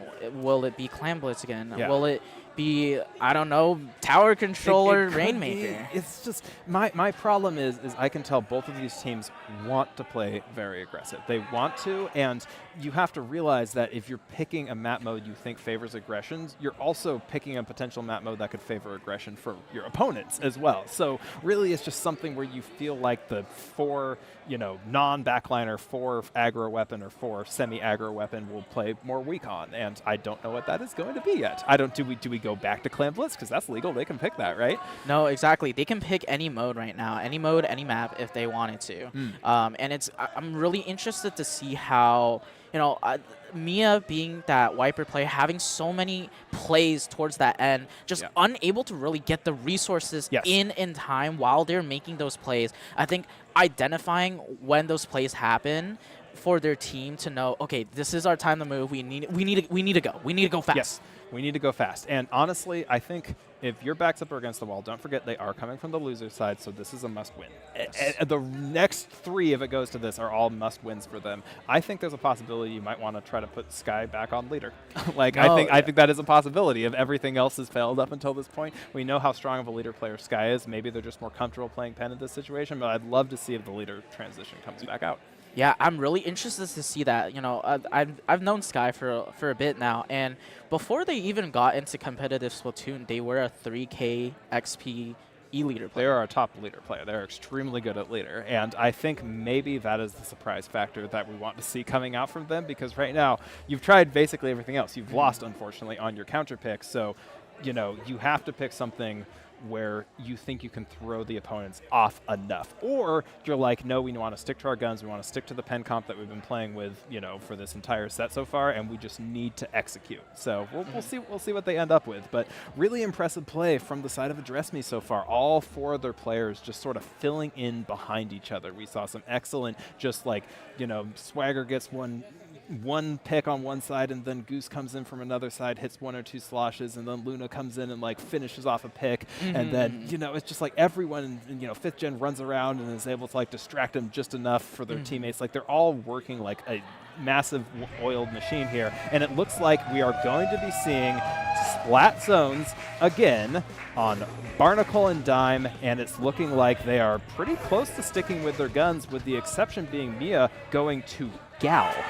Yeah, Mia playing the Gal this time, and Weatherman actually playing that Splash-O-Matic. Yeah. I think they want that Crab Tank to use as stabilization. I think Crab Tank is so strong to slow people down. Indeed, and as we pan to the jellies here, it looks like we do see a quick one down that's raised on the side of In as the initial advantage goes to Address Me as 2 down on the side of In. Yeah, 2 down on the side of In. Sky trying to hold that defensive position, but that's going to be 2 down. It's just Sky trying to hold that top left, but we see on the side of 5th Gen, they get that top left, and 5th Gen is going to be such a thorn on the side of In right now. Yeah, they are able to punish them, although they do have Cooler. Sky is able to find a really good pick there. Cooler is back out, but they've already bled 50 seconds off, and if Goose can find 1 or 2 picks here, that would be absolutely massive. They do choose to jump out, and it looks like they will be safe from the Booyah, but they finally cap.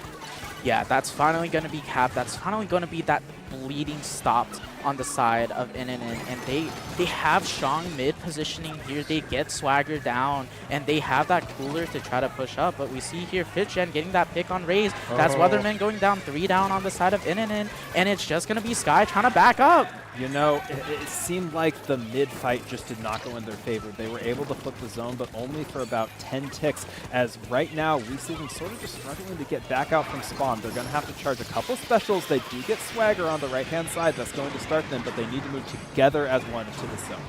Yeah, but we see 2 down on the side of In. That's okay. the 3rd down. It's just Luna trying to hold that defense. The jump in from Swagger gets taken down. It's just Luna having to play that anchor role on the side of Address Me, and we can see this is the first time In has a big advantage in any of these games. Indeed, they are finally to the lockout situation, and they are looking for those 1 and 2 stagger picks that Address Me has been getting, and that is an excellent start with a pick on Goose going down. Mia is going to try to survive. Unfortunately, I believe falls to Swagger there. Right now, it's just sort of Weatherman and Sky in the back. I don't know if that's going to be enough resources as the members of Address Me are coming back toward the zone, although they do choose to use the triple strikes in a different position. The zone is completely neutralized, but Swagger and Luna come back, clean things up in zone, and now they are back in an advantage situation.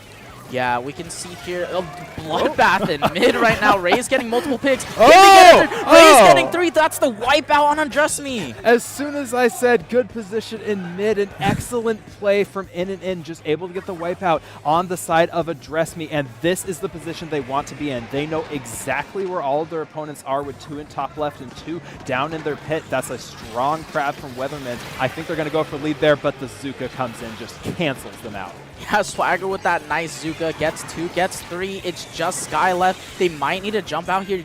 Does get that jump out. Has that Cooler for the team, actually. So it might not be that much of a hold for Address Me, but In has to be very careful here because this might be a winning push for the side of Address Me if they're not careful. You know, they had the hold and they just lost enough players. Unfortunately for them, with Raze going down, that's going to be a critical member. They will not have the Booyah bomb for a minute, and that's Mia as well. 1 additional special going down. That is the 3rd one. Oh my goodness, the trade is absolutely critical with Swagger coming up on that one. They are going to have 1 final push to come back to the zone here, Rice. Yeah, this is their moment. They have to try to cap that zone. Gets a trade on 5th Gen. That's not exactly what they want. They don't have a lot of paint. And it uncapped just at the end when the timer already ended. You know, we've all had those zones games where it went to our favor, but the game is just like, no, not quite a hold. You're too yeah, late. It's just slightly too late, but what a coordinated hold from the side of Address Me. We saw each of them, they were in sort of the hole there. They were all in their top left, top right, and they had to get the picks to come back to mid, and they just found them, and that is the strength of a team that is able to move together all as one. But, you know, really good job from In. They really made them really fight for it. No, for sure. In did a really good job just trying to hold that line. They did it, you know, they had multiple chances in that game, but Address Me had a lot of resources. They had that early lead to, you know, again, take advantage of positioning that they had, and it was a very hard thing to do to try to get rid of all of Address Me. Every single time we saw them get rid of 1, 2 members maybe of Address Me, and it wasn't until the wipeout happened where they could really set up. But, you know, Address Me just constantly, every time someone goes down, there's always another player to sort of fill in their spot. And, you know, they are our 2-time defending champions. Am I right, Rice? Is that 2 in a row now? 2 in a row. Impressive.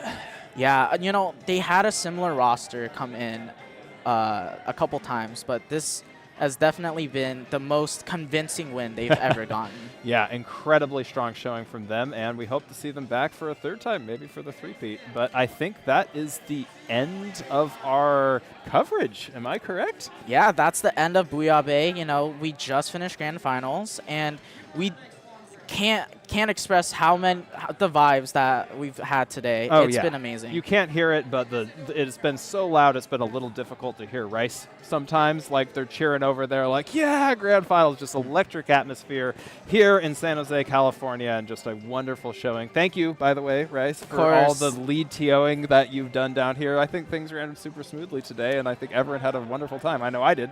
For sure. I know it's our time to sign off, but Nato, where can the lovely people find you? You can find me on Blue Sky at NATO NX. I don't really post there that often, but if you need me, you can find me on there. And where can they find you, Rice? You can find me at Booyah Bay. You can find me at We Like Rice, all one word online. And yeah, we'll see you guys hopefully in a couple months. Indeed. Thanks, everyone. Mm-hmm.